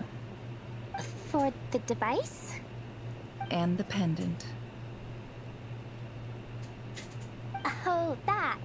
I was just returning a favor. Don't worry about it. Seems like we've both been away from home for a very long time. Yeah. So long that I barely remember what my family even looked like. That would be your mother, father, and sister? Yeah, though it's been years since my sister passed away. It's not like I want to forget them, obviously, but memory can be even more ruthless than the most calculating business person. Beyond a certain point, if something isn't helping you, it just gets rid of it. My sister can't help me now. Slowly but surely, her face is fading from my mind's eye. It's become a vague impression. Not everything will fade. When loved ones pass away, the beautiful memories are the ones that last the longest. Yeah, that's true. If you ask me, that's the one silver lining in all of it. Well, that, plus, I'm sure that life is much better now than it was back then. Oh, absolutely. I have tons of Mora, a big beautiful house, business is booming, and I'm as happy as can be. You've got a lot going for you too. Boss of the Curatorium of Secrets? I'm sure there's plenty of Mora to be made in that line of work. I appreciate the vote of confidence. I know I should see that as a heartwarming moment, but, Dory just gave her even more information on herself. That's the only reason you're here. Yes. I've thought a lot about it. And I've realized that you, me, and Arlecchino should be friends. I think this is very important. So I felt I had to come and tell you. Well, this is a new one. I'm so moved. I can't even hold my teacup. If that's all, you can leave now. Don't take it personally, she's just a tsundere. Or is it that you prefer being co-workers? What is this, Columbina? Are you deliberately testing my patience threshold? Right now, my politeness module is active. But if you say another word, I swear I'll shut it down. Module? If your politeness module was active, wouldn't you say the word please at some point? Polonia, please see Lady Columbina to the door. Will you still invite me to your next tea party? What? Yes, I think you will. Bye-bye, dear Sandrone.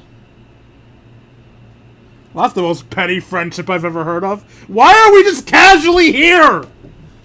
Catching up with a friend? No, I don't want to piss her off. Hope I'm not intruding. Why am I here? Last time, the Wild Hunt escorted you out. Would you rather I handled it myself this time? We just wanted to, see how you were doing now that it's all over. Why? Out of concern for my safety? I hope you didn't seriously think that the Rahier of Solnari would be able to lay so much as a finger upon me. He could have killed you if he wanted to. Mostly because you kind of helped us out, so we just wanted to check you were okay. Looks like all your robots are fixed, huh? I spy books and teacups on the table. Afternoon tea. So we're interrupting after all. Oh, don't you worry about that. Tea time is already a write-off. The visitor before you managed to kill my appetite. Can I have the tea then? If you're in the mood for tea, go ahead and help yourself. Yay! Otherwise it's going to waste. My coasters are still missing in action, though. Use this notebook instead. What? Whoa, pretty hefty notebook. Look at all those calculations. You can ignore those. They're just dumb scribblings. I doodle and write in my free time. Sometimes I remember the distant, dreamlike past. Sometimes I imagine the far-flung future. And other times, I grit my teeth and note down all the crazy nonsense going on in the present. Some people do the crosswords in the newspaper. This is my equivalent of that. Trying to predict the future is like daydreaming. And writing about the present just makes me furious. The past is my favorite. If nothing else, it's already set in stone, so I don't have to rack my brains trying to figure it all out. Huh. Although, having said that, the only vaguely interesting memory in my past is probably that guy they call Lord Artificer. Lord Artificer? You mean Elaine Galt? I don't know who that is. Who else? Pretty much all the mecha and Fontaine are his personal handiwork. Wait, are you saying you know him? Like, personally? As a friend? I mean, I guess we were friendly enough. So you actually met him? But he lived hundreds of years ago.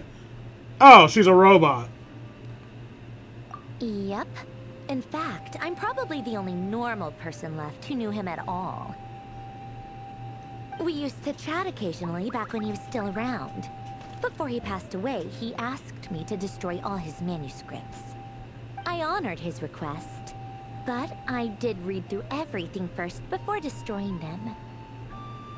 I mean, I couldn't let the genius of Lord Artificer Alain Guillotin disappear like that. Would have been such a waste. So, that's where the formula's in your notebook are from? I just told you. Those are my equivalent of crossword puzzles. They're just dumb formulas that I solve for fun when I'm bored. Alain's work was like epic poetry. The formulas in my notebook are just silly little riddles in comparison. Not that there's anything bad about them. I mean, at least, solving those riddles isn't going to hurt anyone. Except me, because I lose a few brain cells in the process. Anyway, while we're on the topic, I might as well tell you about what happened to him and his friends. Alain Guillotin had two close buddies, Renee and Jacob. They spent their childhood years together in the Narzissenkreuz Institute. Fucking random ass! So there was a rivalry between them, but it was a friendly rivalry. But beneath the friendship and the rivalry ran something deeper, a sense of nostalgia for the past. Unfortunately, childhood would end, the prophecy would come true, the apocalypse would arrive, and the future would never be. A mad dream that would normally only capture the minds of lunatics begin to take root in their hearts. A dream of saving the world. And if Renee and Alain had been people of lesser wits, that dream would probably have ended up as something for them to joke about in their older years. But alas, they were some of the sharpest minds around. They nurtured that dream with the full power of their intellect, and it grew into something that ate away at their souls. The first of them to fall under its spell was Renee. Against Alain's wishes, he persisted in experimenting on a mutual friend of theirs to try and save their life. Alain did not approve and parted ways with Renee. It's complicated. Alain wanted to believe that Renee only did what he did for the sake of their friendship. But when he told me about what happened, I could tell he still had some suspicions about Renee's motives.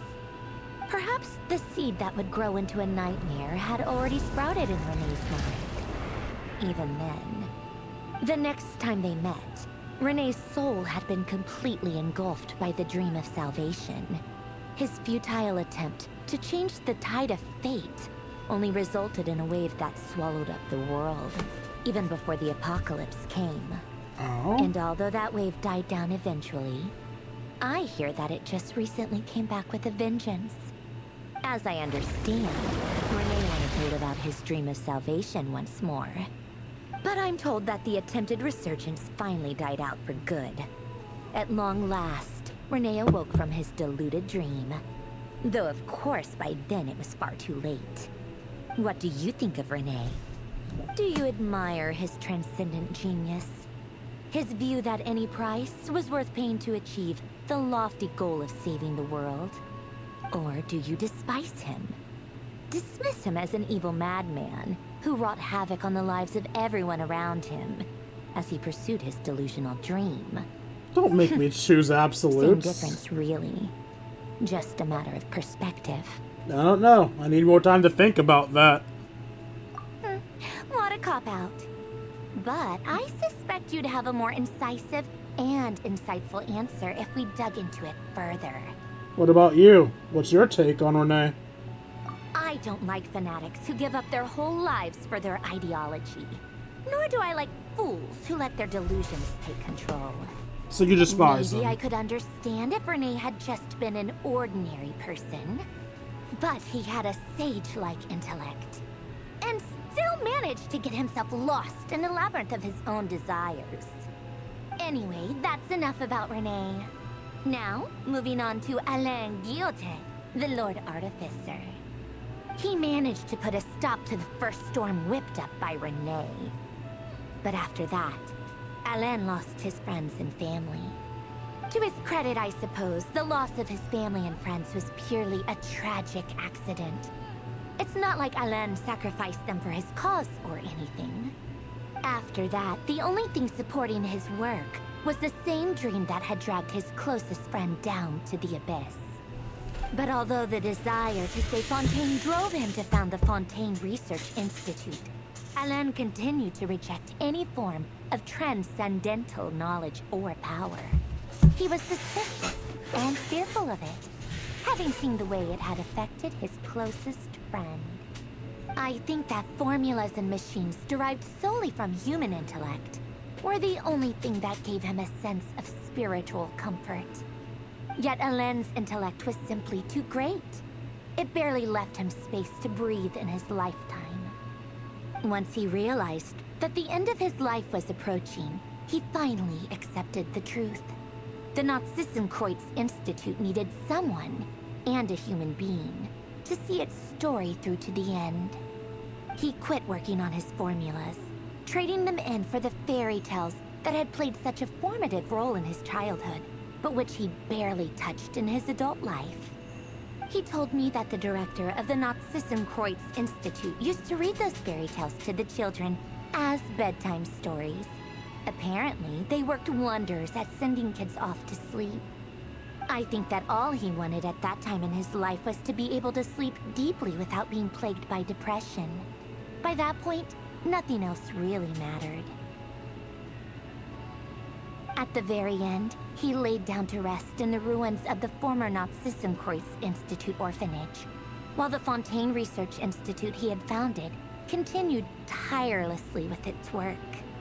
Many years after that, tensions over competing dreams would once again cause a rift, this time between members of the Fontaine Research Institute. But the actions of those fools had nothing at all to do with Alain. And that is the story of two people from the Nazissenkreuz Institute who both wanted to save the world.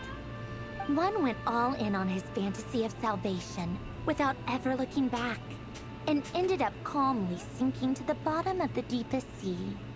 The other sought desperately to burn bright in his life, even though he wasn't sure where he was going. I do sometimes wonder, why is it that people like them have such grand hopes of saving the world? Even the grandest tree starts as a tiny seed. So perhaps, for each of them, their mission to save the world began with a very simple desire: to save themselves. They were young children with friends and family who mattered to them, desires to explore the meaning of life, ambitions to have a successful career. They didn't want to see all of that taken away in one fell swoop. Or maybe they just wanted to find something to anchor themselves within the chaos, to stop them getting quietly swept away by the storms of life. But instead, the search for their own salvation took them down the rocky road laid out by fate. Do you think the desire to save oneself is enough of a justification to try and save the world? Yes. The way you said that sounded just like Alain. I asked him the same question back when he was in his prime, putting all of his energy into his work. He gave the exact same answer as you did. No elaboration, just a quick short answer before getting right back to his work. He was always that way. All right, tea time's over. I owe Arlecchino a favor for telling me these stories. I'll have to bring a whole sack of gifts the next time I Oh visit yeah, the House Afro, of you the came Heart. near the end of the party. I'm gonna go tinker with Colonia now. You guys can do whatever you want, as long as it doesn't involve interrupting me. Colonia, exit hibernation mode. Begin diagnostics.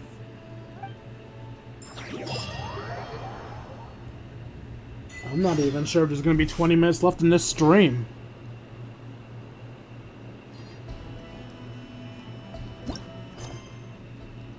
Yeah, I don't think there's gonna be 20 minutes left in this stream. You're gonna end up lurking in someone else's stream once I raid out. But first, there's a few more things to do before we end the stream off. Like gathering up all the Primo gems I've earned. Nope, that's the wrong button.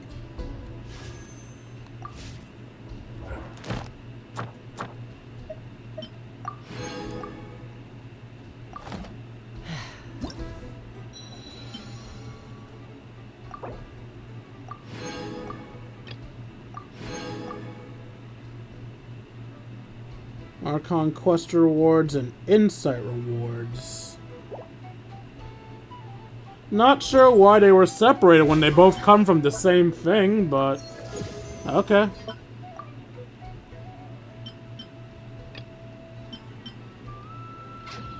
I'll wait on grabbing that. Let's go get our stuff from Catherine.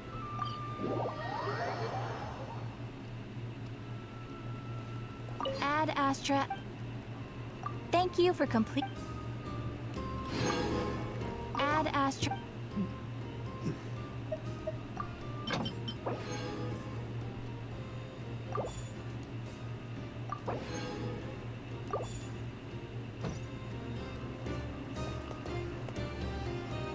Alright, and let's see if we have enough for a 10 pull.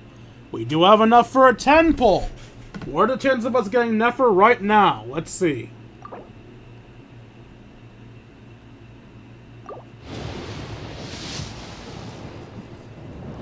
No Nefer. Just a book. Alright, 954. That's 5 pulls.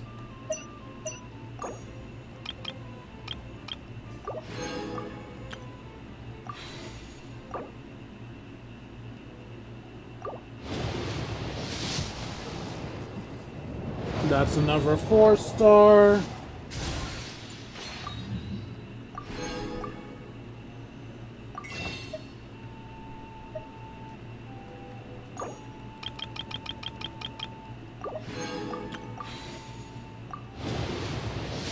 Another 10 pull, that's another 4-star.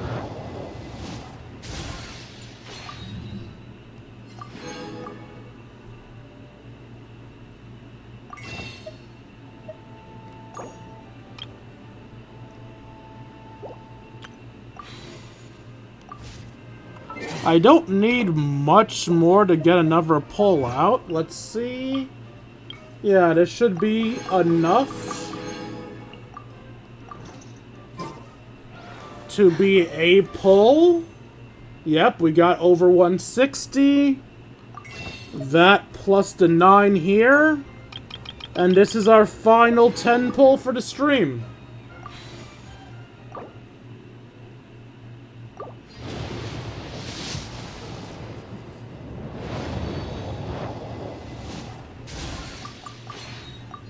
And no Nefer.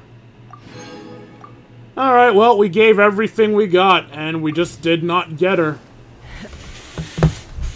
That is it for today's stream. Hope you guys enjoyed the stream, and must I enjoyed making it for you all. Oh lordy, that was a long one.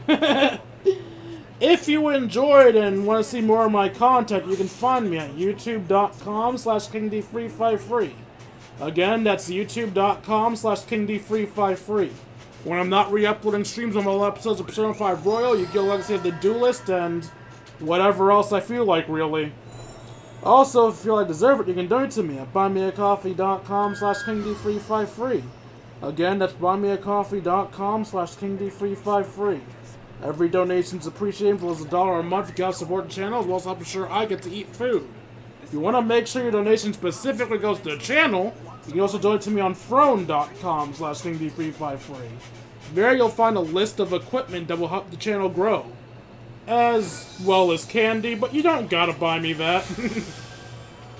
Finally, if you want to spend some time with me, you can join me in my personal Discord. If you're watching this on YouTube, the personal Discord link will be found in the description down below.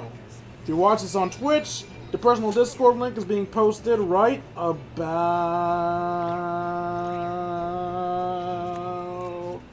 now. Once you're there, we'll chat, play video games, share memes, and have ourselves a grand old time. Like, comment, and subscribe, and I'll see all of you beautiful people later. Deuces, Kingdom. Now, who can we raid to end things off?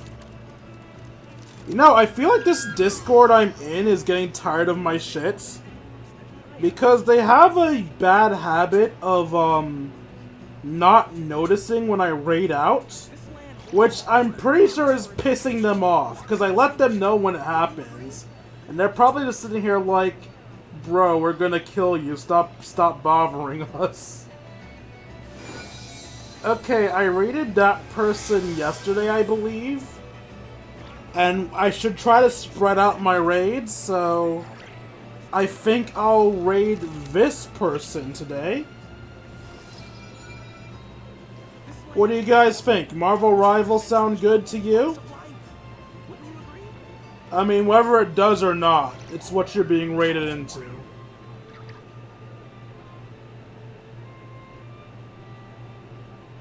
Even when the night is gone, and even when the sky is hidden from view, still the moon shines its light upon Alright, the raid is ready, so click on if you want to join.